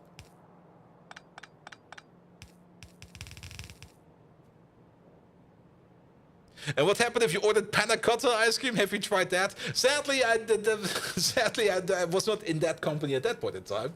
But yeah, the issue was obvious. But still fun. I mean, having weird bug reports is always like, I guess, the most fun you can ever have. Like, it's just gonna be like, here, this is happening. You're like, what? Maybe this is happening. All right, we need some more belts over here. Actually, we do need extra belts over here. We need a lot of extra belts over here. And this will start to look a bit weird, but it'll be fine. We do need to get these undergrounds over here in order. And it's not like we're the thing over here is, and that's already a bit of the issue. It's not like we're consuming like a little bit more than a red belt. So we also do need some extra red belts over here. Just kind of annoying, but so be it. But yeah, but for the new company I'll be working for, I mean, like I said, I will mostly be handling internal tickets, and I will probably be working mostly on my own even. So I'll be my own boss, and they'll just be like, here, can you do this for us? I'm like, yeah, sure, give it to me. And isn't Space Age releasing on October 21st? Why only 7 days in your title? Because we get early access. Content creators get early access, and the embargo falls on October 14th, 12 UTC. And we already talked about this a bit, that first of all, I kind of hate that it's already falling that early, which kind of means that there will be a whole bunch of streamers and a whole bunch of other content creators already pushing out content. And I also can't really ignore it. I just really dislike it that content creators get this like a week early. I mean, I don't mind it that they get it like early to prepare content, to release it on the release day. That's perfect. That would be lovely. But that we can more or less go around just like a week early, that's a bit of a sour taste. Because then you'll be sitting there playing a game that nobody else can play yet, and then the Factorio community is very adamant about Factorio. They all want to play it. They all want to be sitting there going like, we want Factorio, and now we have to watch this bozo over here play it terribly. And I will be playing it terribly. And yes, Skrillex, the most common consent or answer I've gotten from most of you guys, and that's perfectly fine, because I would probably be doing the same, is to ignore all kinds of streamers and content creators next week.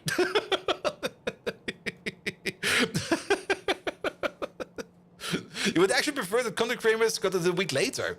Yeah, but you can't really control that, because what for about the people that pick up Factorio 2.0 and start making content then on their own? You can't control that, sadly. That's sadly not possible. But yeah, it's gonna be weird. But I'm also kind of now in a weird position where I just sit there and go like, all right, I could also just ignore it. And just keep on playing Pi, but then... But then again, I also want to play it. That's the other part. It puts me in a weird spot. It definitely puts me in a weird spot.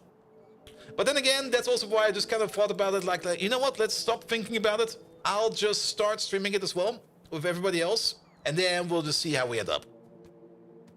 So be it. All right, you go to there. This will also be different. And we're just going to jump in on the bandwagon as well, and we're just going to have some fun with it.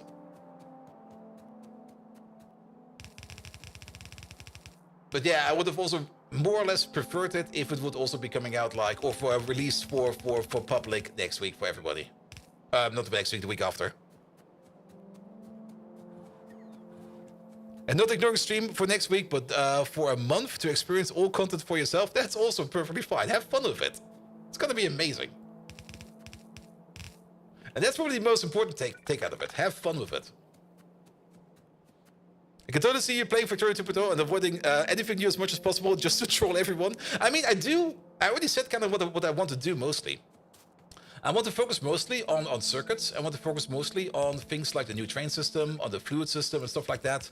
The later planets, well, we'll probably have to do a bit about that, or we have to work a bit with that, because things might be technology locked and stuff, yada yada yada. But I mostly want to fuck around with the new combinators and everything else we got, and everything else I kind of forgot about. That's what interests me the most. And then the other planets, they have a lot of fluff to them, of course. I mean, from all the Friday Factorio facts, like the lightning planet and stuff like that, and the lava planet, and yada yada yada. There's also a whole bunch of stuff in there, of course, that is very interesting. I kind of want the circuits, man. And maybe if we play it correctly, we won't even see any of the new content at all until like the week passes. But yeah, who knows?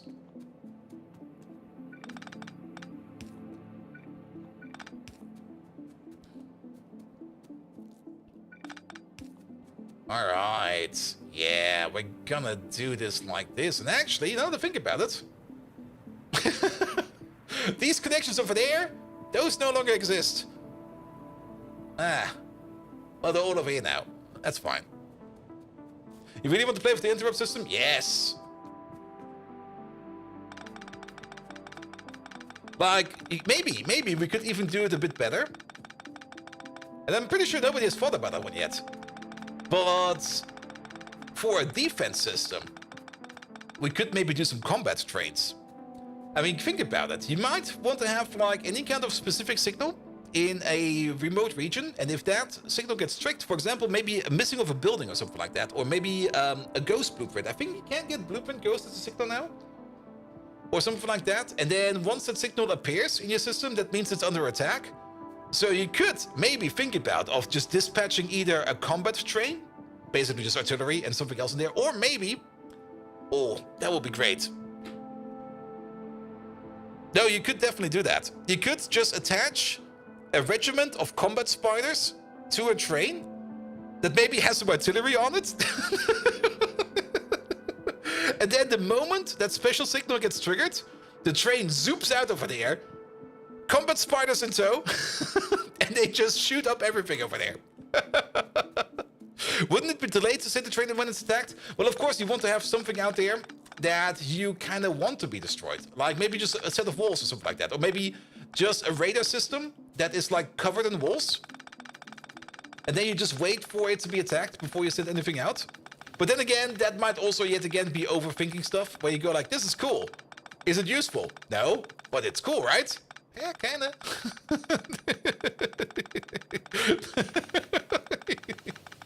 Things like that is what I'm thinking about. Oh, my inventory's full.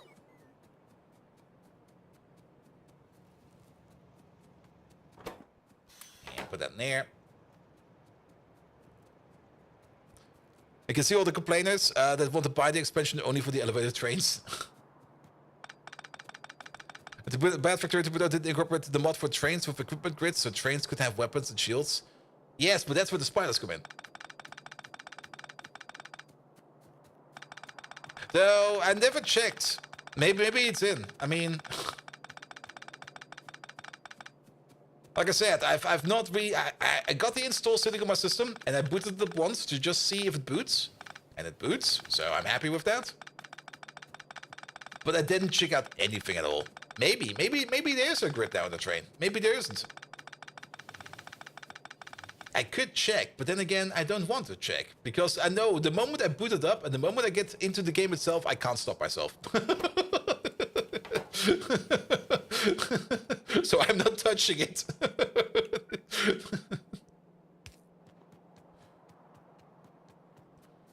Factorio update just added the third dimension.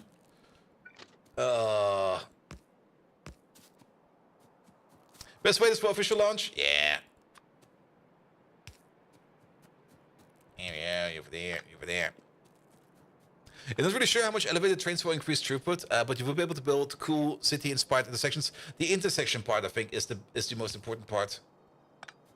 Not only that, with the tighter rail formations, you can now also get like tighter and better intersections in. For example, you could now easily do something like, just imagine that this over here is like train lines. And then this is another train line. It used to be that you need to have like a decent amount of space between them. Like, yeah, let's make another one over there. Like one, and then you need like at least this amount of distance, like 2 blocks down to get like a split off. But now you can do it like in one and just split it off over there, or make it even closer than that. And not only that, I'm also kind of thinking of maybe implementing something like a highway system, where at every, I mean, you basically have elevated rail. Not necessarily elevated rail, but you got like main lines that cannot be crossed, or that should not be crossed, where trains can just barrel down as fast as they can, and then you just got like offload or off ramp and on ramp points and stuff like that. There's so much stuff I want to fuck around with. It's gonna be great, and that's probably gonna be the only thing we're gonna be doing like the next week, just fucking around with trains and intersections and stuff like that. For things like that, I actually don't really mind that we got early access. So, yes, but then again, depending on how deep we need to go into the tech tree and stuff like that, we might end up having to go like to other planets and stuff like that. And then again, fucking around with the space thingamajig, yes, come on, man. Can't not fuck around with the main attraction. And 22.5 degrees rails will be very interesting for the new layout. Yep. Elevated rails for highways and normal ones for stations. Yep. Then again, of course, you will have like crossing points, but then again, where the crossing points are, you just maybe go down with your rail and go up again, and then you just make like a full clover. And even making just a full clover intersection. Ooh, I want to make a full clover intersection, man. Just like a massive clover. A clover that fit 2 trains. Nom nom nom nom nom nom nom.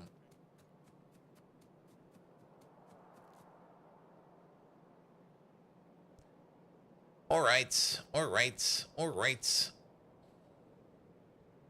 Full clover should work. Full clover should definitely work. The only thing I'm a little bit concerned about is, of course, and that's usually the part. And that is still an issue that you're still going to have regardless of whatever the fuck you do. Do I've got a good example of this somewhere? Yeah, over here. Stuff like this. At some point in time, you do need to scoot in. This is still going to be an issue.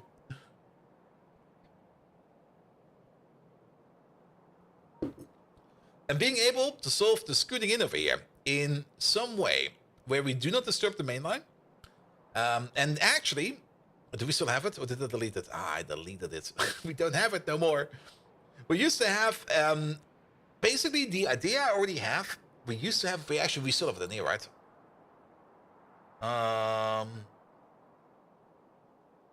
It's in here somewhere. Both inappropriate? Yeah, there it is.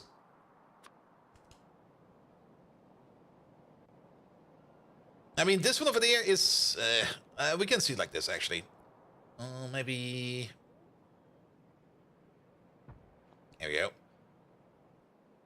It's kind of hard to see, but just imagine that this over here is like the main line, or the highway line, and then this over here is like the little side roads that go to like machines and whatever.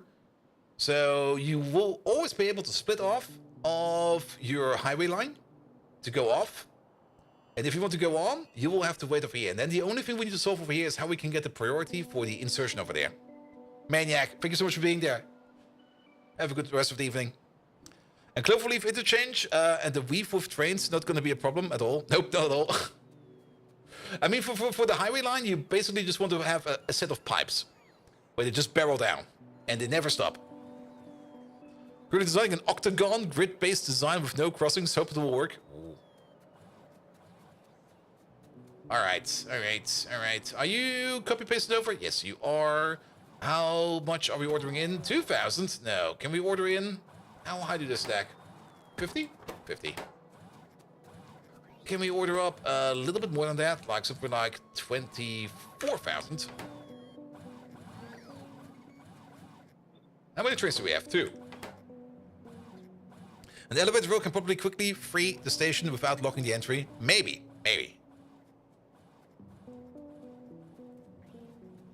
But yeah, there's definitely still some things I want to fuck around with trains, and we might just end up making maybe some mini scenarios. But we just make like, we could, if we kind of think about it, we could just completely ignore the main game and just make some kind of testing scenario just for trains. Where we set up like a massive amount of trains, like the game, what's it called again? Mini Metro? Not Mini Metro. The intersection game. Maybe you could even do some scripting and make some trains on the fly. And did they contact you for early access or the other way around? That's... Rhaegar got it for me. Well, I'm not quite sure how that all went down. Open TTD? No. There's that intersection game. Intersection. I'm just going to call it intersection game. Google, don't be evil. All right, that's fine. It's not called intersection. Bosch played it a while. It was just this very basic game. Well, you just need to work with intersections. It's not this one either. What was it called again? Freeways? Was it called Freeways?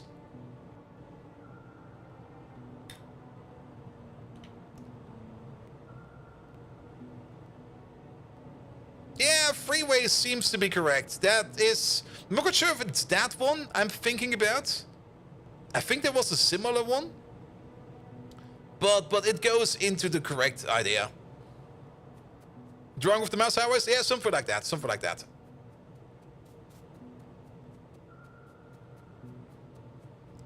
Mini motorways. Was it that one as well?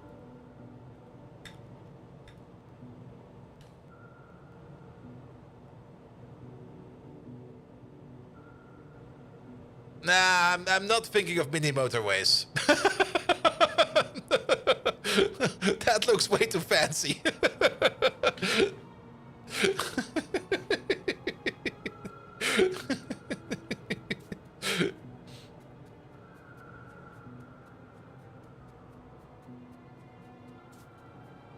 There we go. I'm also not quite sure if it was actually freeways, but something similar like that. All right, this way is working again. Now we just need to get the output together. Oh, you're missing power. Wow, interesting.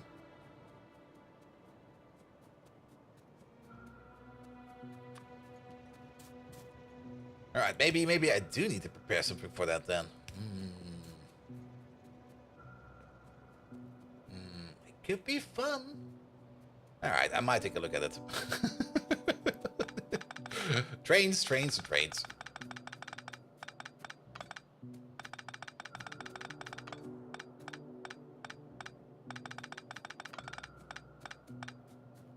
I mean, that would also be, if you kind of think about it, and I'm kind of amazed that the Factorio devs have not done that yet. But that would also be like one of the more interesting parts of those other game modes Factorio has, you know? those other things you can click on when you start a new game. They already have the logistic puzzles. But how about they add something like a train puzzle to it as well? And Skype, 7 days, do you have early access? No, I'm just gonna pirate it hard. I'm just gonna be restreaming whatever other Factorio streamers doing, and it's gonna call it my own content. Mike, I'm just gonna copy Mike. Yeah, we got early access. All right, how much are we making in total over here? It's 1 every 3. We got the total crafting speed over here of, it's also 1 every 3 over there. It is 1 every 3 for each of these, even though we got other outputs over here every now and then. So that's a total of 4, 8, 16 times 5, 80 divided by 3. That is something like 2060, 26.666. That is 2 red belts. You look like a pirate? Nice.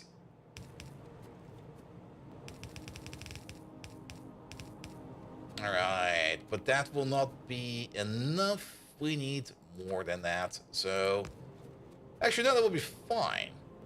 That's exactly how we want it.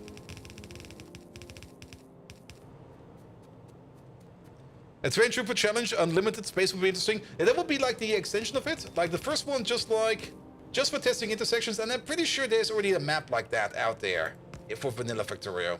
And that must already exist. Because the base principle does not change. I mean, I do know, I kind of remember in the past that there were like discussions about optimal intersections and stuff like that, where they were testing it as well in Factorio running in simulation mode. So there must be something around. And to be perfectly honest, those maps should still be valid for Factorio 2.0. Because, I mean, in the base sense, they don't really change.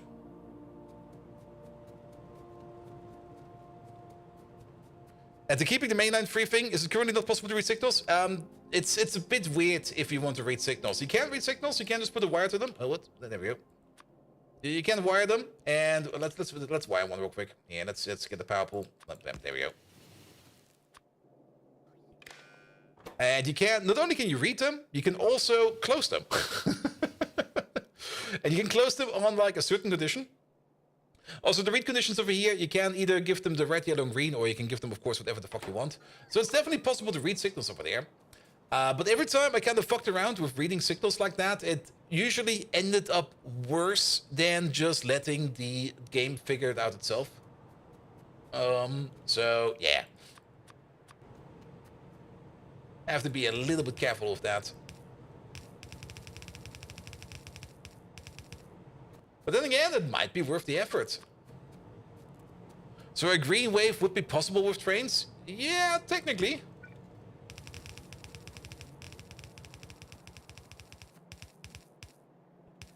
But then again, do you really need a green wave? I mean, there's already the train look ahead thing. Like if a train is barreling down, and we might be able to see it over there. There we go. Here, see that? It's already reserving signals way in front of it. Or at least it's trying to reserve. Okay, he wanted to go for the... What the fuck are you doing? There we go. So this one is yellow. This one's already yellow, even though it's not there yet. It's already reserving trains or signals in front of it to more or less push itself through the traffic over here. I'm pretty sure you can edit those values, either via console commands or maybe even via some mod settings. I think they might even be in here. Are they in here? That's mod settings. Pum, pum, pum, pum, pum, pum, pum. Train reserve next block? Yes. Interface, other. It might be in the secret settings. How do we open those again? There we go, the rest. Max parallel mod download. Can we search? We can search. And then look for train options over there. Pum pum pum pum pum pum. Trains debug threshold for slow pathfinding message. Lol.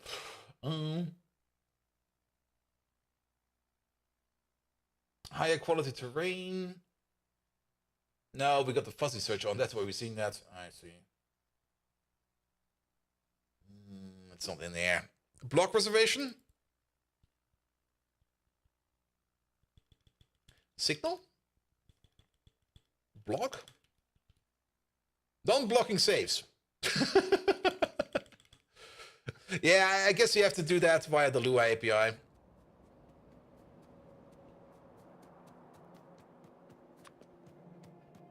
But I'm pretty sure it's a value you can change. Alright, you're full already. Alright, look at this. Optimized. How about you? How much are you set to? 2,000? No. Order more stuff in. And the final part over here for this puzzle is get rid of all of these.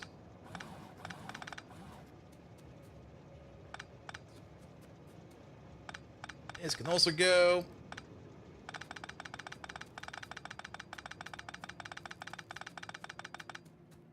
There we go, nobody needs that. But we do need some fuel over here then. And we got ourselves the exact thing for that right over there. Might as well place these over here as well. And then you get one. You get one. There you go, done. And supersonic trains to have like 500% more than 500, 500,000% axle and max speed or so. Yes. But super fast trains also have another issue, and that is, well, I'm pretty sure that you can run super accelerated. That's actually kind of interesting. I do remember seeing Clowntown like a while back playing with like super fast trains, but he was also playing like that that maze map, which is also kind of amazing. Ha. But I'm pretty sure you can either run those with almost no signals at all or minimal amount of signals, because they will probably be so fast that they won't even collide, because they will probably not be even in the same position when the collide check happens, because they will already be way past whatever they want to collide with. Alright, alright. The only thing that's missing over here is a bunch of balancers. Over here. Yep. Too fast to collide. That is actually a thing. I mean, keep in mind how collision is checked. Every tick, you're gonna more or less check if two objects collide. And they only collide if they are more or less touching each other. But if they move so fast that they are basically already past each other, then they are gonna tunnel each other. It's also the reason why if you're like super fast, especially if you eat the energy drinks over there that you get in Factorio, that you can run through buildings, because the check is, I mean, you're already through the building before the check is applied. And then it goes like, yeah, you did not collide over here, you're good, alright, thank you.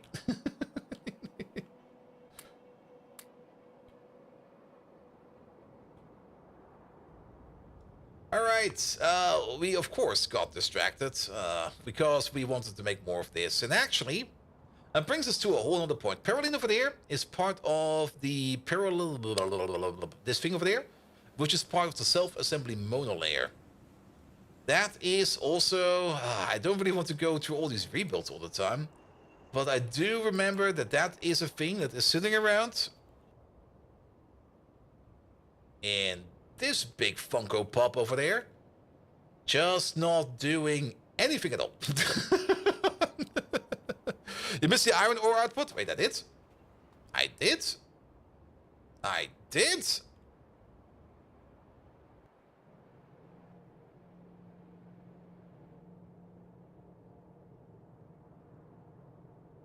Well, that's fine. That's fine. That looks fine. You missed the iron ore output on the last assembly.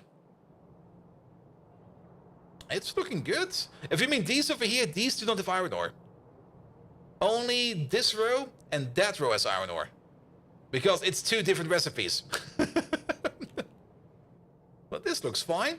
But it's currently nothing putting out because it's completely backed up. There's definitely some iron ore over there. But there's no iron ore over there. It also got different inputs. Yeah, it's not the same recipe. That's the confusing part over there. This one over here takes in phosphate rock and sulfur to make pentasulfide, but we make some pyrite. This one over here takes pyrite and phosphate rock to turn that into iron, as well as pentasulfide. So it's 2 different recipes. Here we go. That should be fine now. Now we're making like tons of it. I did notice one thing real quick. Where is it? And that is mostly that this over here is all red belt. There's also an ancient input over there. That's an... What are you even doing? Oh, there used to be an oil sand machine over here. That's why these 2 are there. Yeah, we can get rid of those at some point in time. There we go. And this over here will just be sucked up. I don't really care about it right now. Good. Good. Alright, getting distracted 101. We're masters at it. Parallel. There we go. That's being made over there. That's being made out of all of these inputs over there and stuff like that. Then we can combine that up with rayon, as well as these 2 special alloys, as well as nexolite, as well as trichlorsilane. Is that trichlorsilane? That is trichlorsilane. Into the monolayer assembly material. This stuff over there, I'm pretty sure that stuff over there is only being used in, only being used in monolayer assembly. But the problem over here is that this place over here is no longer really working, because for this place to work, we would either A, need to remove the lard input over there and replace it with a fatty acid input, because that's what we're doing over there, making fatty acids. We also got this big clunko over there, which is making our EVA, or EVA, which I think is some kind of plastic, which we're now also out of. And I think that's also kind of important. We can compress these 2 clunkers down into like a small build, probably over here somewhere. Maybe even over here. We don't really have that much space over here. Then again, there's 2 stations over here that we can get rid of. But then again, we need so many more other stuff over here. But here is the stuff where we have, for example, the fatty acids, which we need. Because this is now where we mostly are processing our lard. And we're mostly doing that over here because we are making things like epichlorhydrine and stuff like that. And yes, mostly for our epoxy production over there, which we're doing great at. Our phenol production, on the other hand, is looking a bit weak. But then again, I think that's fine. And I'm actually still surprised that we're still making aniline over here. We could add more train stations over here. Ooh. I mean, the moment that this thing over here is empty, we could make a production over here. And it's close by enough to this place that we can just pump it over. And then move it over there. You know what? Let's do that over there once it's time for that. Let's maybe also check up on the things that we have set up. Especially the bees. Are the bees getting upgraded? And they are. Oh. 21. 21 is a ludicrous amount. And by ludicrous, I mean ludicrous shit. The main reason why we're not making any more right now is because of a lack of... What are you lacking? No, you're lacking food. Really? No, you're not lacking food. You got food over there. Is it bedding? No, you got bedding in there as well. Oh. Oh, that's kind of stupid. I'll be right back. How soon is your guess when Pi is compatible with 2.0? I mean, the Pi devs, as far as I know, are currently only working on getting it like compatible. They're not going to be doing any kind of integration, and they're not going to be doing any kind of integration for Pi alternative energy. So they're only going to try to basically make it boot. Make it boot, and hopefully make it so that the changes that exist do not affect you too much. I'm curious to see what they're going to be doing about the pump change. But they're only focusing on making it run. And for that, they've already made some progress. Now, I don't really want to get too much into the details, only that I can say that they make progress, because I don't really want to put them like on an accidental tight schedule, you know? But they are making progress on it. I'm pretty sure the Pi Discord itself is probably the best place to look for information for that. I could check over there. Maybe they got something written over there. I mean, not everybody needs to be the Pi Discord. Oh. The food channel?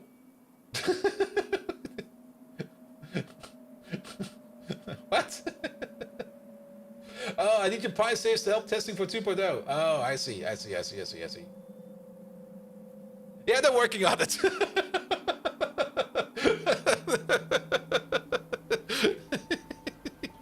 I guess I'll drop mine in over there afterwards as well.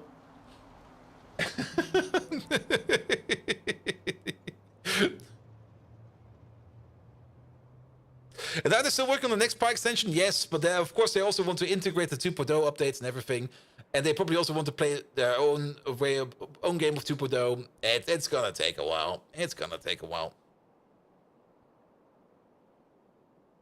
Yes, Pi SE, Pi C exploration. Now that would be amazing. That would be fucking amazing. Like I said, I still want to have like a ginormous underwater biter queen swimming around these massive lakes. And some underwater content. Ooh, lovely. Alright, yeah, we made the most basic and stupid mistake over here. We deadlocked ourselves by just putting too many things in here.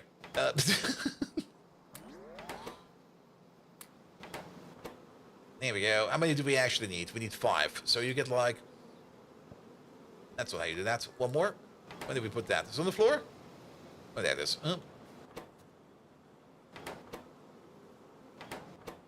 we go. 5 should be enough. Let's maybe also compare speeds over here. 80 seconds. And over there, it's 100 seconds. Yep.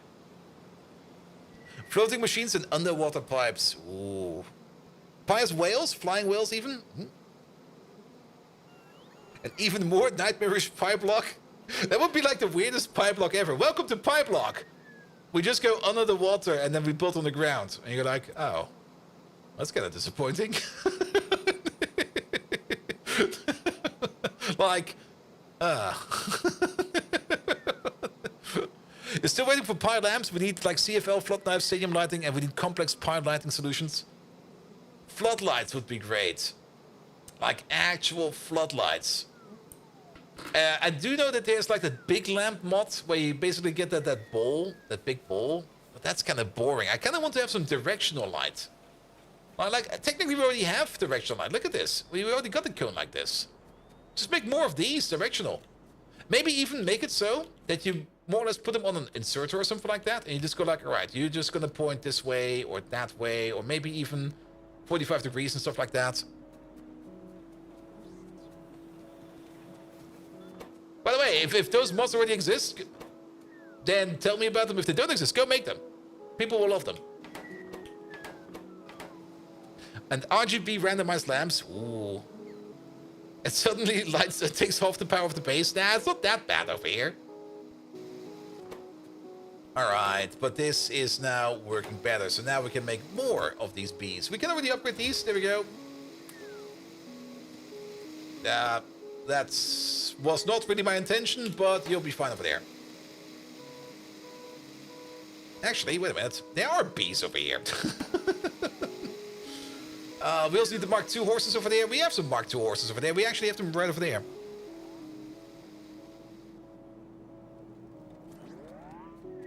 Here we go. Here we go. It also kind of reminds me that there's fusion power in Factorio 2.0. I got no clue about that. It's gonna be great. I'm already super excited. Making also, again, vanilla nuclear reactors. I mean, I don't really mind the Pi nuclear reactors. But I am always very, very happy to see a nuclear reactor in Factorio just go. You know? And not having to deal with all this other bullshit. Like, how many plutoniums do I have?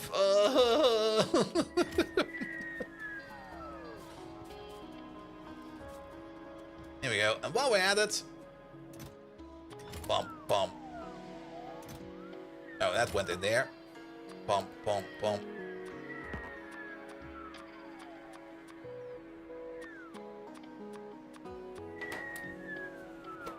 Also, fuckers. I could use the upgrade planner. I know. There you go.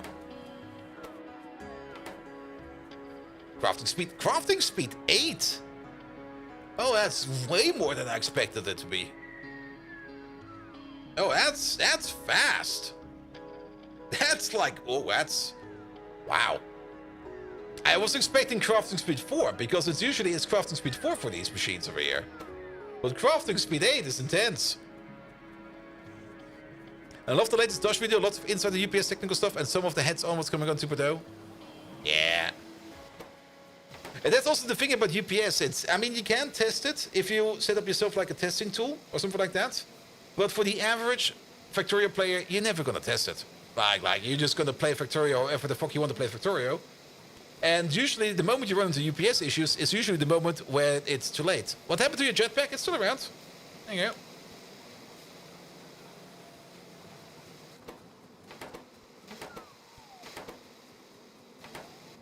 Alright. He made a 20k SPM base, so he cared about it. Yep. And once you get up to the higher levels of SPM, then you do care about it. Then you do start noticing things. Where you go like, oh, wait a minute, this feels kind of hot. Why is it like this? And then you go like, oh, that's kind of odd. Why is it like that? Good times. All right, how many do we need over here? 13. And you use cars as storage, super weird. Yeah, that's the thing you used to do in the past. When you wanted to make like super compact, high-speed belt, more or less. Not only could you use cars as a storage on the belt. Yeah, just make a loop or something like that. You could also do something. Let me just get a random machine out, like one of the. That's too big. That's too big. That's still too big. Hey, you're good enough.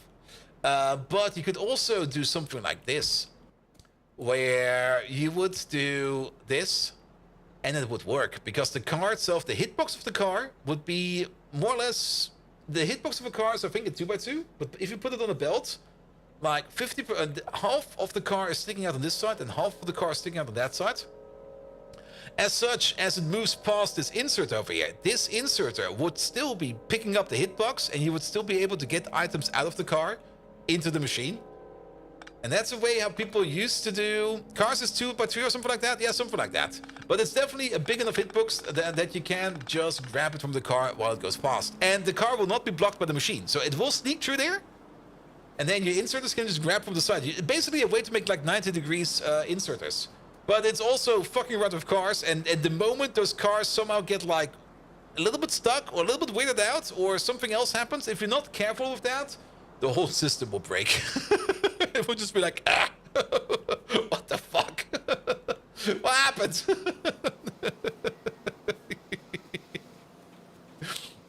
But we did that on stream, like, I think when the 1.0 update came out, I made, like, a car smelter, which was a lot of fun.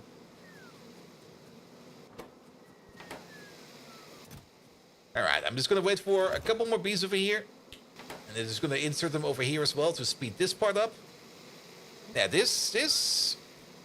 we still got the old ones over there? Yeah, okay, this is a crafting speed of 4. Alright, never mind. Give me bees.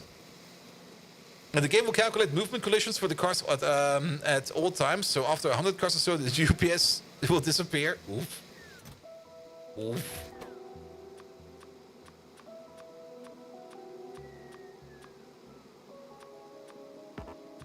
There we go. And then this over there will also be a bit faster. Good. At least this will speed up the bee production in general. It will still take over here, what is that, like 25 seconds? Give or take 25 seconds to make like one nest. This is actually backed up, which is kind of surprising. Which might mean that we can put some speed modules in there, just to speed you up a bit. Oh, because you got the crafting speed of 8, of course, yes. And then that goes into there. Now this over there is a little bit faster, and then it goes into there. Ah, it should be fine. Should be fine. Let it sit and spin. Maybe wait for one more batch of bees so we can at least finish up this part over there. And then once we got enough bees, we can think about upgrading the bees. While we're thinking about upgrading the bees, we might also think about rebuilding the bee farm a bit. This place over here is... It could do with some fixings. Let's keep it like that. It could do with some fixings. It's a bit of a mess. Overall, making bees not that hard, but it's yes. Maybe we keep it like this. I'm not quite sure yet. But I think we can do better. Alright. We are super drifting again. Like drifting in every which way direction. Is the cow production back online? No. Because bedding is still an issue. Really? That is bedding. Okay, bedding. We're going back to bedding. Alright, new issue. Love it. Love it when it's a new issue. Like, if it would be the same old issue of not enough wood, I would be furious. But that's not the issue. Now we're back to the issue of not enough. Not acetic acid. Formic acid. There we go.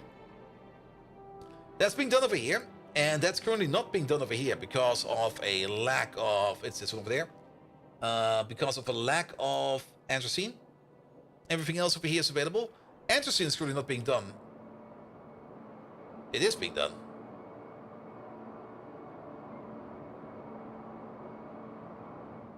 Is it? Oh. Oh, is this what I think it is? Maybe it is. No, it's not. It's something different. It's these two fuckers. These two fuckers over here not fast enough.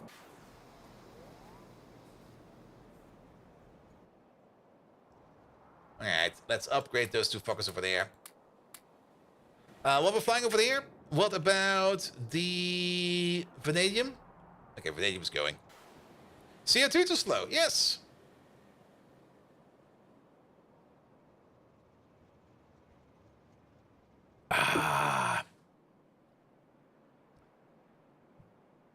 But yeah, we already know that we're not going to be making it, or we're not going to be finishing Pyanodons 2.0 comes out, so we're just going to play willy-nilly. We're just going to play however the fuck we want right now.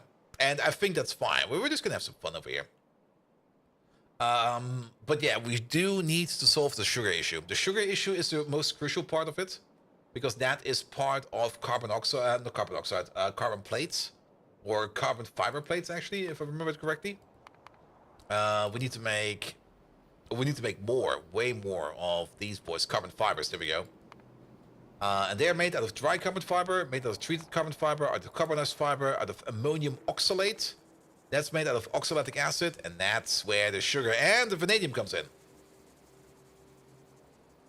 And no bedding because of lack of CO2. More or less. Will we get back to Pi after 2.0? Yes.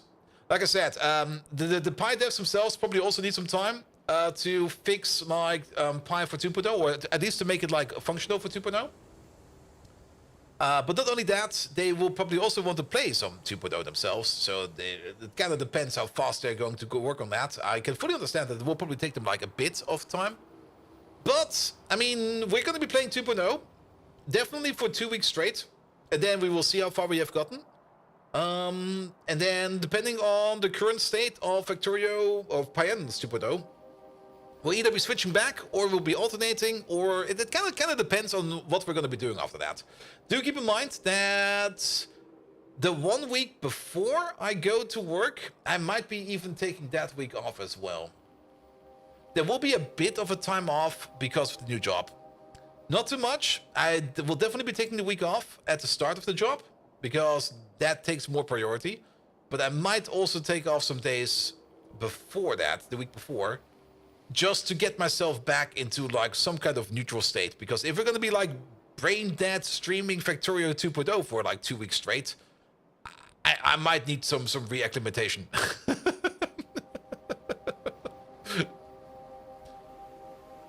As I understand it, they got Access 2.0 at LAN event and happening, and they've been working on and completing it since then. Yes, that's also what I've been told. But you know how it is, working on your own mods, it's always going to be a bit like, oh, who wrote this shit? Oh, it was me. Fuck! And job is for leaving and Factorio streaming is for fun? Yes. But how to put it? I do kind of want to perform at least on my peak ability at the new job, at least for the first month.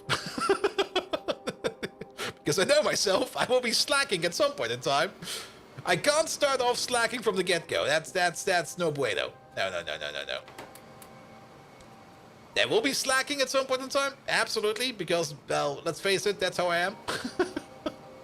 But we can't do that from number one.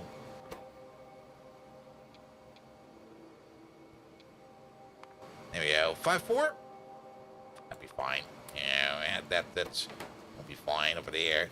We might also we're doing seaweed over here. Really? Seaweed? Yeah. Crack the Megatron whip? Yes, exactly. Nah, I also kind of want to lose myself in a bit of a project again. Oh, thank you for the follow, mate. Alright. Oh, you're backed up now. I see. That's... So, are you working again? No. So you're good to go for the air, but then we have the sulfuric acid. Alright. It's one of those days. We just got a shipment of sulfuric acid.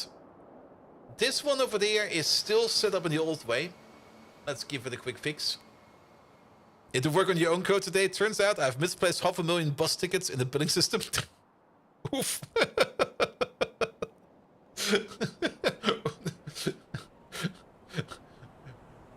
Who broke this? Which of you fuckers was it? Oh, it was me. Oh, fuck you. Yeah, I know those days. I know those days. The better part is also still the ones where you just go like, all right, you're gonna you're gonna fix a piece of, you know something's broken, and you gotta check up on what's broken, and then you kind of find the commit that breaks it, and it just goes like, experimental commit, do not release under any circumstances, and then you look at it and you go like, uh-oh, oh no. Oh no. What the fuck happened over here? Who released this? And luckily, most of the time, I can at least ship the blame away from me because somebody did not read the commit messages, but then you already know like, oh no. Oh no. All the alarm flags are going off.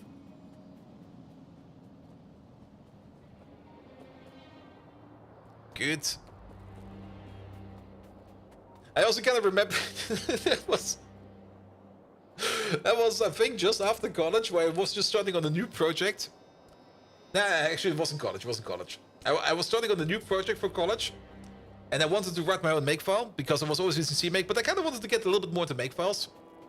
And then I was writing like the clean part, and for the clean part, you more or less just delete like your build directory. If you want to make clean, you just delete your build directory and you're good. But I kind of just was kind of stupid about it, and I just deleted my source directory. So I was very proud of myself and was like, all right, my own makefiles working as intended. Make build works, make test works, make clean, everything is gone. And I'm like, I didn't even do a git commit yet. Oh fuck! And then you just sit there and go like, ah, well then.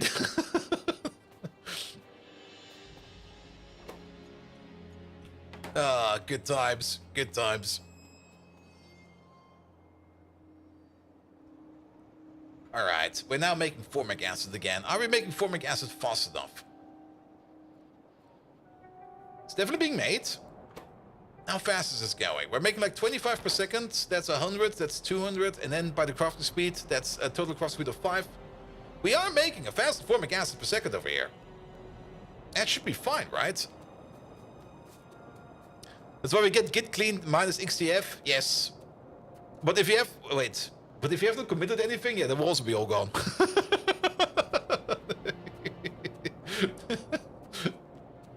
You just go like, git clean, everything. And you go like, oh, wait, I didn't push anything yet. Or I didn't commit anything yet. Oh, no. Oh, no. Just RM minus RF slash. I had that happen to me once. And that's why I'm still sometimes a bit angry about the company NXP. Because they delivered to me like a build script to build a Yocto image that is required for one piece of the hardware. And I was like, all right, this seems fine. And then I'll read through the instructions, and the instructions just go like, yeah, just run the script, nothing to do, nothing to set up, it'll be fine. I'm like, all right, that seems fair. Everybody's using this, so let me start using this. And then I start using it. And then at some point in time, I looked to my left, and I still had my File Explorer open, and I just saw that thing just go like, zip, packing itself up, and I'm like, what the fuck is going on over there? And then I kind of realized that the script was deleting my root directory, and I was like, oh, you fuckers. And then we canceled that NXP project because I was pissed. But then again, back then I also was still a bit of a noob, so you learn.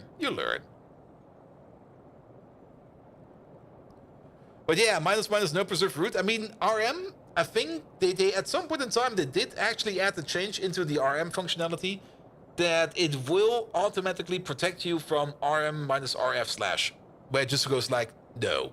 If you want to do this, that. Alright, but this seems to be working again. Just add all the sulfuric. This place over there should now also be fine with more than enough carbon dioxide over there coming out of these machines. Especially now that we've got the craft speed of 6.8 over there. Loads! Absolute loads! The only thing that we might want to switch up over here a little bit is the reset condition. The reset condition is already very low. But maybe the set condition. The set condition over here, we should maybe set to like something like 15,000. Same for the sulfuric acid, so that we can start sooner with the production of these. And yeah, if you use DD, well, you need to know what you're doing when you're using DD. Because if you don't know what you're doing with DD, then you can fuck up everything. Alright. But DD is a great tool. If you know what you're doing with it, you can have some fun with that. And in embedded, you'll be using it more often than you might think, because flashing images, you can do it with DD. Wait till Simrock types in the wrong window. Just do this! Enter! Oh shit.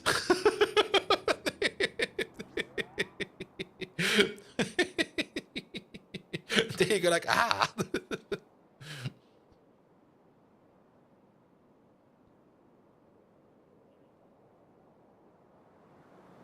And DD works in most Nix systems, even Mac. Yep.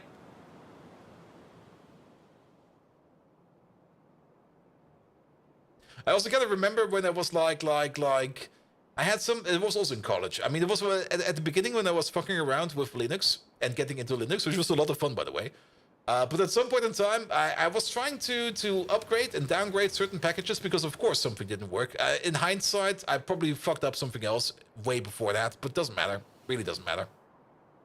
But I was like, all right, package manager can probably solve this. And I was like, okay, how do I uninstall like a certain package? And I was like, here, just put in these things over here. I was like, all right, that seems like fair. Just do this and this, and then it will recursively remove all the packages that have a dependency on it. And I was like, yeah, that'll be fine. I'm not quite sure what I tried to delete, which package it was, but I do remember what the end result was, because it kind of just unraveled my entire system. It was still running. But the terminal I had open, I could not use CD anymore. That got uninstalled. I couldn't use ls anymore. That was gone. Every command in bin was gone. And I was sitting there going like, how do you even recover from this? And then you just sit there contemplating what you have done, and you go like,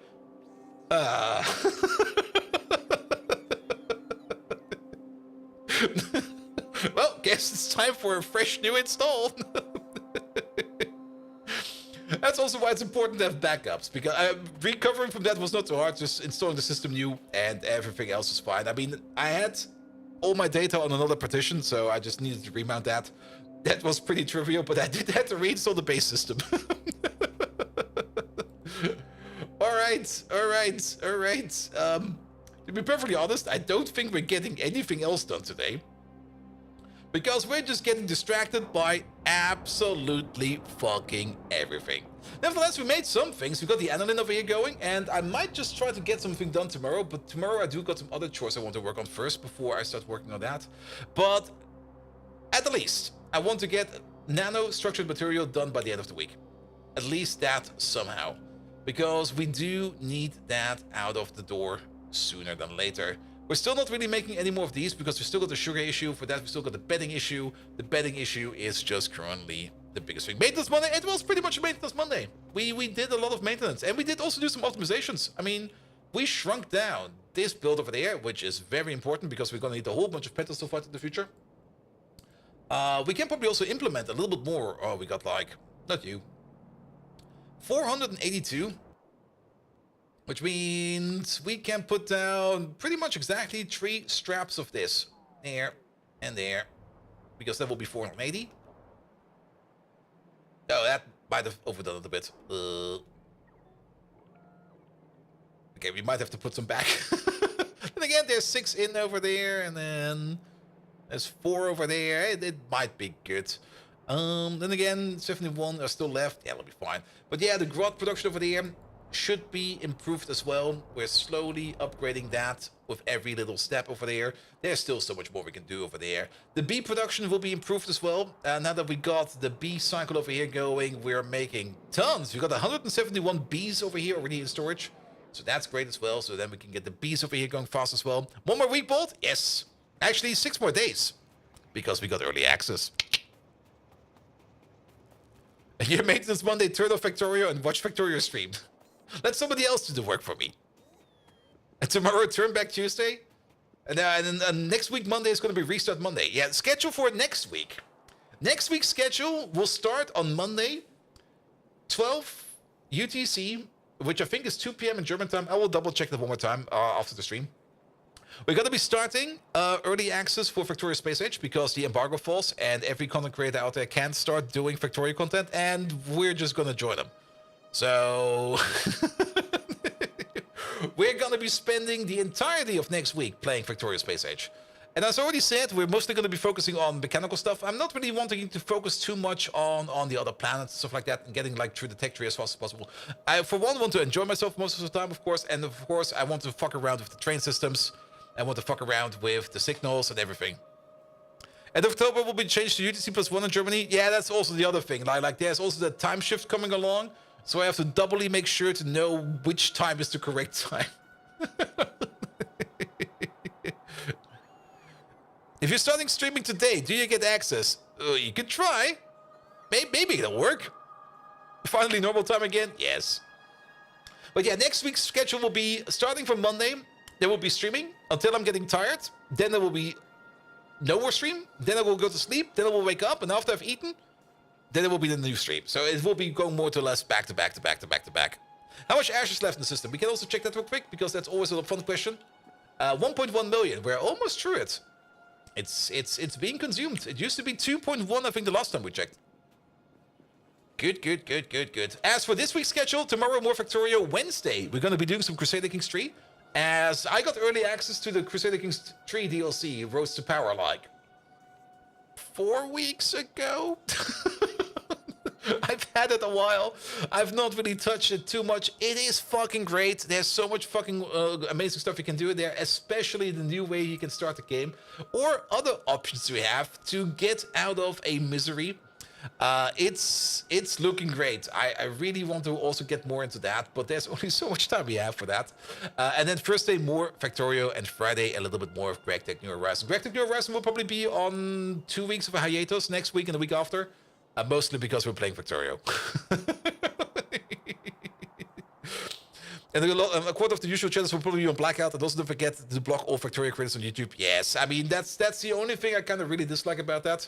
That the embargo falls like a week before the release. It's in my opinion kind of stupid. Did you ever send the Pi base to the Whoop to optimize Factorio? No, but I'm going to send it to Pi because he asked for it. So he's going to get it soon.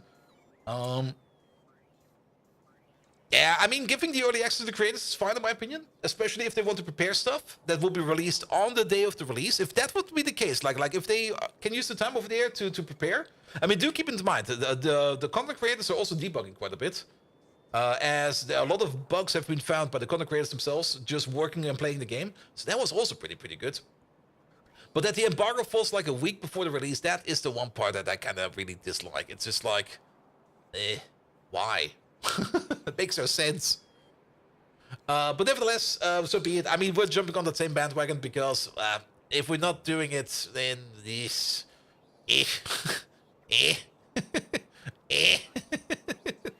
And they got paid by having early private access. For Factorio, it's a whole different beast because all those Factorio content creators are in love with that game. But for others, I can understand that. A week before release is a bit early, but I guess you try to figure out that there's not enough existing audience that will drum up the hype all the way to release.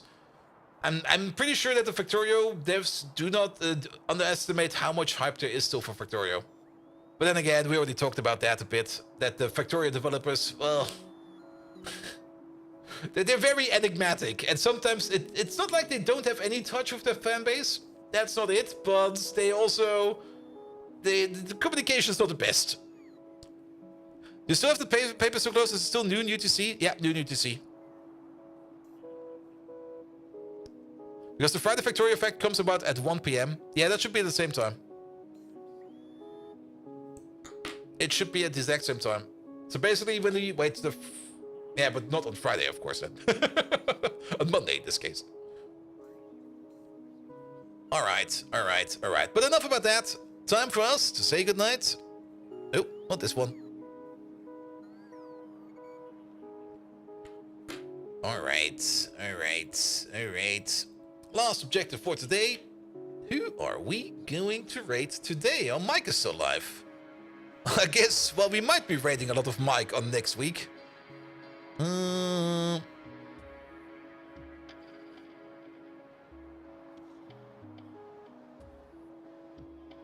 else is up and around? Shall we just raid Mike? I want to raid Mike. Let's raid Mike. More pie. I mean, most of you will probably already be over there. Let's raid Mike.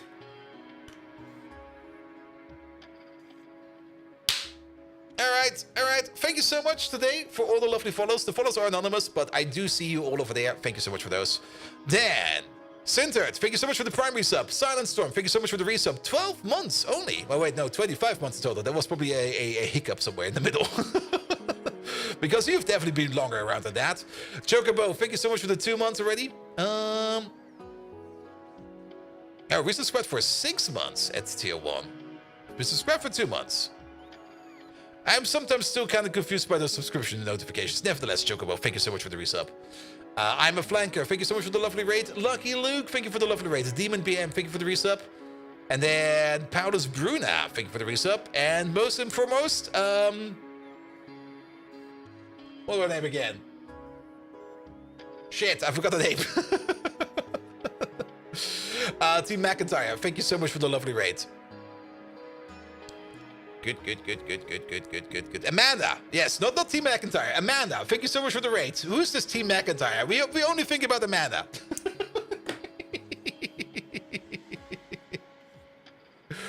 All right. Nevertheless, have a good one. Good night.